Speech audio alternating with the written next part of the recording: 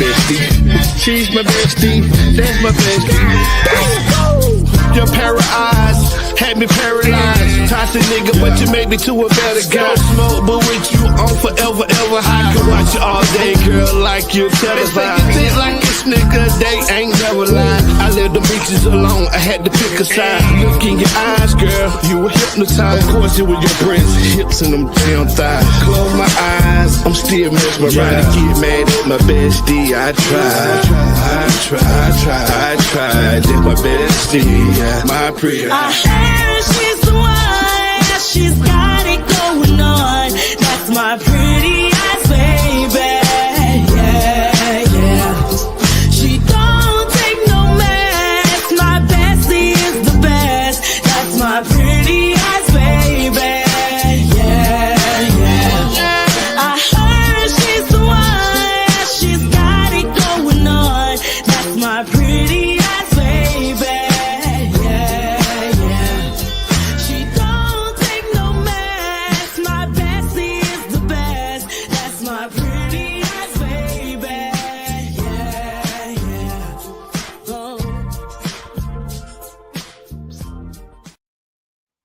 Put your eyes on me on Pretty Eyes T. Hey, what's up, everybody? It's day 31 of the Karen Read trial. If you don't know who Karen Read is, well, you've been living under a rock. Anyways, she's accused of running over her cop boyfriend 22 miles an hour in a snowstorm backwards on purpose. Anyways, and this is her trial. But they say that nobody hit John O'Keefe, and the SUV didn't hit him. The SUV didn't hit him. I don't know. I'm so. Anyways, let's get started.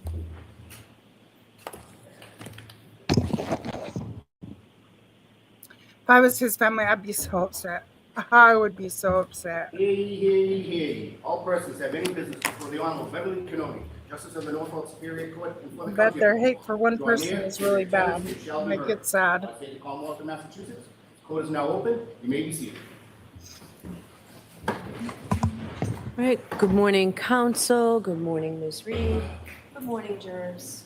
I have to ask you those same 3 questions. Were you all able to follow my instructions? No. Refrain from discussing this case. Don't with ask me anyone any since we left questions. yesterday? I'll tell you no lies. Said yes or nodded affirmatively. Were you also able to follow Please the hit the instructions like, share the and refrain live. from doing any Thank you. independent research or investigation into this case? Everyone said yes or nodded affirmatively. Did anyone happen to see, hear, or read anything about this case since we left here yesterday? Oh, I better show my Everyone own. said no or shook their heads. Thank you. Can we have Dr. Rentschler again, please? Let's go. A real professional. Sure don't.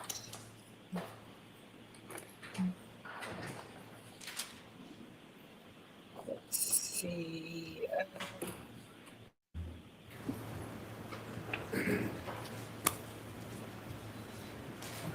Dr. Armand, you're still under oath. Yes. Thank you. Good morning. Good morning, Your Honor.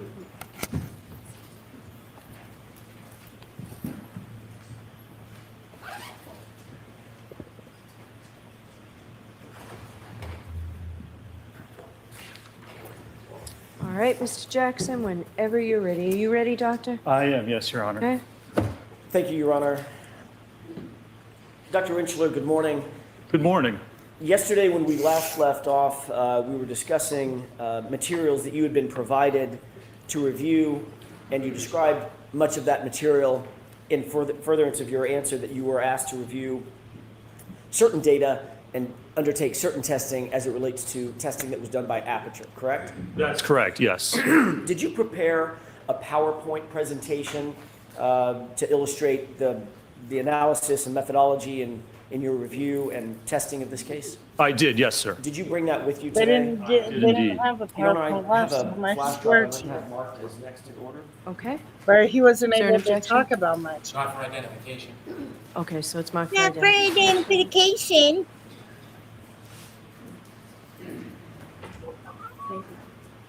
Freaking Hank. KK, Hank is spank. KK, Friday. Hank's a little cranky. especially after the last witness. He really tried. He wasn't having it.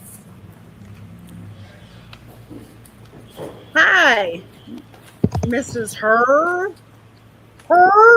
Miss Hers. Let me know whenever. Pardon me. Let me know whenever you're ready, Dr. Renslow. Sure. You want me to bring up the PowerPoint? If you could bring up the first slide, let's start with Sure. that. Shut up. Let's see here.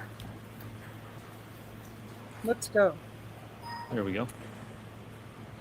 Is this representative of the PowerPoint that you presented, or sorry, that you prepared for presentation for the jurors? It is, yes, sir. Okay. No. Are there several blank slides, just sort of placeholder slides as we walk through your analysis that the jurors will see? There are, yes. Okay. Let's talk about first of all, what was the purpose of your investigation? What did you seek to undertake? So the purpose of my investigation in this matter was to evaluate the evidence, and particularly as it pertains to the alleged theory of what occurred in this case. All right, so Already? I'm going to strike that answer, ask the question again. Wow. Did you seek to I don't undertake like an that answer. Let's analysis strike it. of Aperture's testing or part of their testing? I did, yes, sir. All right. With regard to that testing, what was the reason that you undertook to analyze Aperture's testing? Sustained. Oh my Lord. Ultimately, were you in receipt of a PowerPoint presentation and a report from Dr. Judson Welcher? I was, yes, sir. Okay. Did you have an opportunity to review that PowerPoint presentation in whole? I did, yes. Were you able to look at his report and read his report and review his report? I was, No, yes, good sir. Did you undertake an analysis based on his reporting and his PowerPoint presentation? So I'm going to see you both at sidebar for just a minute, please.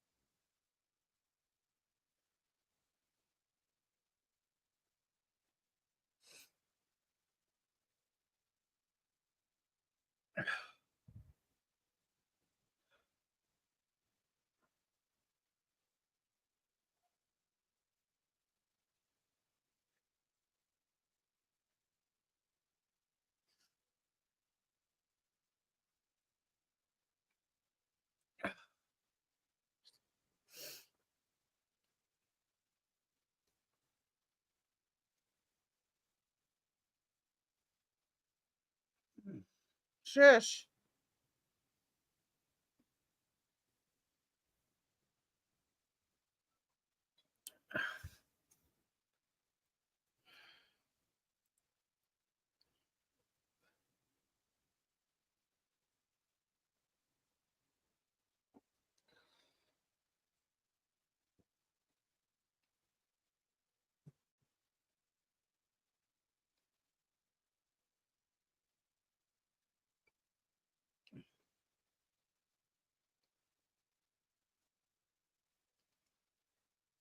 Is there a fly in here?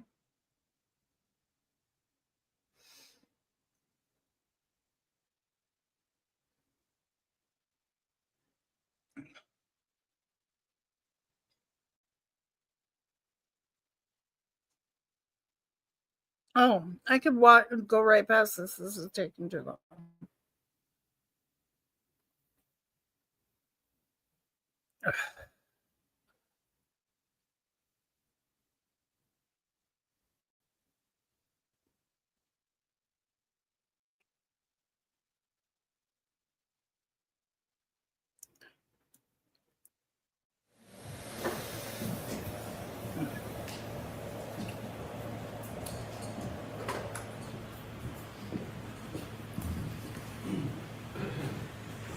May I? Yes. Did you undertake to review analysis and testing that was done by Aperture as reflected in the PowerPoint that you reviewed, as well as the report that you received? I did, yes. Did ARCA yourself included, undertake testing based on your review of the testing by Aperture?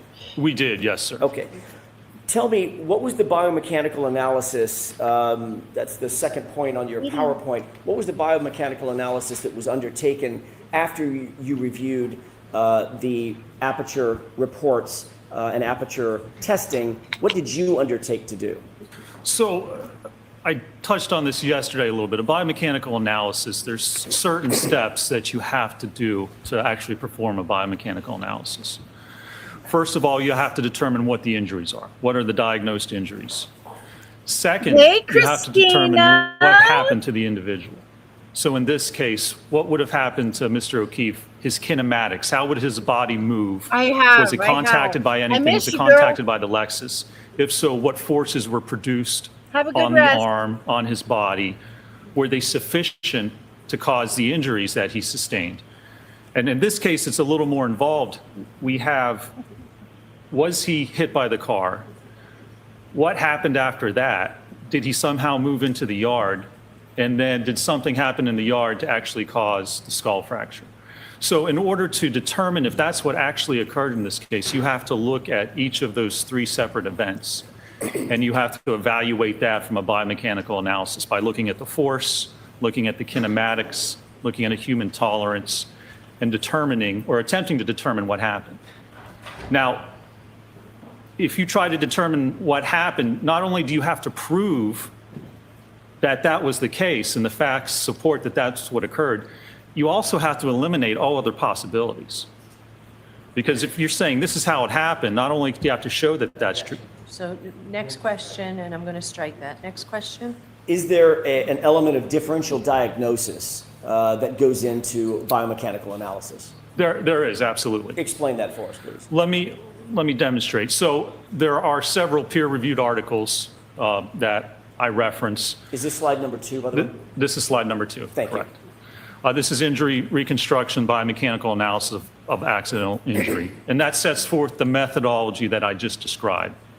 It's well written about, well reviewed in peer-reviewed articles. This is the method you need. If you're going to opine on biomechanics, this is the method you need to do, the steps you need to go through in order to provide an actual opinion. And describe that method just a little bit further. Does that include testing? You can't just align your arms That with includes the testing. toe. Does that include both lab testing and field testing if it's possible? Absolutely, yes. Explain that. In fact, let me explain. Let me get through here. You know, I just had a couple examples here.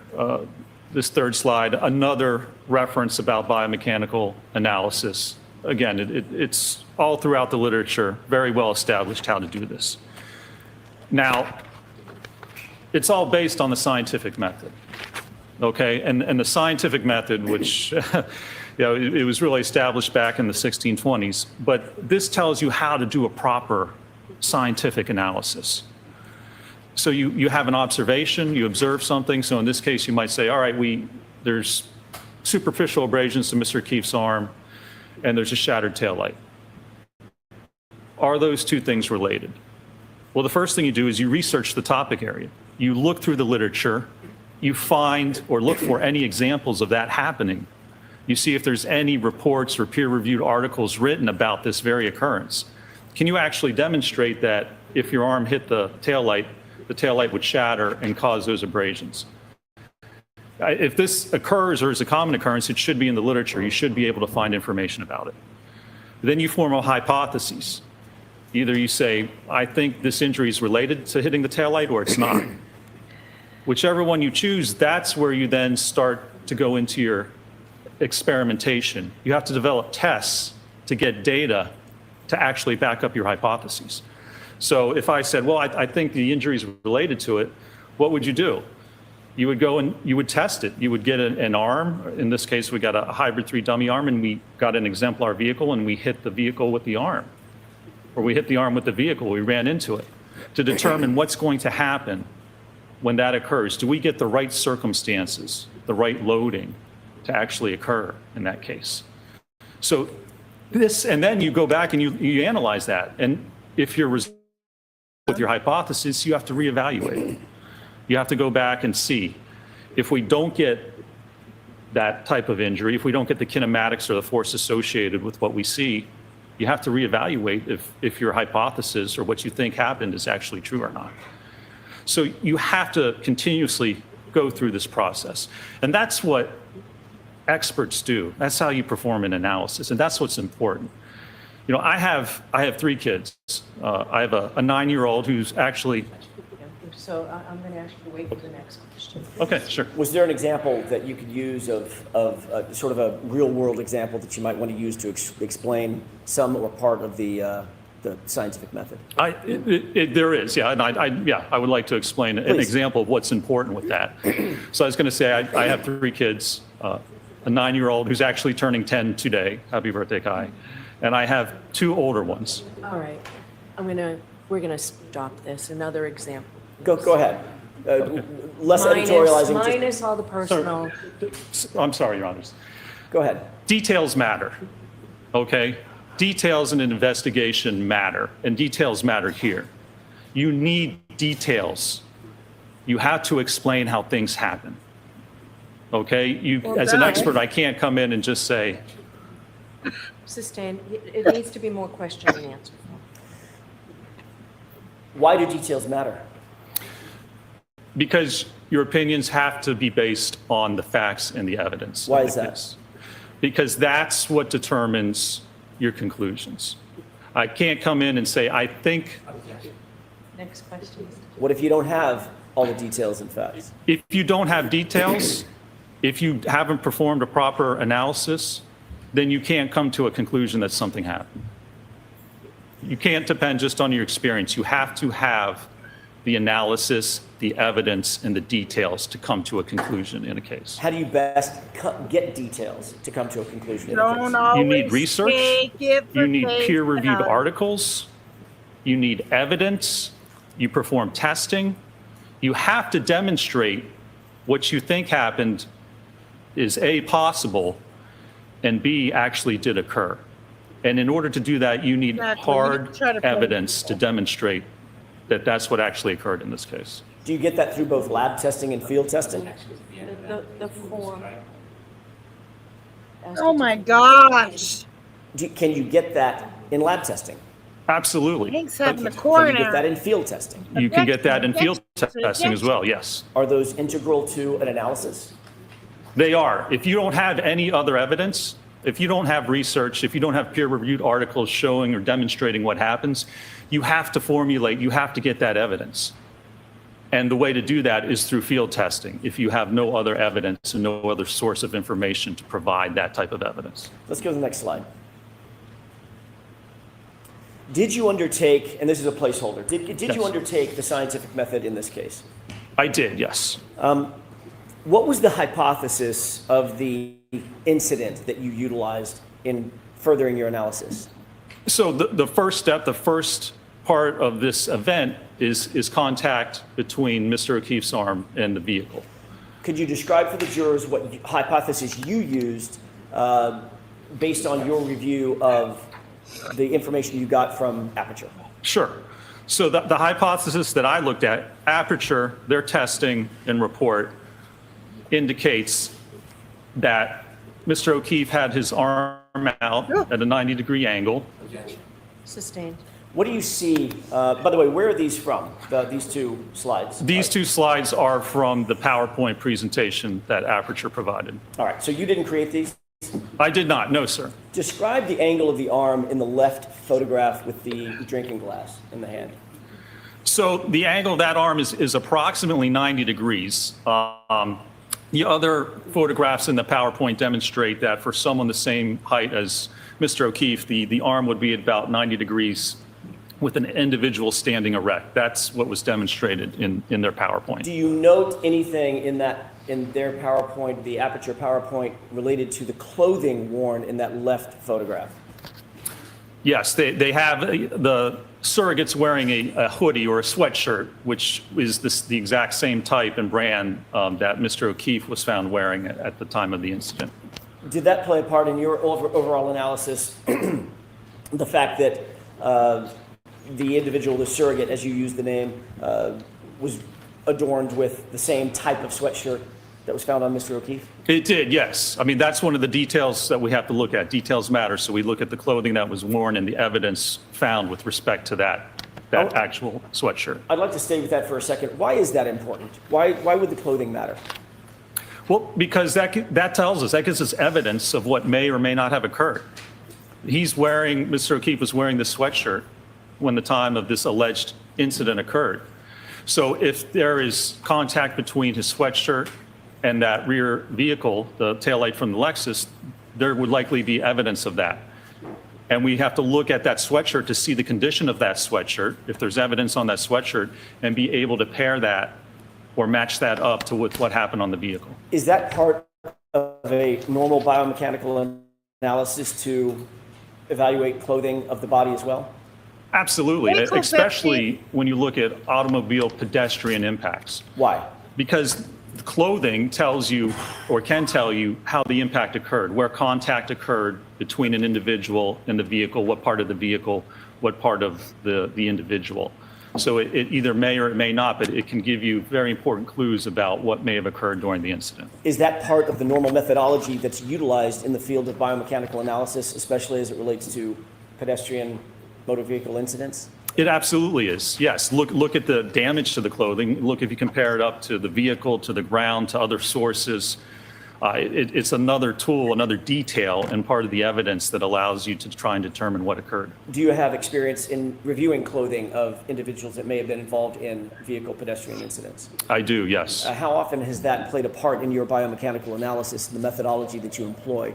It happens quite often when we look at automobile pedestrian impacts. That's really one of the steps that you need to do. You need to look at the clothing, you need to look at that evidence and see if that matches up with any other evidence in the case. Would it be a proper methodology to just ignore the clothing in a vehicle pedestrian incident? It would be, yes. I mean, it's really one of the first things you should do. I'm sorry, my question was, would it be proper if you just wholly ignored it? No, it would be improper. It would not be proper. It would be improper if you just ignored it.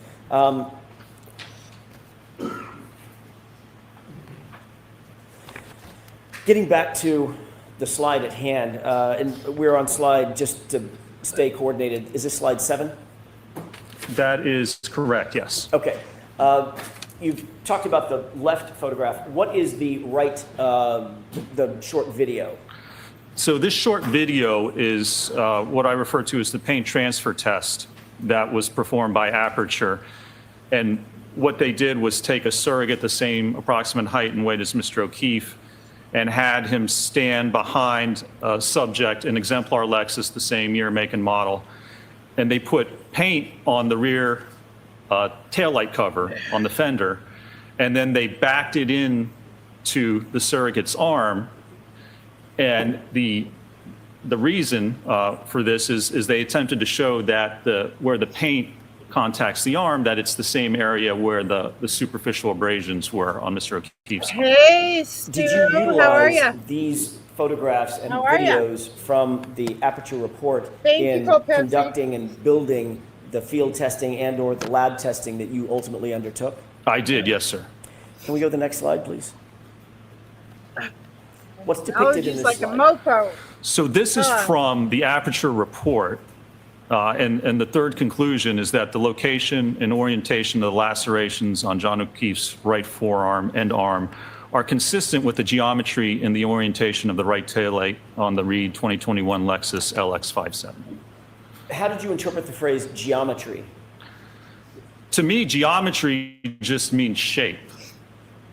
So the way I interpreted this is the one test that was to the taillight. This is the only test I saw that Aperture performed involving the taillight and the arm, is that with this paint transfer test, they concluded that, again, the area where the paint was transferred onto the arm is consistent, the same shape and orientation as apparently the lacerations found on Mr. O'Keefe's forearm. Did this test, in your opinion, establish force multipliers that were exerted on the taillight? It has nothing to do with force. It doesn't describe the force exerted on the taillight or on the arm. It doesn't describe how the arm would have moved as it hit the taillight. It doesn't describe how the taillight would fracture. It doesn't describe how you would actually get the lacerations on the arm. Again, all this does is generally, and I made an error there. This report, and you can see the slide says laceration. Mr. O'Keefe did not have lacerations on his arm. What did he have? He was diagnosed with superficial abrasions. Is there a difference between a laceration and an abrasion? There's a distinct difference, both biomechanically and medically, yes. Is that an important distinction? That is. Why? The first step of the biomechanical analysis is identify the injuries, and you have to take the diagnosed injuries identified by a medical doctor. So it's superficial abrasions. To put lacerations on, that's simply incorrect.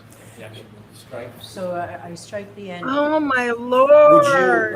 you describe the injuries on Mr. O'Keefe's arm as lacerations? No, Would they be more properly described in another way?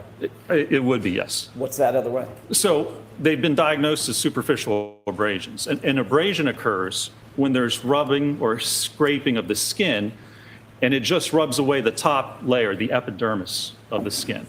Now, a laceration is a jagged ripping or tearing of the skin, which gets down through the epidermis into the dermis. So abrasions take much less force, they're less severe than what a laceration actually is. In a biomechanical analysis, You know, if it's done properly, is it proper Whoever's to get crossing is it important to Wiltshire, whoever's crossing Wiltshire the next time, I mean, how about you start objecting like nonstop every time he tries to discredit Arca, because Hank is having a coronary. get the proper injury to the body as a foundation to the entire analysis? That's core to the analysis because you're trying to determine how an injury occurred. You have to know what that injury is. You have to have the correct injury to be They able take to it evaluate. so Let's go to personally the next slide. Bless you. when they're losing. This is a placeholder. I want to ask you a little bit while this is up. We can turn the lights up. First step of the analysis. What is the first step of the analysis after you determine the injuries, the type of injury? So in this step, after you determine the injury, what we want to do is we want to look at the physical evidence. So we have the abrasions on Mr. O'Keefe's arm, and we have the sweatshirt that he was wearing at the time. So the first step in any investigation is to determine, does the evidence from the arm match up to the evidence on the sweatshirt? Did you undertake that analysis? I did, yes. Is that indicated in a slide a little bit later on in your PowerPoint? It is, yes, sir. Okay. Let's go to the next slide, please. What are we looking at in this slide? So this explains the injuries. And this is from on the left side, that is the diagnoses from the autopsy. The right side is from the hospital. And you can see it says blunt impact injuries of head and extremities, abrasions and lacerations. The laceration is on the back of the skull, on the back of the head where the occipital skull fracture is. When you look at the extremities, everywhere where it talks about the extremities, it's superficial abrasions. So the first step in a biomechanical analysis, you review the medical records, determine exactly what the injuries are. And you can see there's a picture of the actual abrasions. Those are the documented injuries or abrasions to Mr. O'Keefe's right arm. Are these acceptable sources? Well, let me ask you this. What are the sources that are reflected on this slide that you referred to or you relied on in coming to your opinions and conclusions regarding Mr. O'Keefe's injuries to his right arm? Again, on the left side is from the autopsy report from the medical examiner, and then the right side is actually from the Good Samaritan hospital where Mr. O'Keefe was taken. Are autopsy records, hospital records, medical records acceptable sources for a biomechanist to rely on in determining or coming to opinions and conclusions? They are the sources you go to determine what the injuries are, yes. Did you see, you reviewed the entirety of the medical records as well as the entirety of the medical examiner's file, is that right? I did, yes, sir. Did you see reference to any fractures that were noted on Mr. O'Keefe's right arm, either his arm, his forearm, or his hand? No, there were no diagnosed or references to fractures on any part of his right arm or hand. I'm going to ask Mr. Wolk to display a couple of exhibits, the x-rays. Okay? So he's going to take over the TV screen. Sure. If that's okay, Your Honor? Yes.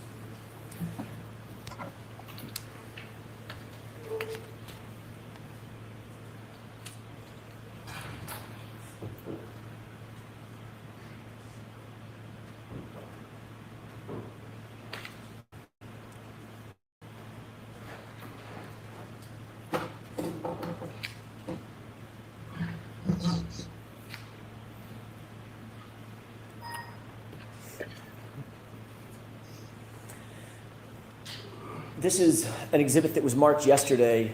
I want to say 226. I may be wrong, Your Honor. I'll get the right nomenclature in just a second. This is one of the exhibits, one of 3 exhibits that was introduced yesterday. Do you recognize what's depicted on this? That's the X-ray of Mr. O'Keefe's right hand taken January 31st, I believe. Did you review this in furtherance of your analysis? I did, yes, sir. Was it part of the medical record, medical records or Amy's records? It was a series of the X-rays, yes, was attached. It was part of the medical records that were provided to me and that I reviewed in this matter. Thank you. Just for the record, so I can clarify, this is Exhibit That's a 229A, fist, isn't it? as an apple. Do you see, have you looked at X-rays before? I have, yes. Have you interpreted X-rays in furtherance of your analyses in years past? I It have looks during my like a fist. biomechanical analysis, yes. Are you trained to look at X-rays and determine whether there are fractures, hairline fractures, broken bones, things of that nature? I've been doing this for 20 years. In graduate school, I worked with surgeons and doctors to look at X-rays. Is that part of the normal methodology that biomechanists undertake in furtherance of injury analysis? It is part of what we normally do, yes, sir. Would it be an important part of a biomechanist's ultimate analysis and conclusions as it relates to an injury analysis? It would be, and especially in this case, if we're talking about impact to the arm and the hand, very important to determine, as I said, not only what the actual injuries are, but what injuries did not occur. Would it be appropriate to come to any opinions and conclusions in an injury analysis if you were to ignore X-rays, if they existed? No, if X-rays exist, you need to review them. You need to determine what they Yes. represent and what injuries either did or didn't occur. You absolutely need to look at them. Do you see any injuries represented or any defects represented in this X-ray of Mr. O'Keefe's right hand? I do not, no, sir. Can you describe what you do see or what you would expect to see if there were injuries, broken bones, torn ligaments, things of that nature, swelling? What would you expect to see? You could actually see the fracture lines on the bones. They are evident along the hands or along the ulna and the radius.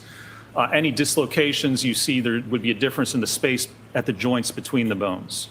Dislocation, then there would be an increased space or even a decreased space if there's compression of the joints, the interphalangeal joints, the metacarpophalangeal joints, the wrist joint. There's no indication on these X-rays of any fractures or any trauma or any type of injury to the bones or the joints. Can we go to 229B as in Bravo with the court's permission? Yes. You see what's depicted in this photograph? I can, yes, sir. What is this? So this is a X-ray. The forearm shows the ulna and the radius, which are the 2 bones in the forearm. Do you see any defects, injury, trauma to these bones or anything associated with those bones? I do not. And when you're viewing this on the software to look at the X-rays, you can actually adjust the contrast. So you can adjust the brightness and the darkness, and it allows you to go through the whole range to better evaluate whether there are any fractures. This is a little bright, so when you're looking at this, you would actually decrease the contrast a little bit. In terms of your review of this particular photograph, what did you note in terms of trauma or injuries at all? I did not note any indication or any signs of trauma or injury to the forearm or to the wrist in this case. If we could go to 229C as in Charlie, what are we looking at in this photograph? This is the right humerus, the right upper bone of Mr. O'Keefe's right arm. Do you notice, or did you note, did you review this in furtherance of your analysis? I did, yes, sir. Did you note any defects, trauma, injuries at all with regard to the bone is the The humerus. humerus? I did not, no, sir. What about the joints associated with the humerus, top or bottom? I did not note any injuries or damage to either the elbow or the shoulder joint either. What is your opinion and conclusion, having reviewed all three of these x-rays, with regard to the condition of Mr. O'Keefe's right arm, starting from the arm, the forearm, and the bones in the hand? There's no indication of any type of acute injury from the x-ray to Mr. O'Keefe's right arm, either his hand, his forearm, or his upper arm. Thank you. We can switch that back.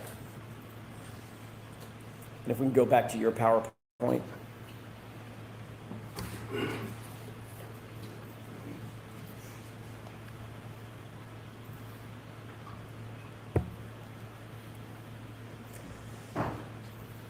Can we go to the next slide, please?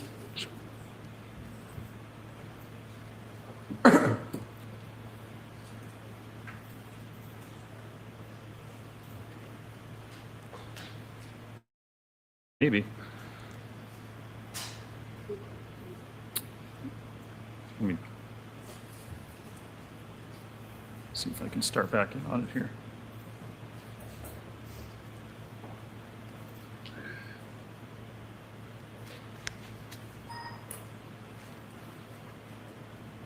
Okay, there we go. What are we looking at in this slide? So again, this is the hoodie or sweatshirt that Mr. O'Keefe had on at the time of this alleged incident. Did you consider these photographs in conducting your injury causation analysis? I did, yes, sir. What role did these photographs of Mr. O'Keefe's hoodie play in your injury causation analysis? So this shows the hoodie, and it was inspected by the police department, and it was noted, as you can see on the right sleeve by the triangles, there were 9 different punctures or holes noted in the sleeve of the sweatshirt. Can we go to the next slide, You please? gotta be playing me. What are we looking at in these series of photos? So let's move to sidebar for a minute, and Mr. Jackson, bring your PowerPoint, please. Oh my God.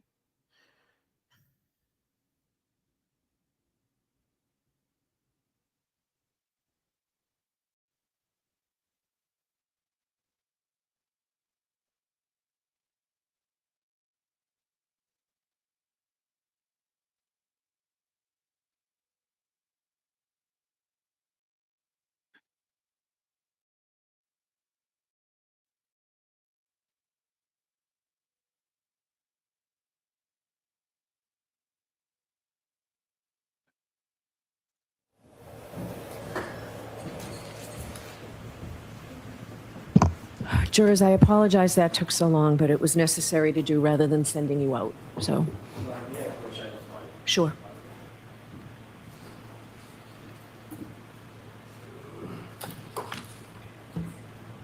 Thank you.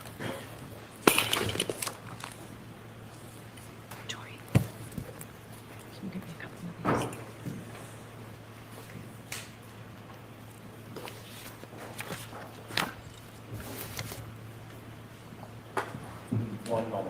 Okay.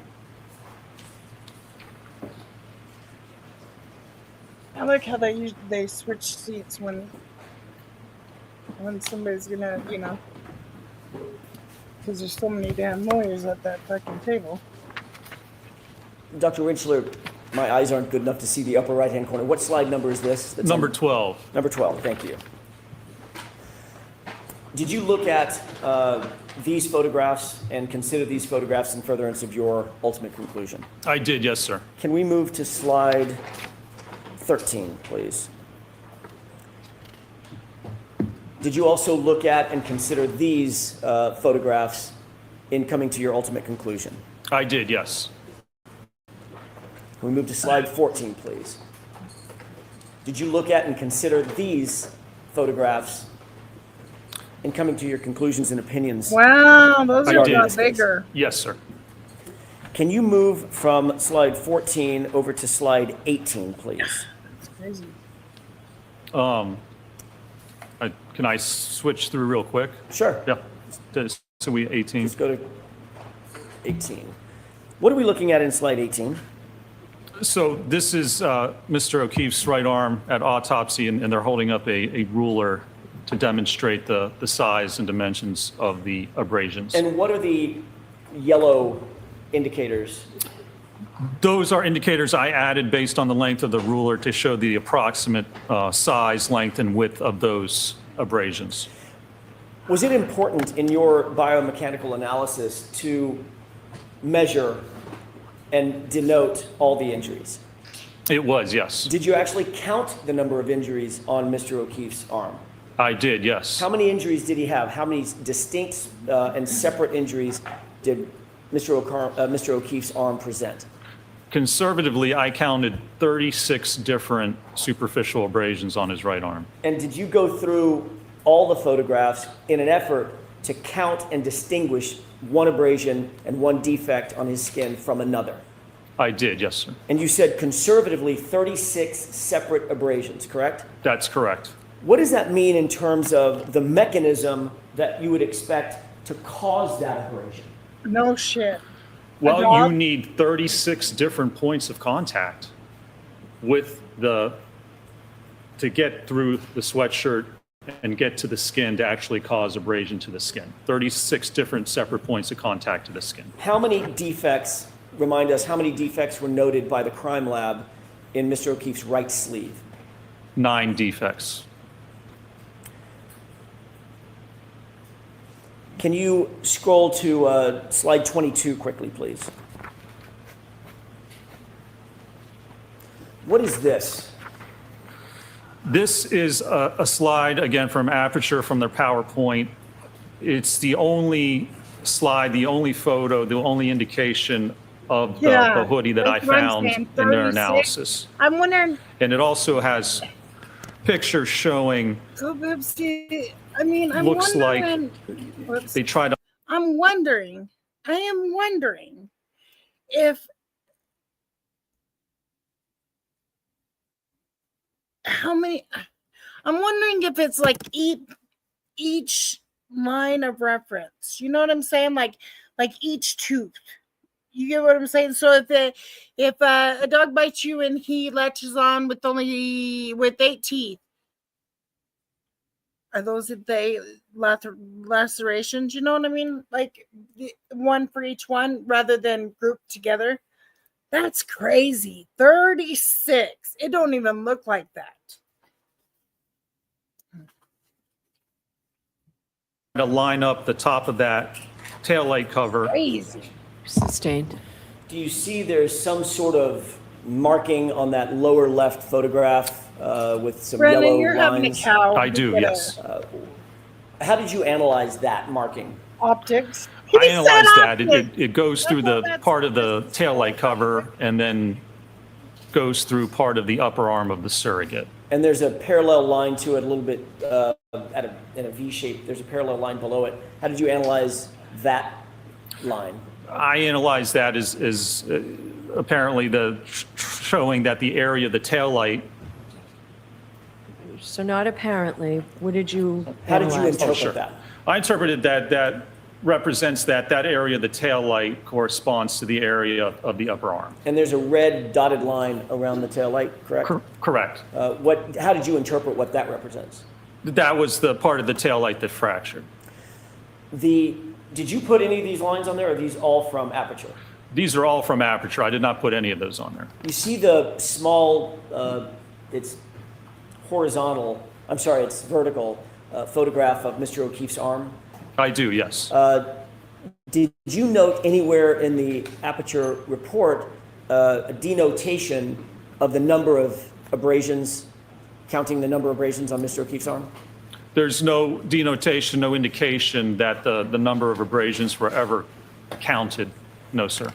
Ultimately, based on your review of and all of your testing, did you come to an opinion or a conclusion as to whether or not the abrasions on Mr. O'Keefe's arm are consistent with striking the right rear taillight of the Lexus? I did, yes. And what is that conclusion?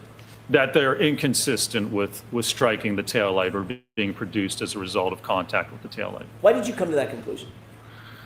There's a number of reasons that I came to. First of all, the abrasions, the numbers don't correspond to the number of holes or. Sustained. Did you consider, without counting the number of abrasions and the number of holes, did you consider the abrasions? I did, yes. Did you consider the sweatshirt? I did. Was that an important part of your analysis? It was, yes. What else did you consider? I considered that it was not possible to line up 36 different abrasions with So I'm going to strike that answer, ask it differently. Your Honor, if he could finish his answer. He was about to say contact with the taillight. Yep, so ask it differently, Mr. Jackson. Sure. Like, this What is did the so 36 hard. Poor abrasions, guy. conservatively, Poor dude.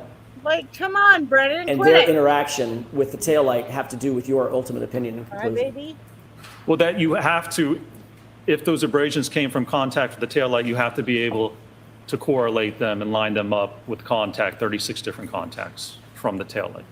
And ultimately, based on your understanding of Aperture's review and the photographs that you saw, you were presuming, based on Aperture's testing, that Mr. O'Keefe was wearing that hoodie. Is that correct? Sustained. Oh, my Was God. what was the condition? Let me ask it this way. There's a photograph in the Aperture report that we're looking at with blue paint on an arm, right?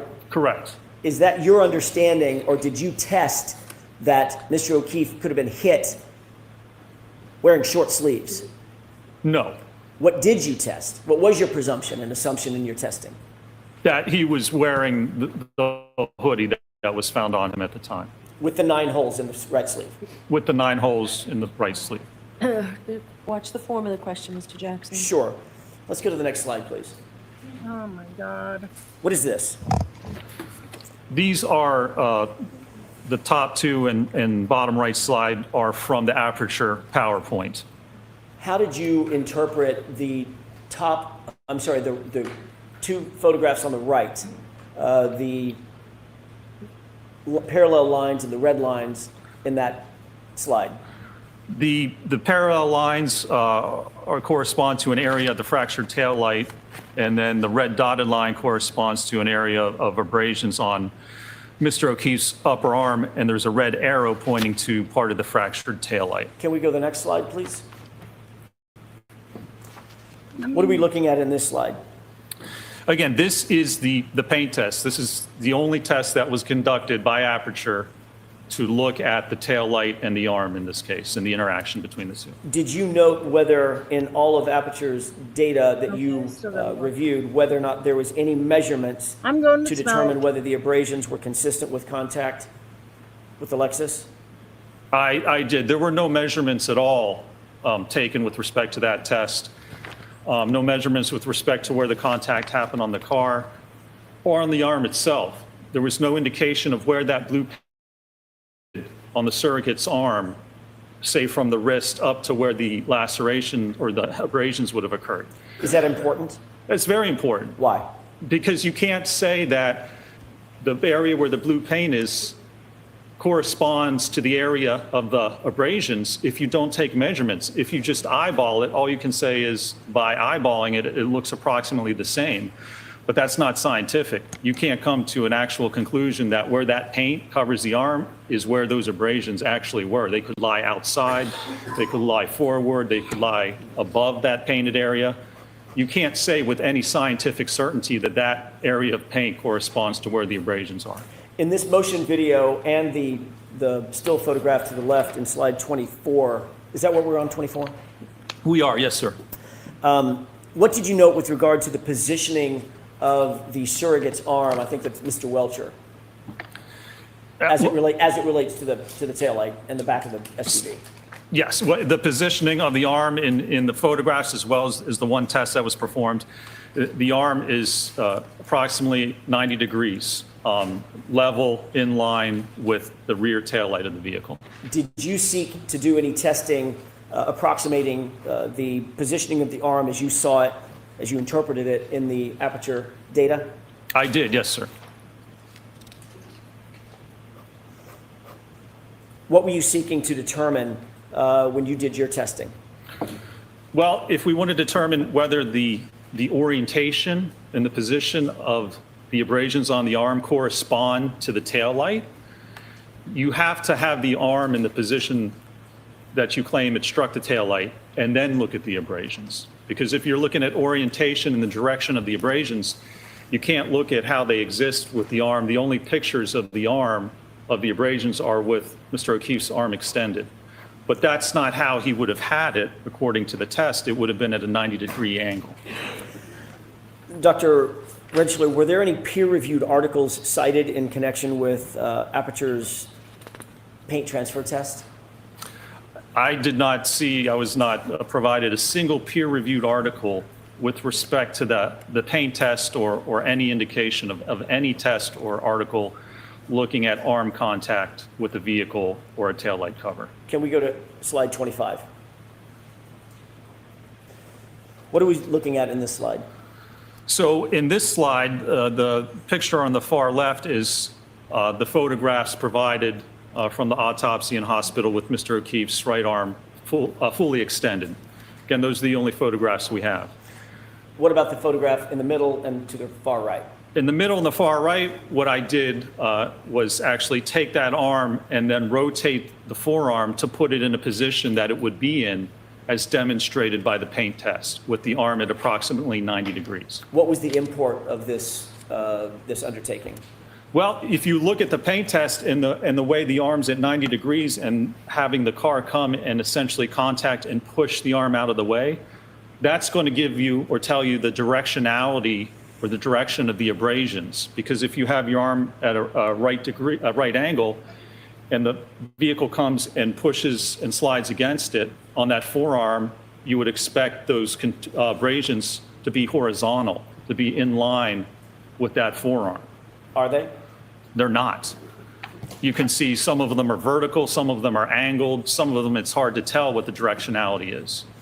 But if your arm, again, is being struck and pushed this way, as it's pushed and as the car goes by, if this would occur in this manner, you would expect those abrasions to be horizontal in the direction that the vehicle is actually traveling. When you say horizontal, do you mean horizontal from the elbow to the wrist? Correct, or parallel, yes, with the forearm. Can we go to slide 26, please? This is yet again the same video that we saw earlier. That is correct. This is the paint test video, yes. And what has to happen in order for the paint in this test to reach the upper forearm? Well, in this case, to reach the upper forearm, there has to be contact between the forearm and the taillight cover. Can we go to the next slide, please? What is this slide showing? Again, this shows, you can see on the right, I added arrows to kind of show the directionality of the different abrasions. And on the forearm, they simply do not line up with the type of kinematics or the type of motion shown in the paint test. Again, of the arm getting pushed out of the way and the car traveling past. If there were going to be abrasions from the fractured glass as it moves along, again, it would be lengthwise parallel to the forearm. If the arm was positioned as it was indicated in the paint test done by Aperture, would you expect to see this pattern of injuries on Mr. O'Keefe's arm if in fact it contacted the taillight and if in fact it was abraded based on the taillight? You would not. You can't get, for instance, horizontal abrasions on the upper arm and somehow get vertical and angled abrasions on the forearm. The kinematics don't work out to actually produce those types of injuries. Can we go to the next slide, please? What are we looking at in this slide? So again, this is the paint transfer test, and it demonstrates there were no measurements taken, so we don't know the exact size or location of that paint or the lacerations. And you can see the photograph on the right basically shows that after doing the test, a picture of the right arm was put next to it and basically eyeballed to say it's the same, well, it's only approximately the same area. So I'm going to strike that. So next question. Do you see any measurements, any tape measures, any laser measuring equipment, anything like that in that right photograph? Nothing, no types of measurements whatsoever. Can we go to the next slide, please? This is, on the left, the same video that we've seen several times, correct? That's correct. What are we looking at on the photograph on the right? So on the right, it is the video of this test taken from the side of the vehicle. Did you notice anything of note in this angle of the paint transfer test? I did. I slowed this video down, and so as you can see, as it starts out, and you'll see the vehicle starts to slowly back. So there was no photographs showing the position of the arm in the back of the car. The video is from the side, and the top video, you can't tell where the arm is positioned against the tailgate. But whatever positions it's at, you can see as the car backs up here, look at the elbow and the upper arm. If the car backed directly in this direction, there would be no contact with that elbow or the upper arm.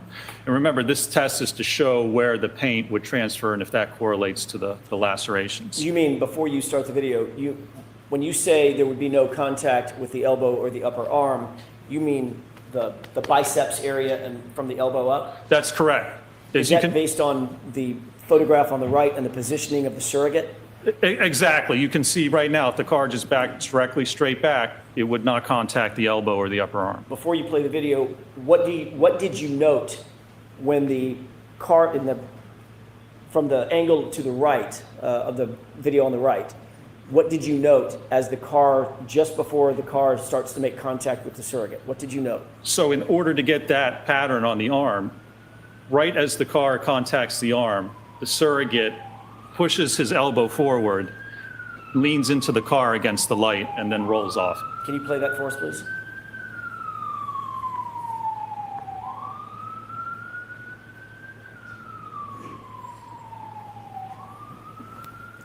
Did you see what you were describing in that video? I did, and I can slow it down. So you can see, even at this point, as the car approaches, it would not contact the elbow or the biceps. So as it comes in, watch the elbow all of a sudden shoot in. Surrogate turns his arm in and then leans against the light cover. So this is not indicative of someone standing there and having a car back into their arm. In order to get that pattern of paint on the arm, someone would have to stand there, and as the car approached and contacted their arm, they would have to actually push their arm forward and lean into it to get that paint pattern. Is that, in your view, proper scientific testing? Sustained. Let's move to the next slide, please. What is this? And so this is that same event, and you can see I slowed it down even more just so you can see the actual movement of the elbow and the upper arm to get that pattern.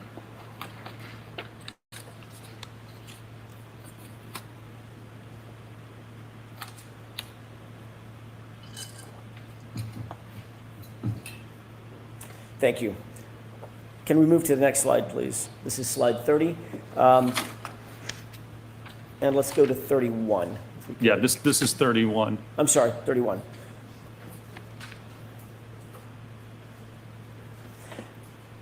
What conclusions or opinions did you reach or could you reach after reviewing the totality of the results of the paint transfer test?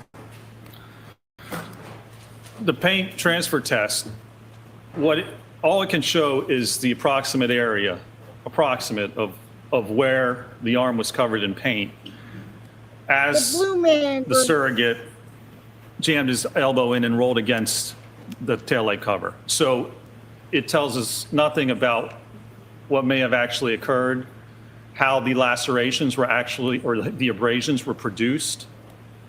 Right. It doesn't talk about the kinematics of the arm to actually cause those abrasions. All it does is just say, under this specific condition, if someone was to stand there and then shoot your elbow forward and lean in, you would get paint on this approximate part of the arm, because we don't even have any measurements for it. That's the only thing that test demonstrates, and that's the only test that was conducted to look at the interaction between the arm and the Lexus in this case. Did you reach any opinions and conclusions regarding whether the physical evidence is consistent or inconsistent with the injuries to Mr. O'Keefe's right arm? I did, yes. And what are what's the basis The for those basis opinions? is looking at the number of laceration or the number of abrasions on the arm, as well as the orientation and direction of those abrasions. And they don't correspond to how the arm would interact with the vehicle if it was at a right angle and struck by the rear of that vehicle. Do you hold that opinion to a reasonable degree of scientific certainty, Doctor? I do, yes, sir. No. Can we move to the No. next slide, please?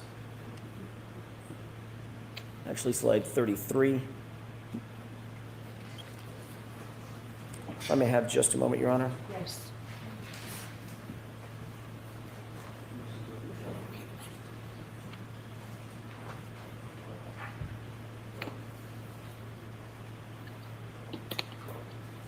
Yeah, they cut out most of your stuff because you know you put Did any of the testing that you saw in terms of the paint transfer test or any other testing that you saw included in the Aperture report and the Aperture PowerPoint presentation indicate that there was any consistency or any results that were consistent with Mr. O'Keefe's right arm being struck by the taillight, causing 36 plus abrasions to his right arm while wearing the shirt, or the sweatshirt, with 9 holes in it? That's sustained. You have to ask that differently, Mr. Jackson. oh my lord. Did you determine, based on the testing by Aperture, whether or not it was consistent, that paint test, that paint transfer test was consistent with Mr. O'Keefe's arm being damaged by the taillight at speed? I did. Okay, and what is that conclusion? That does not represent that at all. The evidence from that test, again, it's only puts paint on the arm. So in no way does that determine or demonstrate how, if the arm struck the taillight cover, how the taillight cover could shatter, how the movement of the arm could interact with the cover to produce those abrasions. Did you go, I'm sorry. There's just no evidence of that. There's no steps taken to demonstrate how, if that's even possible, would that actually occur in a case like that? First, you have to show it's possible. I saw no peer-reviewed articles, no research data, and the only test that was done That's Mythbuster that- type shit. links the injuries to the taillight cover is this paint test, Is that the paint test in which the arm was leaned into the car? in which the elbow was shot forward and then the arm and upper arm was leaned into and against the cover. Doctor, did you also go on to further your injury causation analysis by performing impact tests to evaluate the kinematics involved? I did, yes. Can you describe that for us, please? Sure. So one of the steps involved in the biomechanical analysis is the kinematics, the motion. So we need to look at the motion of the arm. If the arm hit the taillight cover fractured, and you got abrasions, you need to be able to show that. You need to look at how the arm would actually move if it was struck by the vehicle. I've seen no peer-reviewed articles or research to demonstrate that. So what you need to do then is do testing to look at how the arm would actually move and whether it's possible to create those conditions to actually get that injury. Did you use an ATD hybrid 3 arm for testing? We did, yes. We used a 50th percentile male ATD hybrid 3 arm. Is the use of that hybrid 3 arm accepted in your industry in terms of testing? Yes, it certainly is. As I said yesterday, it's the gold standard for testing. And the arm itself is used just for that very purpose. In fact, there's a number of studies, they use the 50th percentile arm to look at airbag deployment. One of the issues with airbags for the driver is it comes out of the hub of the steering wheel. So if you're steering and you're turning your car and you hit something and the airbag goes off, what happens? It blows right into your forearm, and it can actually cause fractures. We see that quite often. So they perform testing with the 50th percentile arm to look at the forces and acceleration on the arm as airbags go off. Very similar to if your hand was hit by the back of the arm was hit by the back of the car and propelled forward. That's very similar to having an airbag deploy. Actually, this would probably be more severe. An airbag's almost like a giant pillow enveloping the arm, and here we have an SUV actually contacting the rear of your arm. Can we go to the next slide, please? Sure. This is 35. Let's see, here's 35. There we go. Thank you. What's depicted here? So this was testing done at 15 miles an hour. So this is with the hybrid arm and suspended so that it was actually impacting the right rear of the Lexus as the Lexus was traveling at 15 miles an hour. Was there acceleration that was noted on the arm, force and acceleration? There was on both the arm as well as the hand, yes. What was the result of the damage to the taillight based on this test? So in this test, there was actually no damage. As you can see, it catches kind of the hand and the forearm. And if you want to describe it as kind of a glancing blow, there was not enough force at 15 miles an hour on this glancing blow to actually fracture the taillight. Is the position of this arm relative to the SUV consistent or inconsistent with the original spot that the surrogate in the paint test was standing as it related to the SUV? It's consistent. We lined it up so it's consistent with that original location so that it would not impact the elbow or the upper arm. So at that position, if there's impact to the arm at 15 miles an hour, it doesn't cause the taillight to fracture. And it's also important to look at the kinematics. If you look at the acceleration data below, that hand and arm is accelerated. The hand's accelerated up to the speed of the vehicle in about seconds. How long does it take to blink your eye? 250 milliseconds. It takes a quarter of a second to blink your eye. So this occurs if your hand's hit at 15 miles an hour by a car, it's going to be accelerated up to the speed of the car about 50 times faster than you can blink. Can we go to the next slide, please? And what are we looking at in this? So this is lab testing at 17 miles an hour. So the housing and the cover was basically propelled into the forearm of the dummy at 17 miles an hour. What was the acceleration that was noted on the arm? So when you look at the arm, the acceleration here is almost 300 Gs. What does that mean just to us? So, 300 Gs, if you look at weight, if you say the weight of the arm is 10 pounds, 300 Gs means there's 3,000 pounds of force acting on that arm. Is that enough to break a bone? It's more than enough to break a bone. Is that enough to to tear ligaments? Absolutely, yes. What about the bones in the hand? Are those stronger or the same resistance as the bones in the forearm? Or are they more delicate? No, the bones in the hand are, as you can imagine, much weaker because they're much smaller. When you look at the carpal bones, the metacarpal interphalangeal joint, which is basically your knuckles, they are much smaller and it takes much less force to fracture your hand bones compared to your ulna or your radius. Let's go to the next slide, please. What are we looking at in this slide? So this is a 24-mile-an-hour impact with the arm of the dummy contacting the rear, again, tail light. And it shows you the motion, the dummy suspended, shows you the motion of the dummy and, again, the force and acceleration. Now, that right video I put in because that's real-time video. We've been showing the low speed, but look on the right. This is the actual speed at 24 miles an hour. That's what it looks like if you have your hand out and it's struck by an SUV. Is the arm accelerated do the same physics apply? Is the arm accelerated up to the speed of the car in milliseconds? It is, yes. It's all about weight, right? Because you have a 6,000-pound car and you have a 10-pound arm. It's whatever speed that car is going, your arm, your hand, whatever's sticking out there is immediately going to get accelerated up to the speed of that vehicle. The video on the right is in real time. Like you said, it's sped up in milliseconds. Is that right? That's correct. Is the Hybrid 3 that's used in this test, is that suspended from above? The dummy in this test is suspended from above, yes, like a pendulum, barely touching the ground. Is the dummy connected to the ground in any way? No, it's just its feet are barely touching. What would happen if there were forces applied to that dummy that went perpendicular to the travel of the vehicle? What would happen to the dummy? The dummy would swing out like a pendulum in that direction. Based on your review of the test that was done, the 24-mile-an-hour test, were there forces on that dummy that were perpendicular to the car such that the dummy would swing out or be forced out or be propelled out away from the car?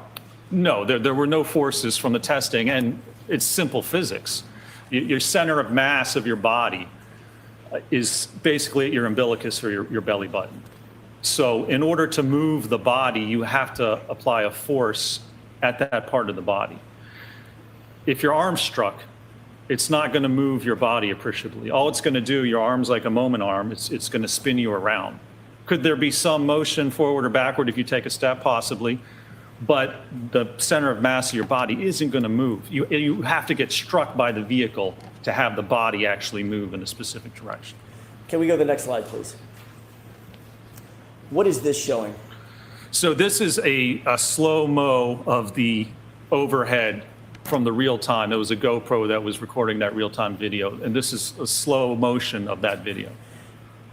I'd like to ask you a couple of questions. As you see the vehicle contact the arm, what happens to the arm as it's being contacted in those milliseconds where it's being accelerated up to 24 miles an hour? All it's being thrown. Well, the arm's accelerated up and pushed away from the body. So whatever part of your arm or body is contacting the car, that's going to be pushed forward away from the rest of your body. So not only is it loading the arm with an impact force as it strikes the arm and the hand, but then it's actually stressing the joints too. It's like imagine having a car come and 3,000 pounds of force pulling your arm forward at the elbow, at the shoulder joint. It's putting a lot of force and pressure on that appendage. What's the G-force for the 24-mile-an-hour impact? G-force, let me see Could exactly. you pause that video for a second? Sure. Because I want to ask you a couple of questions about it as well. Let me see exactly what that G-force was. Do you need to refer to something? Yes, my report. With the court's permission? Yes. Thank you.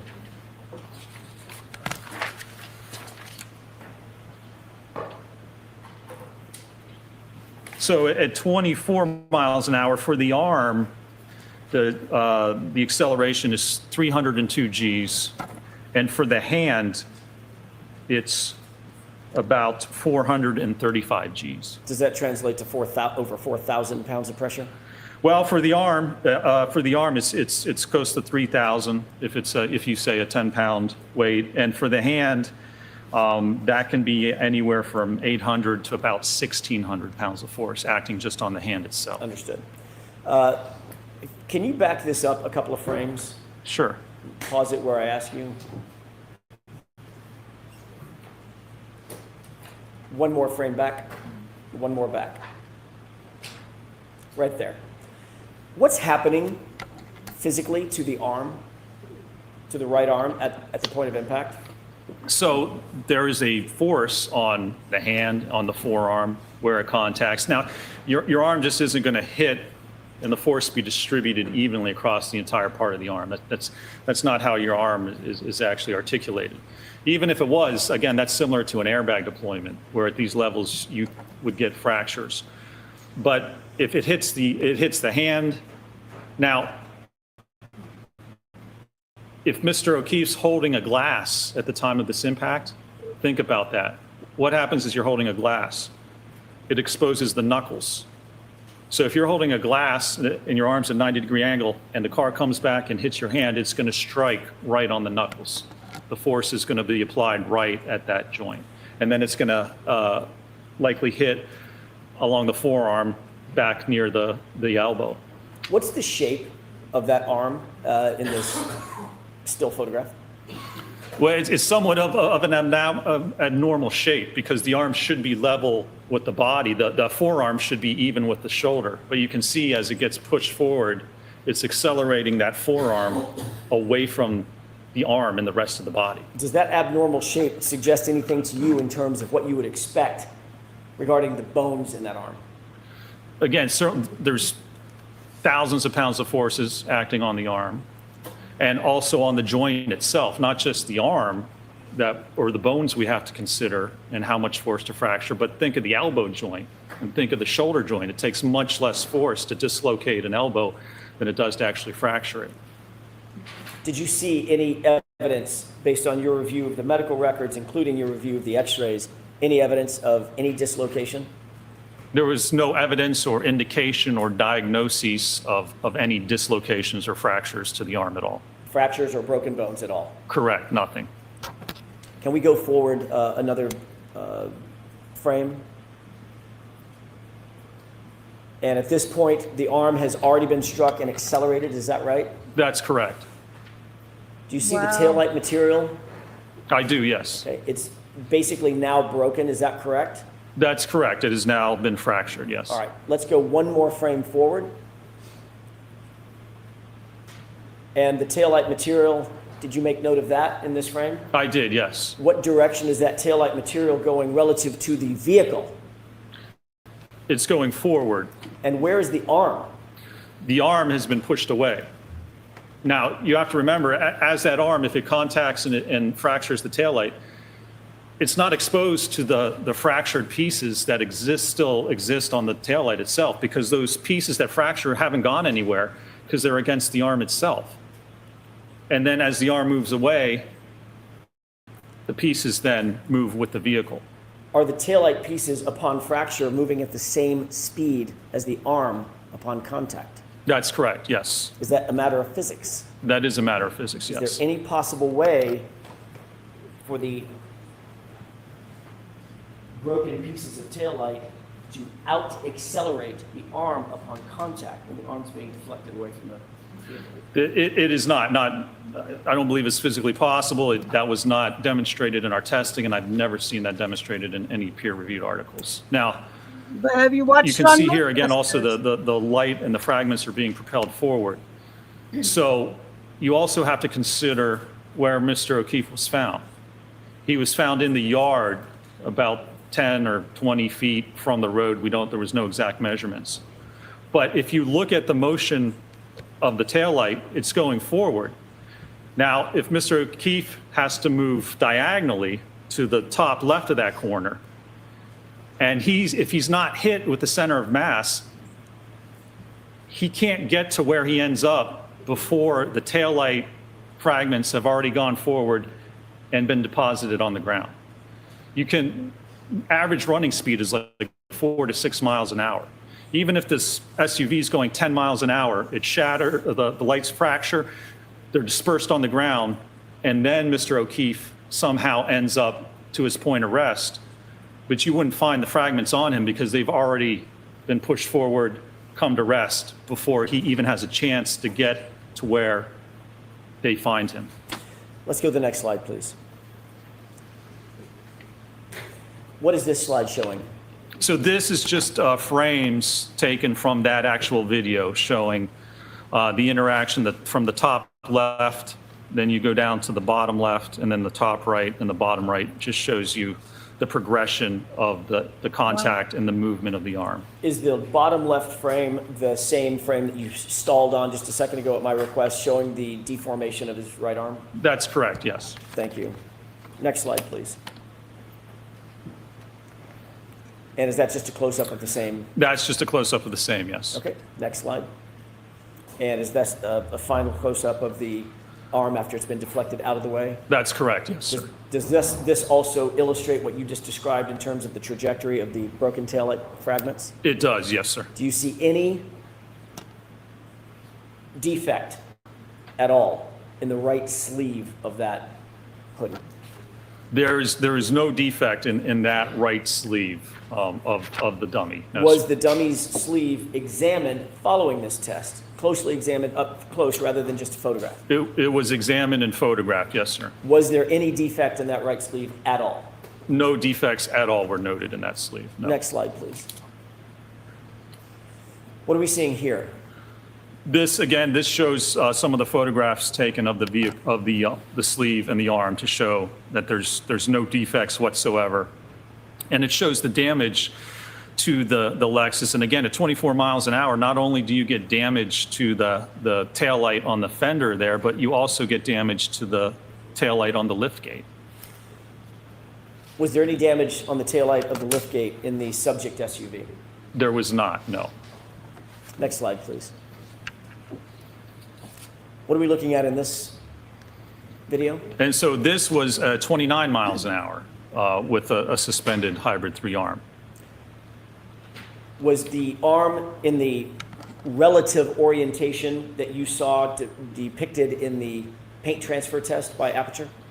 It was, and in fact, in this one, there's actually contact. We moved it in so that you would get contact with the elbow and the upper arm as well. So it's in the position after Dr. Welcher moves his elbow in and rolls his shoulder into the taillight cover.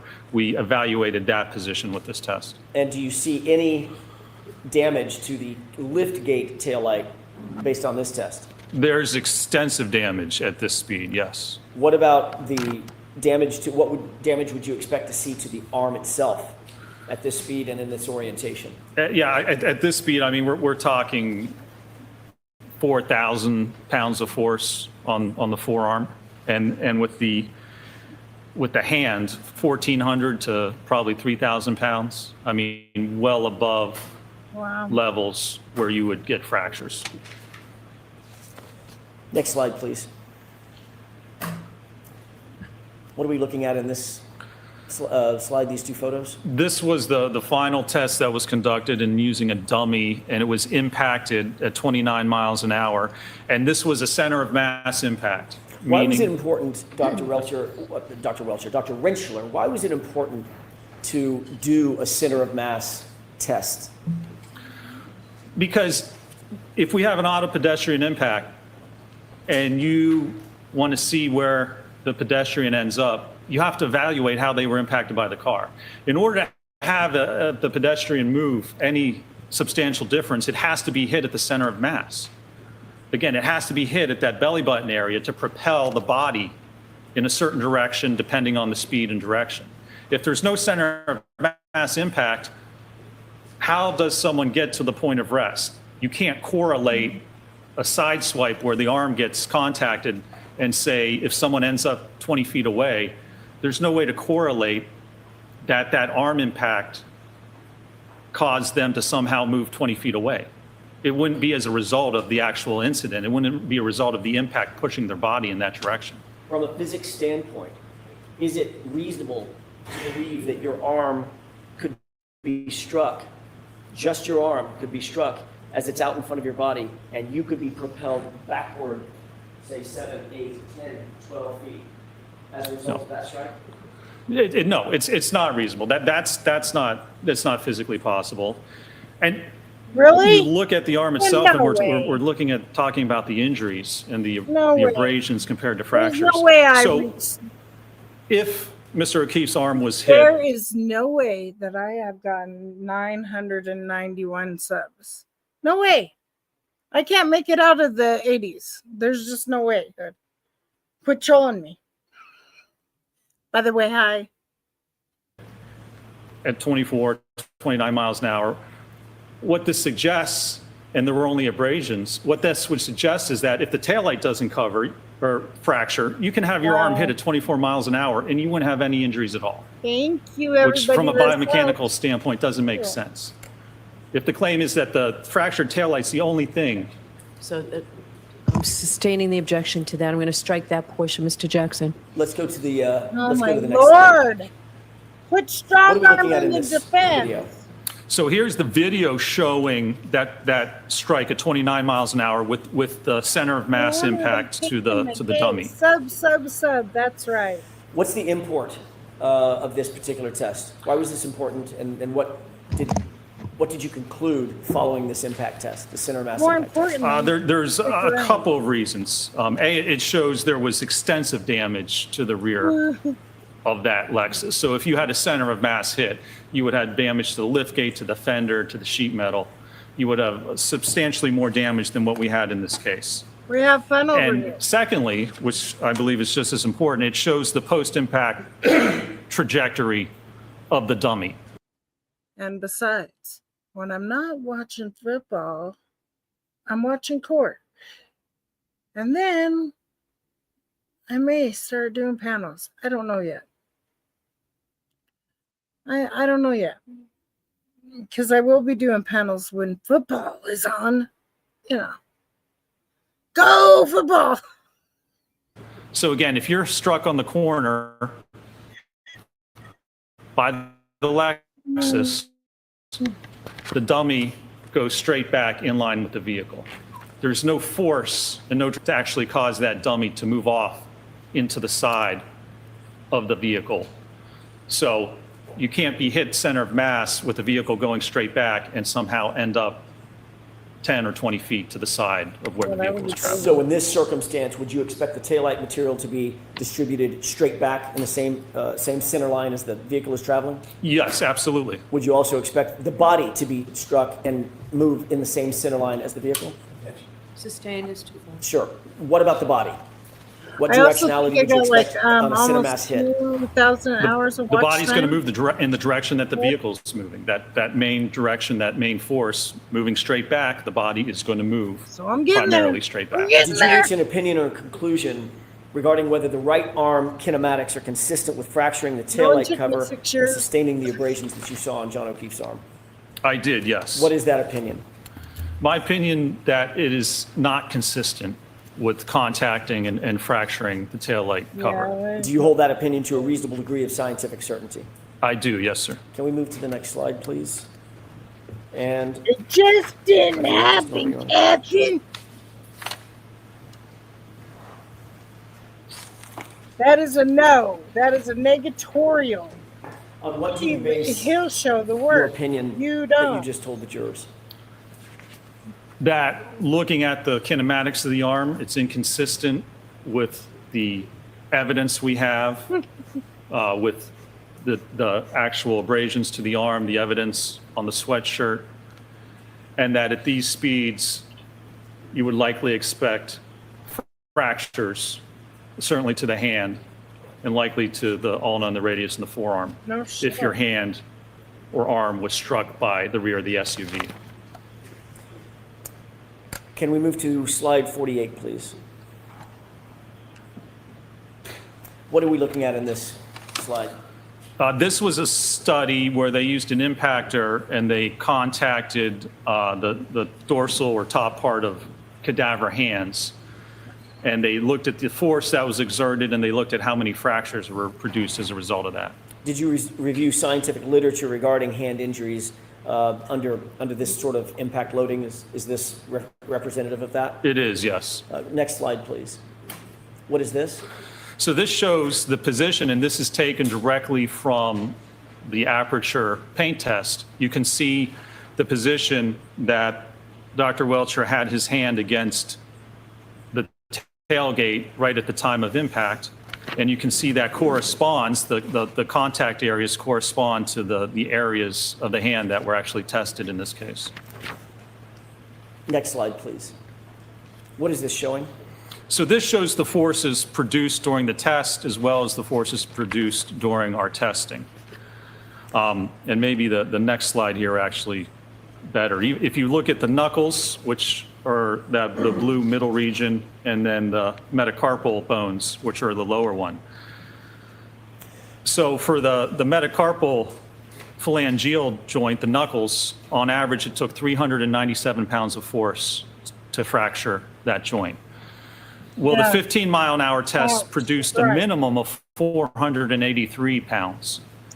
And Talking more realistically, about that's just with the watching hand the weight. There's going to be temperature, more weight because it's motherfucking attached to the wrist. That'd be More way up realistically, there. it's twice that, so it's around 900 pounds of force. But what these tests show is that the force produced on the hand, as represented by the PowerPoint from Aperture, even at 15 miles an hour and likely below that, you would expect to get fracture of the hand bones, of the knuckles, metacarpal interphalangeal joints, and the metacarpal bones if you contacted the rear of that vehicle at that speed. Did you see any indication in the x-rays you saw or the medical records that you reviewed that Mr. O'Keefe's hand was damaged in such a way that you would expect? There were no indications whatsoever of that, no, sir. Next slide, please. What are we looking at in this Interesting. slide? Very interesting. This was a test where they actually looked at the force on the elbow. So this is a direct longitudinal force against the elbow. I'm still Now, here. I'm just, there's no indication of exactly, the test, the paint test has the arm horizontal, but there's no indication that there's evidence of whether maybe it would be angled or if it's straight horizontal. But even if your arm's angled a little bit at the point of impact, the forces, again, on the right are what we determined from our testing, and those are minimum. Again, that's just with the forearm. If you include the entire arm, it's about twice that. So even at 10 miles an hour, you're going to have 600 to 1,200 pounds of force acting on the arm. Is that And enough to break it? That's enough. If you strike the elbow, that's more than enough to actually fracture the different bones of the elbow. If an arm was hit at that speed with those forces, would you expect the x-rays to show no trauma, no broken bones, no fractures, no hairline fractures? I would not expect that, no, sir. Next slide, please. What are we looking at in terms of this slide? So these are just more articles that I referenced, and they look at impact force on the forearm, so the ulna and the radius. It takes, just to have a transverse blow right against the bone, it takes about 1,100 to 1,200 pounds of force to cause a fracture. We're at that level already at a 10-mile-an-hour impact. What about a 24-mile-an-hour impact? 24, we're at 1,400 to 2,800 pounds of force. Did you see any trauma on John O'Keefe's arm that was suggestive of an impact of that nature, of that size, of that force? There was no trauma, there were no fractures, there wasn't even an indication on the arm of where it would have contacted the vehicle. So if there's fracture at the taillight, there's going to be a force at that point on the arm where it actually contacts the taillight and causes that, right? There's going to be a force riser to cause that damage. There was no bruising, there was no lacerations, there was nothing at the alleged point of contact which would indicate an impact that produces thousands of pounds of force on the arm. No evidence of it whatsoever. You just mentioned this in your answer, but I want to ask a little bit further. We've talked a lot about bone fractures and ligament damage, et cetera. What about bruising? In any of these tests, would you expect to see bruising, at least bruising, all over the arm at the points of contact? Absolutely. Bruising occurs when the blood vessels just below the skin are ruptured, and it causes blood to flow into the arm. Was there any indication that John O'Keefe suffered even a minimum amount of bruising on his arm at all? No indication of any amount of bruising whatsoever on the forearm. Next slide, please. And let's go to the next slide. I think we want to jump to slide 50.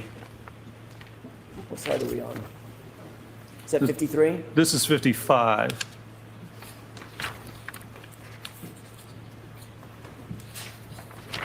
Let's go to the next slide.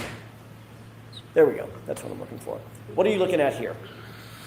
So this again is from the paint test, and it shows, even as the arm gets pushed in, the vehicle's not in line with the center of mass with Dr. Welcher here. So it's not a center of mass impact. And this is important because we've just looked at the arm, and we've looked at the kinematics and the force and whether that's consistent with what happened and the injuries. The next step is to look at what happens if the arm gets hit. How does Mr. O'Keefe end up where he does in the yard? So that's post-impact movement or trajectory of the body. Sure. You have to evaluate that if you want to link all these events. If you want to link the head injury to contact with the car, you have to know what happened in between. You have to know the details. And so the next part was to evaluate that. Is there any indication in any of the testing that you did or any of the review of the medical records medical records of John O'Keefe, including the autopsy records, all of the autopsy records, the x-rays, and the hospital records, any indication that John O'Keefe was struck center of mass? None whatsoever. No indication at all that he was struck center of mass. Do you have an opinion or conclusion to a reasonable degree of scientific certainty about whether he was struck center of mass? I do. And what is that opinion? I don't believe that he was. The evidence indicates that he was not. If he was struck center of mass, imagine that. You're getting hit at the pelvis. You're getting hit on the thigh. You're getting hit at the knee. Sure. And then the body's being propelled forward. Your arm would get pushed into your body, into your ribs, into your torso. You would have very significant and substantial loading to your body, initially the right side of your body, as that impact occurred. And there's no evidence whatsoever that occurred. Switching to a glancing blow, a blow of just the arm, not the center of mass, but just the arm. do you hold an opinion and a conclusion as to whether or not a glancing blow or a blow to the arm only would propel Mr. O'Keefe 7, 8, or 10 feet perpendicular to the line of travel of the vehicle? I do. What is that opinion? It would not be possible. Our testing demonstrates that. The peer-reviewed articles demonstrate that. I've seen no evidence anywhere in this case that would suggest or even indicate that if you get a glancing blow or a sideswipe blow, that somehow would produce enough force to push you 8 to 10 feet into the yard. I don't believe it's possible. I've seen no research that would indicate that would occur. Do you hold that opinion to a reasonable degree of scientific certainty? I do, yes, sir. Can we move to the next slide, please? And let's go to the next slide. Let's keep going. Okay. What are we looking at in this slide? So this slide, it's a paper that describes how to evaluate vehicle pedestrian impacts and how someone moves in the projection of that body. Did you seek to analyze a fulsome understanding of whether it was possible that Mr. O'Keefe was hit on his lower extremities? I did, yes. Why did you do that? Why was that important? Well, because with automobile pedestrian impacts, the lower extremity, your legs, your ankles, your knees, that's the most injured part of the body during auto-ped impacts. So if he's going to be impacted at that speed, especially at center of mass, there's likely going to be injuries to his leg, to his knee. The bumper lines up with the knee. That's one of the most commonly injured parts, as the bumper pushes into the knee, fractures the tibia, the fibula, or damages the knee joint.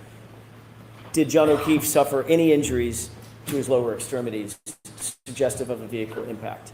No, I believe the only injury was a 0.5 centimeter abrasion on the outside of the right knee. Could Mr. O'Keefe have suffered a 0.5 centimeter abrasion on the outside of his right knee by being struck by an SUV at 24 miles an hour? I don't believe so. I don't see how those kinematics would work. Sustained. Do you have an opinion as to whether or not that injury was from being struck by an SUV at 24 miles an hour or somewhere around 24 miles an hour? I do. What is that opinion? I do not believe that injury is consistent with being struck by an SUV at approximately 24 miles an Do hour. you hold that opinion to a reasonable degree of scientific certainty? I do, yes. Did Mr. O'Keefe suffer any other injuries to his legs or his lower extremities other than that small, how big was it? How many centimeters? 0.5 centimeter abrasion. That small 0.5 centimeter abrasion. Did he suffer any other injuries to his lower extremities indicative of being struck by a vehicle? I don't believe so, no. Let's go to the next slide. Taking a look at the photograph on the right, concentrating on that for a second. How did that SUV get in that condition? That was by striking the dummy at 29 miles an hour, and that was a center of mass hit with the dummy. Were you able to review photographs of the subject SUV, Ms. Reed's SUV? I was, yes. Did her SUV suffer or suggest any kind of damage anywhere close to this? No, the only real damage was to the outer taillight cover on the fender itself was fractured. Next slide, please. We've seen this. This is the video that was the center mass impact. That's correct, yes. The photograph that we just saw previous, what relationship does that photograph have to this field test? That was the condition of the SUV after it struck the dummy here at 29 miles an hour. Can we go to the next slide, please? What are we looking at in this series of diagrams? So this is some more recent testing that was done, and this test compared impacts between a small sedan and an SUV, and show it's looking at damage or injury to the legs as a result of this type of an impact. And these impacts are actually conducted at a speed of 24.7 miles an hour. They used cadavers, people who donated their bodies to science, set up the cadavers and struck them at just about 24 miles per hour. Did this support your opinion and conclusion concerning the lower extremities of Mr. O'Keefe and the possibility that he was hit by an SUV at speed? It does. If I can go to the next slide, it actually. Sure. So this shows you for the SUV, it's the last column on the page there, the last 3 columns are the injuries associated with the SUV strikes. There's fractures to the pelvis, left knee injury to the ACL, the MCL, fracture of the tibia and fibula.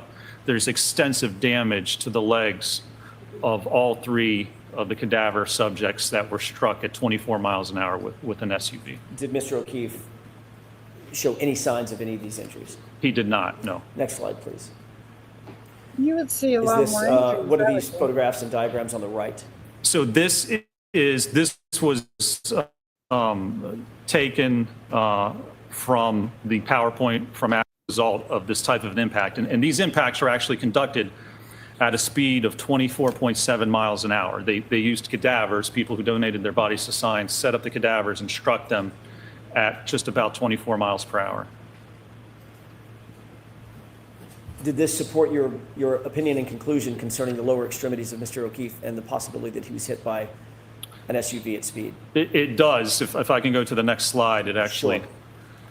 So this shows you for the SUV, it's the last column on the page there, the last 3 columns are the injuries associated with the SUV strikes. There's fractures to the pelvis, left knee injury to the ACL, the MCL, fracture of the tibia and fibula. There's extensive damage to the legs of all 3 of the cadaver subjects that were struck at 24 miles an hour with an SUV. Did Mr. O'Keefe show any signs of any of these injuries? He did not, no. Next slide, please. Is this, what are these photographs and diagrams on the right? So this was taken from the PowerPoint from Aperture. And so it shows that the medical diagram shows the 1.5 centimeter abrasion. And if you look at the picture on the left of the surrogate, you can see, so the bumper would line up from the knee all the way up to the pelvis. So a vehicle at speed of 24 miles an hour, if it impacts that knee or that leg, it's not going to produce only a 0.5 centimeter abrasion. It's going to get the leg, and it's going to cause significant damage to the knee and to the leg itself. When you say from the knee to the pelvis, are you talking about the width of or the height of the bumper itself being from the knee to the pelvis? I am, yes. Would that be the contact area that you would expect if there was even a glancing blow to the knee and hip? That's correct. You can see on that picture there where that bumper, the rear corner of that bumper, where the bottom reflector is, it extends from the knee all the way up to the pelvis. Can we go to the next slide, please? What are these diagrams? Again, these are just reports, peer-reviewed articles demonstrating that auto-pedestrian impacts result in lower extremity injuries and fractures. Did you review all of these peer-reviewed articles that you've told the jurors about, the academic articles, in furtherance of coming to your opinions and conclusions? I did, yes. Did you see any reference in the Aperture report that you reviewed and the PowerPoint slides that you reviewed that the concomitant peer-reviewed articles were sought in the paint transfer test No. or cited? There was only one article that was cited in that report with respect to automobile pedestrian impacts. Did it have anything to do with the paint transfer test? It did not, no. Next slide, please. And let's keep moving until we get to the, yes, there we go. What does that slide depict? So this is the opinions that were offered in the Aperture report. And if you look at the top, number 4, it says the totality of the evidence is consistent with the right rear corner of the Reed Lexus, again, impacting John O'Keefe and Mr. O'Keefe striking the rear posterior aspect of his head on the frozen ground. And when you look below that, it basically has the references or the support for that one conclusion. I'll see you both at sidebar for a minute. Oh my goodness.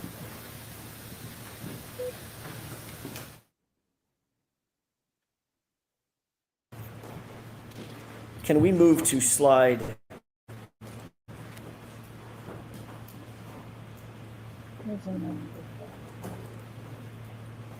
I have just a moment, Your Honor. 70, Mr. Jackson? That's what was, I was just looking at. 7, thank you. I wish my eyes were better.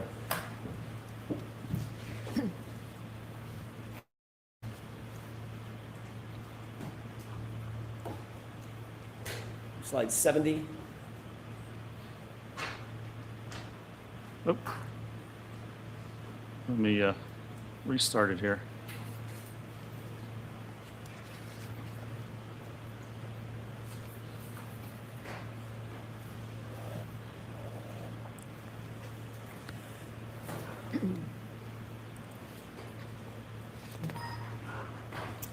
Thank you. Okay, what are we looking at in slide, this is slide 7, yes. What are we looking at in slide 70, Dr. Rentschler? So this was the one article that was referenced in the Aperture report with respect to automobile pedestrian impacts. And there was a chart from there that was referenced in the PowerPoint that indicates the head's the most commonly injured body region in pedestrian impacts. And what significance did that reference have in your analysis? Well, that's not accurate. This article was written in 1979. And the first modern SUV, the Jeep Cherokee, wasn't manufactured until 1984. So this is an article that's 46 years old that doesn't actually relate to this type of an impact. And that's the only peer-reviewed reference with respect to automobile pedestrian impacts that was cited in the entire Aperture report. Can we move to slide 71? Do you recognize what's depicted in this slide? I do, yes. What is depicted here? So this was hybrid. This is the 50th percentile hybrid 3, the same dummy that we utilized. And Dr. Welcher performed a test where Can I interrupt you? Sure. So this ATD, anthropomorphic test device, was not a 95th percentile test device? It was not, no. It's a 50%? It was a 50th percentile, yes. Is that the same exact, not the same exact, same exact sized ATD that ARCA utilized in all of its testing? It was, yes. Okay. And to get the forces on the head, Dr. Welcher scaled the acceleration results based on the weight, which is what I was talking about yesterday. You scale the results from the 50th percentile. That's exactly what Dr. Welcher did in this case. Is that an appropriate way to adjust for the size of an ATD? It absolutely is, yes. Okay. Go ahead. So this test, what he did, he took a 50th percentile dummy, stood it up, and then let it drop backwards and strike its head on a concrete surface. Next slide, please.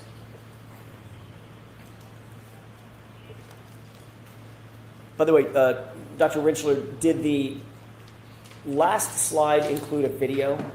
I believe it did, yes. Can we go back? Or I'm not sure it's on this slide. That's just a screenshot. I see. Yeah. I see. Yeah. Okay, so let's go back to that slide for just a second. I thought this might be the video of it. Oh. So in the lower portion of the center of the screen, you see Dr. Welcher holding the ATD. Is that correct? That's correct. Did you review a video of what happened next? This is not the video, but did you review the video? I did, yes. Describe for the jurors, since we don't have access to the video, what did you see happen from this point forward? So Dr. Welcher releases the dummy, and the dummy just falls rigidly backwards, almost like a tree, and impacts the concrete. Can we jump from your PowerPoint to a video that I have and ask you if you recognize it with court's permission? Is the video in evidence? It's in Dr. Welcher's PowerPoint. Is it before the jury? Is it in? It is. Okay.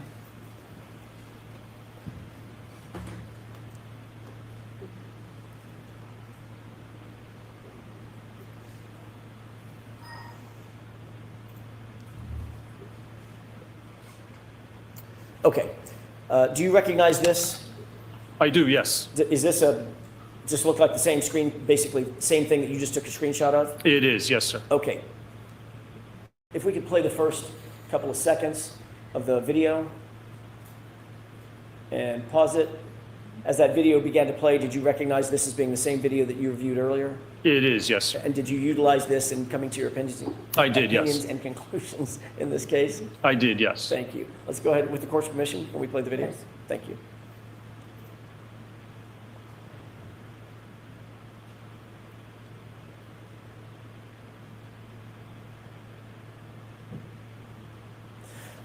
What did you see? Describe what you saw in this video. So this is a passive rearward fall of the ATD dummy. So just releasing and let it fall. Obviously, it's a dummy. There's no musculature. There's no response to that dummy. So this is what would happen if a rigid individual just fell backwards onto a concrete surface. Can we see it one more time, please? I want to ask you one other question. I'm going to ask you to take note, Doctor, of the impact location. Did you see that? I did, yes. What kind of surface is that floor, if you can tell? That, I believe it indicates it's a concrete surface, concrete floor. Did you notice if the falling backward like that, the dummy slid across the floor or was propelled across the floor, anything like that? It did not. It just dropped and angled backwards and hit directly on the floor. Okay, let's go to the next slide. I'm sorry, if we could revert back to your PowerPoint.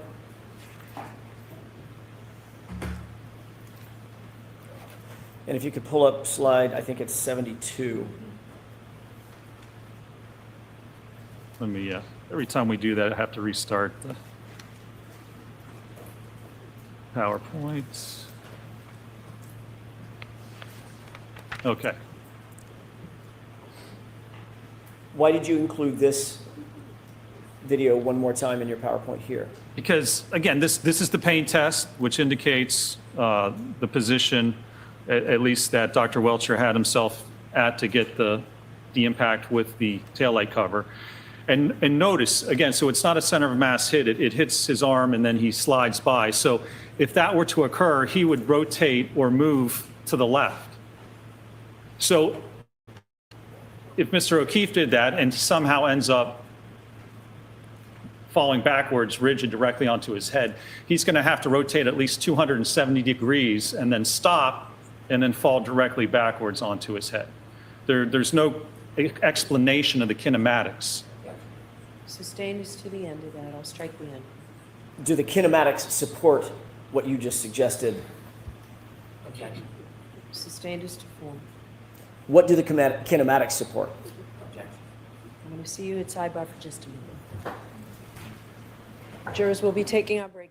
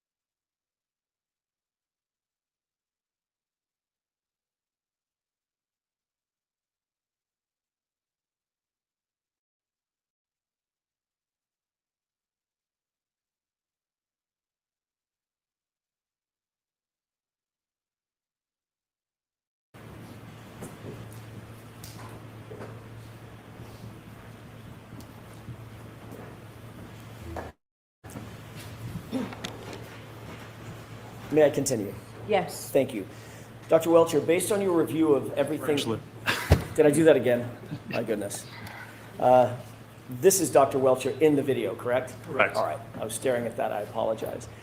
Dr. Rinschler, based on your review of the video in which Dr. Welcher is positioned, as well as the drop test that you saw, as well as the discussion of the body placement, where you discussed the body placement, do you have an opinion as to whether or not the testing that you reviewed from Aperture is consistent or inconsistent with John O'Keefe being struck by the vehicle, propelled perpendicular, backward, say 7 to 10 feet, and falling straight back onto a hard surface as depicted in the drop test? the testing's inconsistent with those types of kinematics or that type of scenario. On what do you base that opinion, sir? That's based on the testing that was performed, the evidence available in this case, and the kinematics of how somebody would move post-impact after being struck by an SUV. Do you hold that opinion to a reasonable degree of scientific certainty? I do, yes. Can we go to the next slide, please? May I have just a moment, Your Honor? Yes.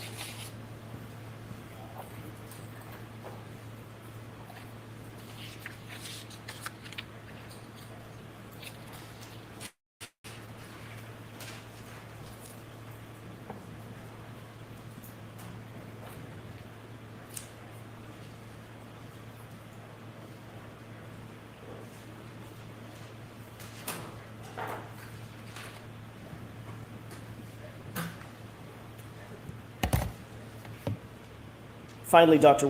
Rinschler, do you have an opinion, or did you reach a conclusion, whether the biomechanical evidence in this matter is consistent or inconsistent with Mr. O'Keefe's right arm being impacted by the subject 2021 Lexus 570, resulting in a backward fall leading to the head injuries that he suffered?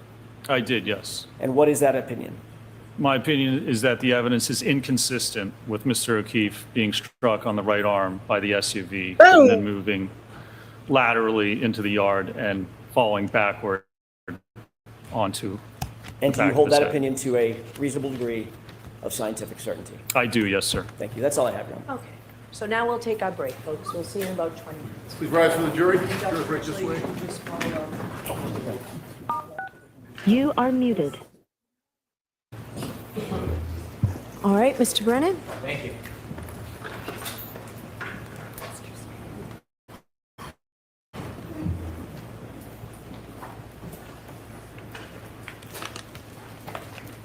Dr. Rinschler, facts matter, don't they? They do, yes, sir. You've said it many, many times, facts matter. Isn't that correct? It was details, but facts matter too. Do details matter, doctor? They do. They're critical, aren't they? If you want to prove that something happened a certain way, they're critical, yes, sir. When you were talking to the jury and giving opinions about where Mr. O'Keefe might have fell or not fell, you were discussing where Mr. O'Keefe was lying on the side of the yard, weren't you? Where he came to rest? Came to rest. Well, approximately, we don't know the exact position, but yes. You said 10 to 20 feet, didn't you? I believe so, yes. You said that 3 times, 10 to 20 feet. Do you think Mr. O'Keefe was 20 feet from the roadway? Well, I think he's maybe 10 feet, but 20 feet is from, if you're hit by the car, you need some distance to travel. He couldn't travel just horizontally, or perpendicularly. So it would be at least 10 to 20 feet if you look at the total distance. You have no idea where the point of impact was in this collision, do you? Nobody does. I'm asking you, not nobody. Yeah, Excuse me. So go ahead and ask the question. Dr. Rinschler, before this jury, have no idea where the point of impact was of this collision, do you? that's correct. There's no evidence. Play Exhibit 2, please. Yeah, You were there's giving no an evidence. estimate, There's 10 to no 20 evidence feet, of an Dr. Rinschler. impact, Brennan. He just told Did you you. ever see this photograph There's no evidence. before or part of this video? I'm sure I have. Well, when you say you're sure you have, are you guessing, or have you seen it or not seen it? I'm sure I've seen this before, yes. So you've seen this before. Yes. And when you look at this video, did you look at the street and look at the area where Mr. O'Keefe was? Sure, yes. Sure? Yes. 20 feet, Dr. Rensler? The way I explained it to you, yes, sir, 10 to 20 feet. Details matter, don't they? They certainly do, yes, sir. Take that down, please. Did you speak to anybody today, before you testified, about Dr. Welch's testimony in court? I did not today, no, sir. Before today, did you speak to anybody about Dr. Welch's testimony? I did not, no, sir. At any point, did anybody discuss certain issues with you today that they said would be particularly important? I don't believe so, no, sir. When you began your testimony yesterday, before you even finished your credentials, you began talking about your work with the NHL and how important it was to use a 50% hybrid 3 dummy. Do you remember that testimony? I did, yes, sir. And you hadn't even finished your credentials yet. Was it brought to your attention that there was an issue in the testing because you or Dr. Wolf or you and Dr. Wolf chose to use a 50% dummy? Not at all, no, sir. In your preparation for your testimony, was it discussed at all that at the beginning you should get ahead of the issue and talk about the 50% dummy? I didn't know it was an issue, no, sir. Well, you know that the 50% dummy represents somebody who's 5'9", correct? Approximately, yes, sir. Approximately 173 pounds. 171, 172, somewhere around there. And Mr. O'Keefe, how much did he weigh? 216, I believe. How tall was he? He was 73 inches, I believe. So that is not a representative height and weight for Mr. O'Keefe, is it? That height and weight, no, sir. And so if you were making projections or analysis based on limb weights, they would be inaccurate if you didn't make adjustments, correct? Well, they would certainly, the force on the limb would be less if you use a lighter limb. So if Mr. O'Keefe is heavier than the hybrid 3, and I use a hybrid 3, the forces I calculate would be an underestimate of the actual force acting on his body. If you didn't make an adjustment, but you relied on the numbers from the test 3, the hybrid 3 dummy, ultimately the conclusions would be off, wouldn't they? They would be an underestimate. Yes, the actual forces would be higher. And so did you make any conclusions, or did you know that when Dr. Wolf did his tests using the hybrid 3 dummy, he didn't make any adjustments? What do you mean? What adjustments would he make? You get the acceleration, but the acceleration's not going to change, and that's what we utilize. Then you can scale the weight of the body, but I'm not sure what he would have made adjustments for. When you looked at the ratio, force and mass, if you use a lighter weight, the mass changes, doesn't it? If you use a light, sure, yes.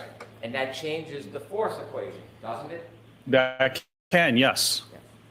And so when you were discussing yesterday, at the beginning of your testimony about the 50% dummy, had that issue been raised with you? No, sir, it had not. You had testified before, hadn't you? In this case? Yes. Yes, sir. And you knew there was a sequestration order? Prior? Yes. Yeah, I didn't discuss the case with anyone, no, sir. Well, you didn't discuss it with anybody, you said? I did not, no. Before you testified last year, you were receiving information from your employer about issues and testimony in the case. The party that retained us told us things. I didn't break any sequestration. They were the ones in contact with the court. So it was my assumption that whatever they were telling me was allowed by the court. They were the client. I didn't discuss anything with them or tell them anything, but yes, they told us certain things. Before you testified under oath last year, you were getting updates from your employer about details of this case, weren't you? Session, Your Honor. May we approach? Maybe we can approach briefly.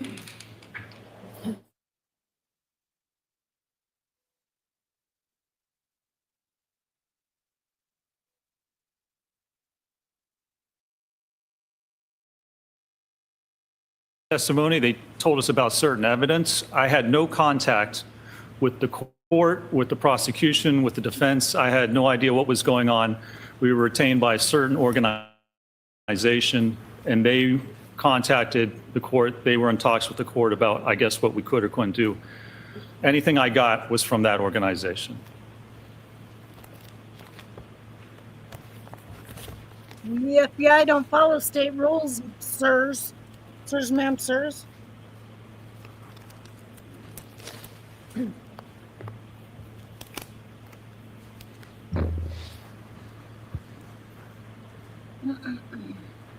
Voir dire 2, 118, line 15. Did you testify under oath that they did inform me, yes, about testimony and situations and events that came forth in the event that I was not aware of? I don't know. They told us about evidence. I don't know if it was specific to who testified to what, but they told us certain things, certainly, yes. What I just said to you, are those your words, sir? I have no idea. I mean, if that's what's in the record, I assume it is. Would you agree it certainly helped you prepare? It helped me prepare. Yes. It didn't make a difference to my analysis or conclusions. Made no difference at all? It did not, no, sir. Would you agree it helped you understand what was going on during the trial?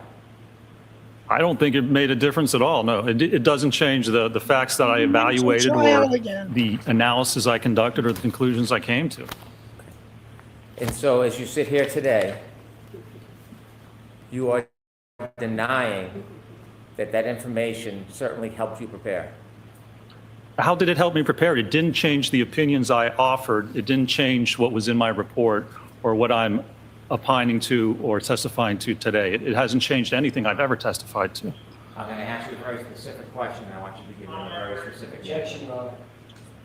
So just go ahead and ask the question. Are you denying that receiving that information certainly helped you prepare? Honestly, I can't remember. It didn't change my opinion. I don't see how it would help me prepare. I remember there was evidence about trace DNA found that we didn't know before. That didn't change my opinion then. It doesn't change my opinion now. It doesn't have anything to do with my opinion. Details matter, right, sir? Details can matter. Details matter, so let's talk about detail. Sure. Are you denying that receiving that information certainly helped you prepare? Are you denying it? I'm going to allow it.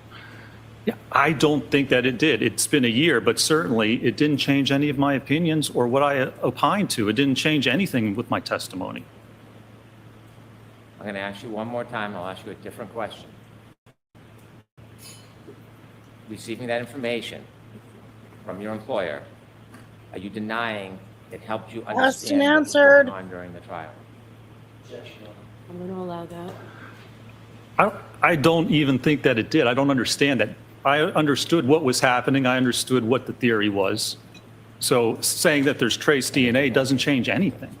It doesn't affect what my understanding of the trial was or what was happening or what allegedly occurred. When you were traveling out to testify last year, you had phone conversations with the defense, didn't you? I think I had like 2 phone conversations, 2 or 3. So that sounds like a yes, you did. Yes, there was one right before my qualification, my voir dire, where I talked to Mr. Jackson, and that was it. Other than that, I think it was just planning and scheduling. Mm-hmm. Was there any discussion on how you could portray yourself as independent? I don't believe there was. You say you don't believe. Yeah, there was no need to. That's not the question. Details matter. Was there any attempt? So the objection's sustained. I'm going to strike that, folks, okay? Questions, Mr. Brennan? Was there any attempt in your conversations to portray yourself as independent as far as your arrangements were concerned on coming out here? No, I don't think so, because there was no need to, because it was independent. When you had conversations with the defense, did they offer to give you transportation assistance getting here? They provided a ride to and from the airport, yes. Did you tell the defense that you prefer to take an Uber so that it would appear independent to a jury? No, because I didn't take an Uber. I took their ride. If I wanted to appear independent, then I would have taken an Uber. Have a conversation about that you were thinking about taking an Uber. It didn't even cross my mind, sir. And then after you testified, did you stay independent? What do you mean independent? No, did you have any bias forming in you? Any bias? Bias, yes. What do you mean? Did I have any bias? Well, after you testified, where did you go? Well, I was waiting for my ride, and to get back to the airport, they had to take other people, and so they were having a lunch afterwards, and they said, come have a sandwich, and then your ride will take you to the airport. So I went, and I had a ham sandwich. You had a ham sandwich. Did you testify at some point that after you had something to eat, you just stood in the corner? I did. I sat at a table, ate, and then went over and literally stood in the corner waiting for my ride. When you sat at the table and eat, did you just eat your ham sandwich, or did more go on? I ate. People were talking. I really didn't talk much at all. Did you listen? Certainly, I'm sure I did, sir. Did you laugh along? I assume if something funny was said, I probably laughed. Did you talk about your testimony? No. I don't, at this point, I don't even remember. Let me alert you to something. When you were there at the luncheon, did you see a camera crew I believe I did, yes, sir. filming and documenting, right? There were a lot of cameras, yes. You know that you might have been on some of that footage? That's fine. I could care less. Okay. So do you think maybe you were talking about the case and their answers and laughing at it a little bit? I have no idea, possibly. You were involved in conversations with the defense attorneys, were you? What do you mean conversation, sir? I had just gotten done testifying. I was having lunch. Whatever was spoken about at the table, I'm sure I heard. You know what a conversation is when someone speaks to you and you answer. Sure. Did you have conversations with some of these folks? Sir, I can't remember conversations I had last week, let alone a year ago. So I probably did, but I have no clue Do you remember any- what we would have talked about. Do you remember accolades you might have been receiving because you had given certain answers to the then prosecutor on the case and laughing about the answers? I have no idea. You don't remember? I can't remember last week what I had for lunch last Tuesday. How would I remember a conversation from over a year ago? Do you remember when you were having conversations with some of these folks and you were laughing about when the prosecutor asked you about other evidence like DNA?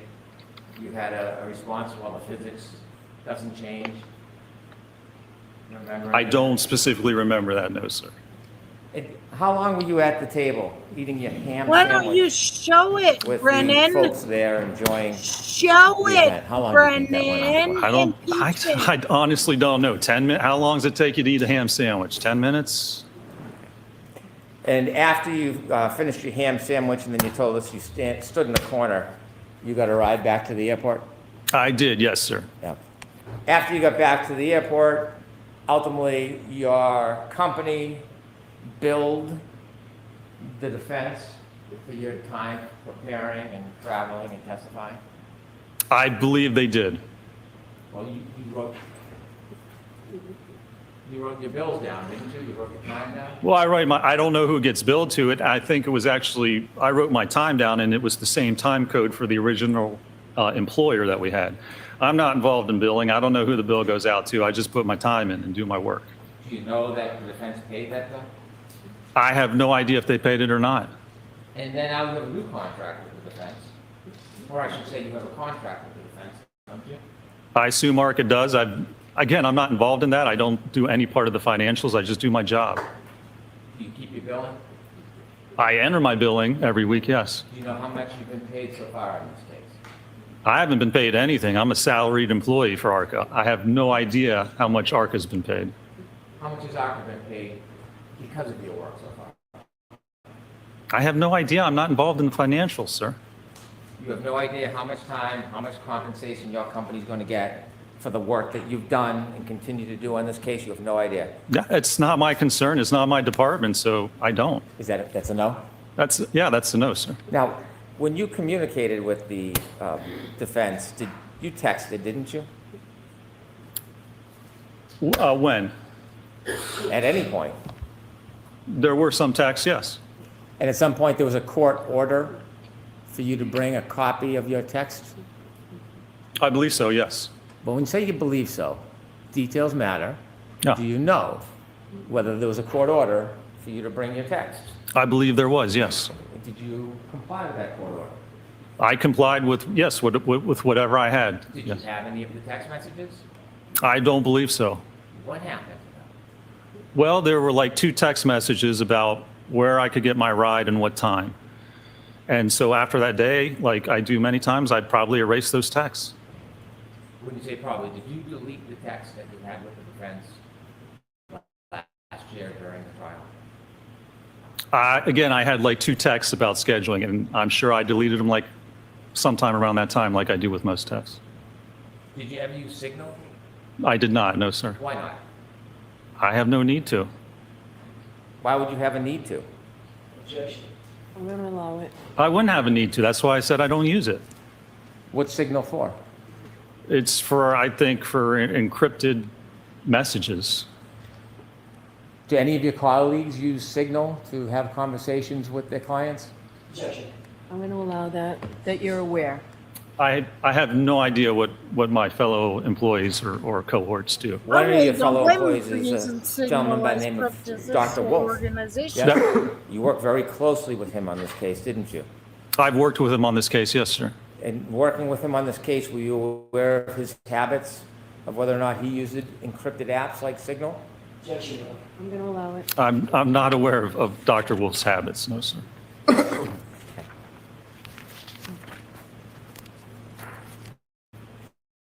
When you worked on this case, when you began, you worked with a gentleman by the name of Mr. Klein, But Scott Klein is another engineer at ARCA that worked on the case, correct? and you worked with Dr. Wolf. That's correct, yes. You worked as a group? Well, I mean, we all worked on the project together. I'm located in the Pittsburgh office, and Mr. Klein and Dr. Wolf are in the Philadelphia office, so we didn't physically work together, but we worked on the same project, obviously. When you first began your testimony yesterday, you said that you were restrained in what you could do. Remember that testimony? I do, yes. And when you said you were restrained, were you attempting like a preemptive strike because of certain things you didn't do to try to ward off any questions about that? Sustain. Let me ask it this way. Were the rules different regarding your initial investigation for you as opposed to Dr. Wolf? I don't know that they were. I don't believe they were. Did Dr. Wolf have free reign to do whatever he wanted? Sustained. Were you given free reign to do whatever testing you wanted? I don't believe we were, no. You, though, were you? Was I? Yes, were you given free reign to do whatever testing you wanted? I mean, there was budgets, and we had to stay within certain values, so I wouldn't say I was given free reign because I couldn't do whatever I wanted. Did anybody tell you what tests you could or couldn't do? I don't think there was a list of specific tests or not, but you would discuss what would be done or what we could do and what the cost of those tests would be. Were you free to suggest any tests that you wanted to? I'm assuming I could suggest whatever I wanted to, sure. Were any of your suggestions denied? I can't remember. I don't know that they were. I mean, we had what we were constrained is what the client wanted to know. And so we tailored our tests to do that and tried to keep the budget and the cost of what we did in our analysis down for that very purpose. Could you have suggested crash tests? Probably could have suggested whatever I want. Did you suggest crash tests? Honestly, I don't know. I mean, it might have been brought up, but pretty sure that would not have been within the budget, so. I want you to be detailed. I don't want you to guess. So without that preamp, go ahead and just ask the question, please. Did you suggest doing crash tests last year?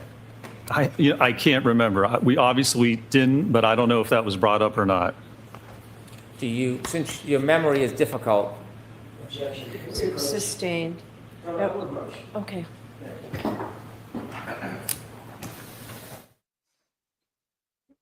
He does this. I've noticed this with Brendan. He does this when Oh, yeah, you think it's so cute and funny. I know. But he does this when he's a puss, when he can't handle the heat.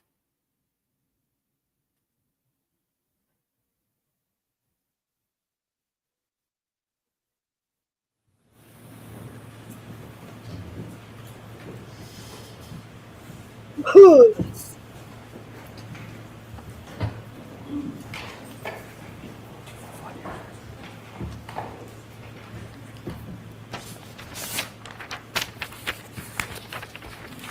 To remember things, do you write them down?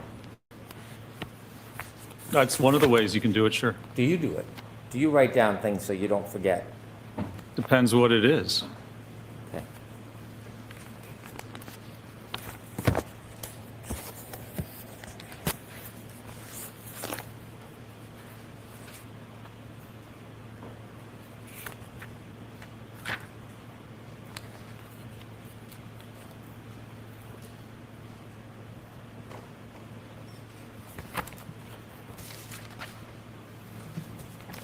You provided a CV, which is a resume.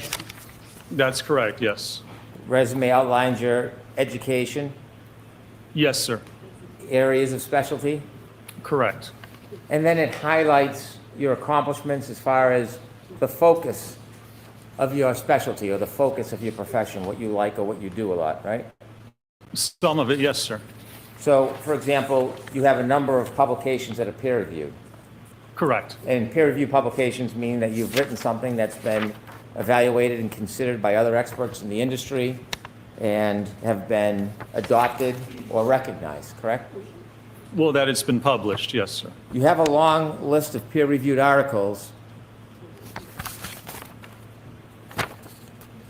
dating back to 2003, is that correct? Yeah, as I said yesterday, most of my peer-reviewed articles are all written when I was in graduate school, correct? Have you had any peer-reviewed articles since 2003?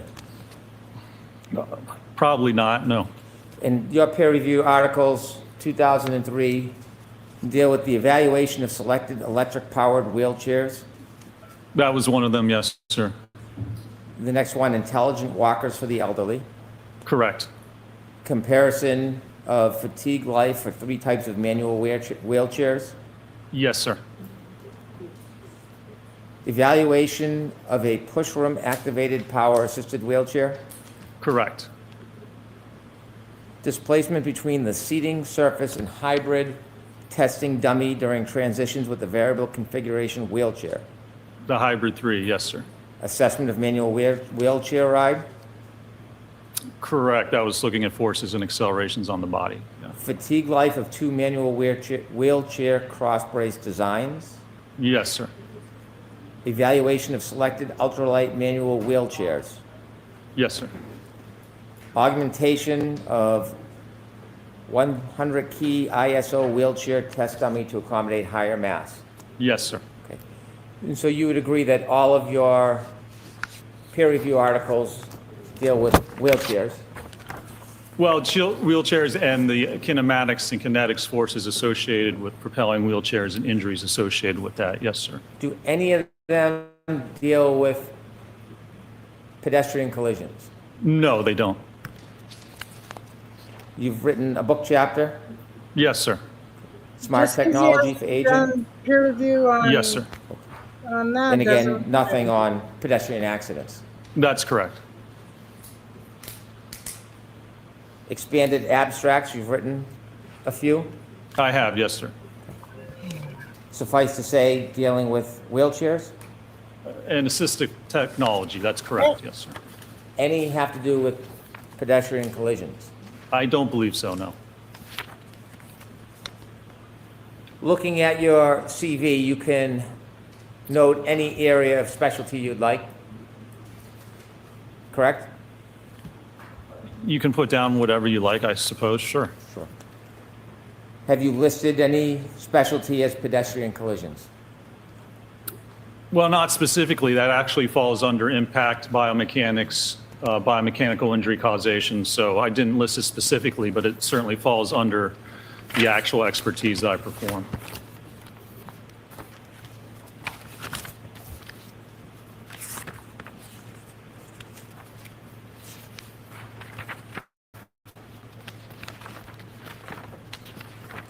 Now, Doctor, when you worked with Dr. Wolf, did you have a chance to look at his report? I did, yes. If you saw anything in the report that was off or mistaken, would you have an opportunity to discuss that with him? I'm sure I would, yes, sir. Did you find anything about his report that was wrong as far as data? I don't recall. If I did, I probably would have talked to him, but I don't recall. You and Dr. Wolf were collaborating together, weren't you? Yes, sir. And when you collaborate, you relied on each other's data at times, didn't you? To some extent, yes. Some things Dr. Wolf did, you relied on ultimately for your interpretation and your conclusions. I did, yes. Did you write a report and talked about the acceleration of the ATD, the test dummies, regarding its hands and arms? I did, yes.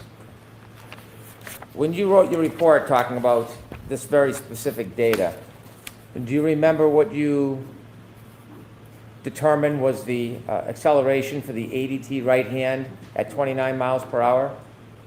How many G's that was? Let's see. Accelerations for the right hand. Page 6. Yeah, it looks like 863 Gs. And when you were comparing data with Dr. Wolf, if something was different or off, would you correct it? Oh, I talked to him about it, sure. Okay. Did you ever talk to him about his collection of data regarding peak acceleration that the arm and hand experienced at a 29 mile per hour collision? Well, when I think that 863 is from 1,000, the CFC 1,000 hertz low pass filter. And in his report, he used a lower number from a 180 hertz. So they're both accurate numbers. It's just how you actually filter the data. So you know what I'm talking about, right? I do, yeah. Yeah. And I ended up using a lower number than when I did my calculations. Could we have Exhibit 1, please?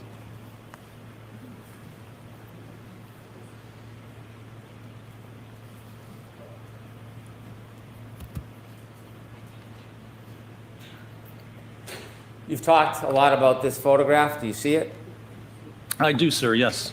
And you described, well, you didn't describe, you read that these were superficial abrasions, correct? That's the diagnoses, yes, sir. Any of those wounds a puncture in your mind?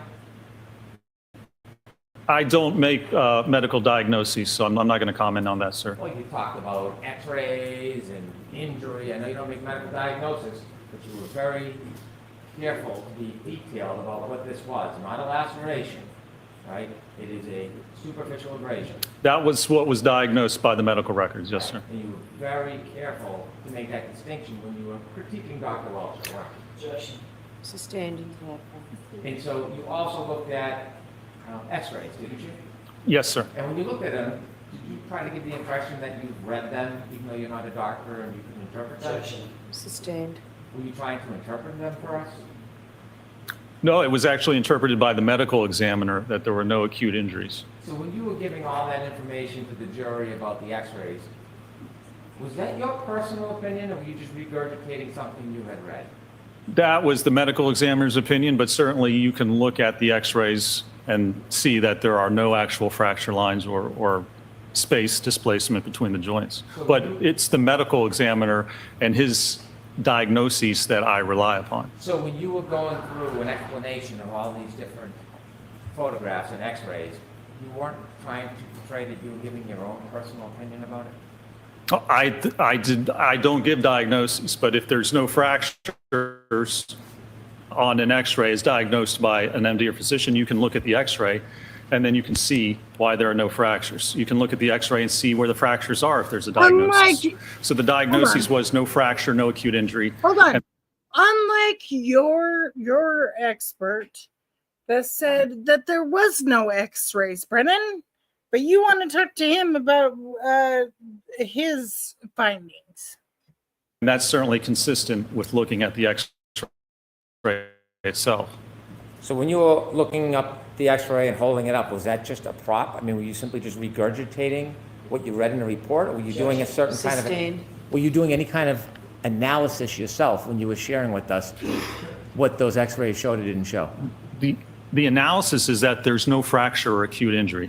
And that's what the medical diagnosis is, and that's what the x-rays showed. Are you giving us your opinion, or are you regurgitating what you read in a report? That is what the medical diagnosis is, that there's no fractures and no acute injuries. That's what the medical opinion is. So you're regurgitating what's in the report.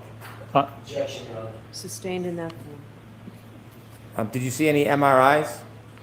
I don't believe any MRIs were taken or performed. In no. x-rays, does it depict deep soft tissue damage? Normally, it does not depict soft tissue damage, no. How about muscle tears? No, it does not. How about tendon tears? Not normally, except you can see laxity in the joints if there is tendon or ligament tears. Normally, you can see laxity in the joints, but it doesn't show the ligament or the tendon itself. Nerve injuries? No, sir. Avulsion fractures? Yes, sir. People sometimes get MRIs to see if there's a fracture that doesn't appear in an x-ray. Yes? Sometimes x-rays are the best for looking at bony fractures. MRI is looking at soft tissue injuries. Speaking of wounds, you've cited a number of references, a number of materials in your reports, haven't you? I have, yes, sir. And one of them that you've cited is Like forensic you're pathology. expert. Yes, sir. This is a legitimate source to you, correct? Yes, sir. And you've relied on it for at least part of the basis of your study or opinions. Well, I relied on it because it speaks and looks at the difference between, for instance, a laceration and an abrasion. A person could be struck by a motor vehicle and not indicate any bruising to that area, wouldn't you say? At what speed, what part of the vehicle were they contacted, what part of the body were they contacted? It depends on the amount of force associated with that. There's a number of variables involved. Okay. Does the absence of a bruise indicate that there was no blunt force trauma to the area? I'm going to allow it. Can you answer that? Well, the absence of a bruise, can you repeat that again? You were talking about bruising. Yes. Does the absence of a bruise necessarily indicate there was no blunt force trauma to an area? No, you have to look at all the evidence and you have to look at the force. If there's 4,000 pounds of force applied to the body or to the arm, then certainly you would expect a bruise. And if there's no bruise, then you would have to question if that impact or contact actually occurred. You don't just look at that by itself in isolation. You look at all the variables and facts involved with the case to determine if an injury occurred. Have you ever seen collisions where more than one person was hit or struck by the vehicle? Multiple pedestrians, you mean? Yes. Yes, sir. And have you ever seen in a collision where the vehicle's going the same speed when it hits multiple different people, there can be multiple different injuries? That is so vague, and you'd have to go back and look at a specific case, look at the injuries, look at the vehicle, look at the people. You can't just say, is it possible this could occur? You have to look at a specific case and demonstrate that that could actually happen. Well, I'm not asking if it's possible. I'm asking in your experience. Have you I'm going to allow that. ever been involved in evaluating multiple pedestrian crash where there are multiple pedestrians hit by one vehicle? But that's not the case and in they this say different, scenario. or in some cases, no injuries. That happened in your Yeah, study. sure, because it depends where they're hit, what part of the body they're hit on, what the force is for that hit. The people aren't going to be hit the same multiply by one vehicle. You can certainly have multiple people in different types of injuries. Have you seen people hit by a vehicle at a particular speed and have certain injuries, and then you've seen other cases where people are hit by a vehicle similar speed but have no injuries? Have you ever seen that? I'm going to allow it. So what do you mean by injuries? I want one. Don't get you Have one you ever seen, in. in any of your cases, a pedestrian hit at a certain speed and have injuries, and another case where you look at where there was a similar type of collision with different injuries? So again, do you mean abrasions, cut, laceration, fracture? Do you mean same cars? It's not something that you look for and compare between cases. cases. You'd have to go back and actually study the cases and look at the details. Having experience in pedestrian collisions, you can't think of a similarity between cases as far as vehicles and speeds and totally different injuries occurring. I'm going to allow that. Can you? Do you mean hit the same way with the same type of car at the same speed with the same force? I'm going to allow it. Can you answer it? I don't believe I've ever seen a case where two people were hit with the same car at the same speed with the same force with different injuries. I don't even know if you can correlate that. Looking at Exhibit 1, have you done any study about the directionality of glass or broken plastic? What do you mean by directionality? About when something shatters, how it shatters. Does it shatter the same every time, or when plastic shatters, does it shatter differently? It certainly depends on the impact. Do you have any studies where plastic shatters exactly the same way on different impacts? I doubt that it shatters exactly the same way. It has a lot of different variables, doesn't it? It could. Depends on a number of different equations, doesn't it? Well, it depends on the testing you do. If you want to see how it shatters, and if you're claiming that it shattered in a certain way to cause a certain injury, if you don't have any peer-reviewed evidence, if you don't have any research, then you have to do the testing, because you can't just say, well, it's possible it could shatter this way and cause that Can you injury. stop? That's not conclusive. You can't use that to come to an opinion about what happened. Oh, that wasn't what I was asking you. I was asking you if you have seen in cases that when plastic breaks, it breaks differently. Yeah. Well, sure. The testing we've done here, the taillights covers fractured differently, and we didn't get any contact. So I have personal experience just with this case alone. We'll sir. get to the contact. When you looked at all the tests you did, the plastic broke differently in each and every case, every experiment, didn't it? Sure, it's broken like that, and I've never seen a case where you get these types of abrasions. Well, I didn't ask you that.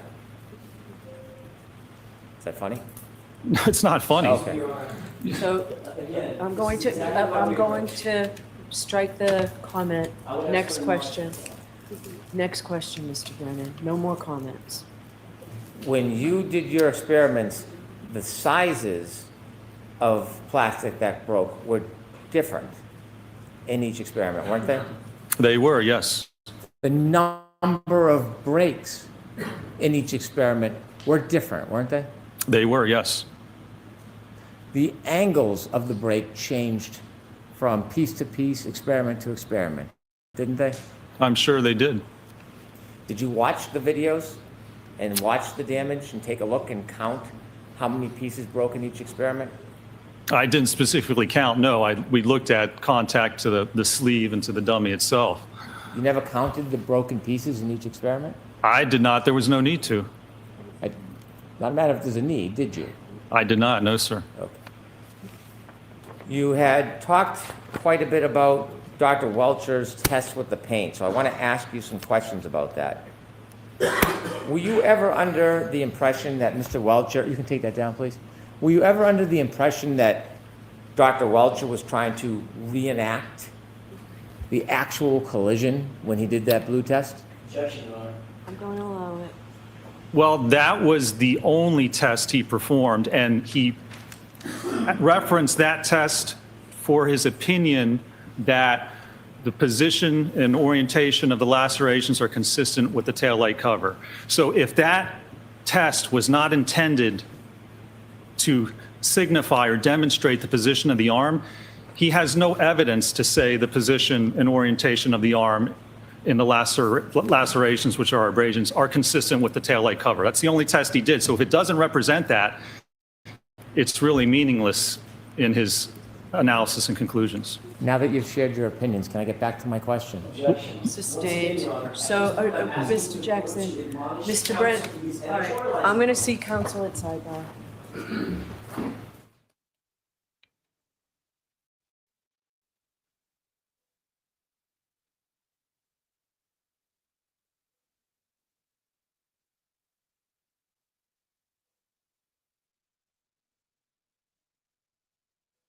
Has done a great job keeping the AC going while we were out of the courtroom. So.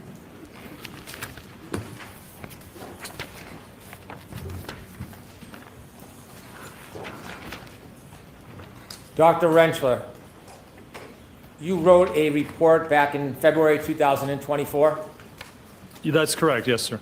and in that report, you provided a number of opinions, didn't you? I did, yes. Do you remember if you opined or had the opinion that the injuries on Mr. O'Keefe's arm would not result from impact with a non-damaged tail lamp cover? I believe that's correct, yes. And the amount of force required to fracture the tail lamp cover would result in extensive soft tissue and likely bony injury to Mr. O'Keefe's right arm. Correct. And so your opinion back in 2004 was that if a person's arm were to cause the damage to that taillight on that Lexus, you would expect to see extensive soft tissue and likely bony injury. Yes, soft tissue referring to ligaments and tendons of the elbow and shoulder, correct, and the wrist. And so you're saying not superficial abrasions, but in the arm? Yes, when you look at, and you can see from the testing we did for this case, for this round, that the arm extends and you have contact with the arm, you would expect at those speeds damage to the tendons and the ligaments, the elbow, the shoulder, likely the wrist. And the x-rays that we looked at, or that we saw, and you offered the words of the medical expert, there is no MRI studying any ligament damage, is there? There are no MRIs that I'm aware of, no, sir. And x-rays wouldn't fairly depict some of those internal injuries that you're referring to, would they? As I described before, it can show laxity of the joint, but it normally doesn't show the actual soft tissue damage itself, no, sir. And a crash test dummy is different than a person, isn't it? Certainly it is, yes, No sir. muscle, That's correct. no ligaments. That's correct. The crash test dummy does not react or respond like a human being. Well, it does to a certain extent, yes. There are differences. Certainly there are, yes. And so when you're looking at a crash test dummy, you can agree that there are significant differences between what you might see on the dummy's arm and what would maybe happen to a human being's arm on the inside. There can be. That's why you have to look at the acceleration and the force, and that's primarily what the ATD is utilized for. But focusing on the actual observation of the arm, you would agree, doctor, that looking at a crash test dummy arm is not comparable to actually looking into a human being's arm with an MRI and seeing if there's any damage on the inside. No, of course, that they're not the same, no, sir. You were speaking about references earlier. You did have a chance to see Dr. Welcher's report, didn't you? I did, yes. And in his report, there were a number of references, weren't there? There were different references, I think maybe 26 within his report. In addition to his references, you were sent a number of gigabytes of information, weren't you? I was, yes. And in those gigabytes, there was different references to different materials, wasn't there? Well, first of all, there were only 26 references in his report that he cited to for his opinions. There was material contained within the batch of documents that they sent over. There was a bibliography or CV of different papers that he had submitted, I think 20 pages of papers that weren't referenced in the original report. And the most recent paper in that AutoPed packet was from 2004. Most of them were from the 60s and 70s, but there was an additional packet of information. When you read his report and saw his references, did you look up the references? I did, yes, sir. Okay. And when you were saying earlier that there was only one reference, you were referring to the pink test, correct? Well, I was referring to, there's only one reference specifically with respect to automobile pedestrian impacts. When you looked at his references, sir, did you have an opportunity to read any of the articles? I did, yes, sir. And many of them are peer-reviewed? Yes, sir. In addition, when you looked at the 20 pages of materials he sent over that were not in his report, how many references did you read out of those 20 pages of references that he offered? Well, I didn't read any because they weren't referred to in his report for his actual opinions in this case. Do you know whether or not he considered those references or whether he read those references? I'm going to allow that. He didn't cite to any of those references in either the PowerPoint presentation or in his report. That's the knowledge I have of whether he reviewed those. So you don't know what he considered or thought, do you? I know what he cited to and he referenced to in his report in PowerPoint. That's the extent. The yes. question is, you don't know what he was referring or reading or relying on other than what was in his report cited, correct? Well, right. If he referred to the other articles, yes, certainly other articles in the 60s, 70s, and 80s he may have, but they don't really pertain to what happened in this case. How many references were in your May 7th report? Well, I think there were, let's see.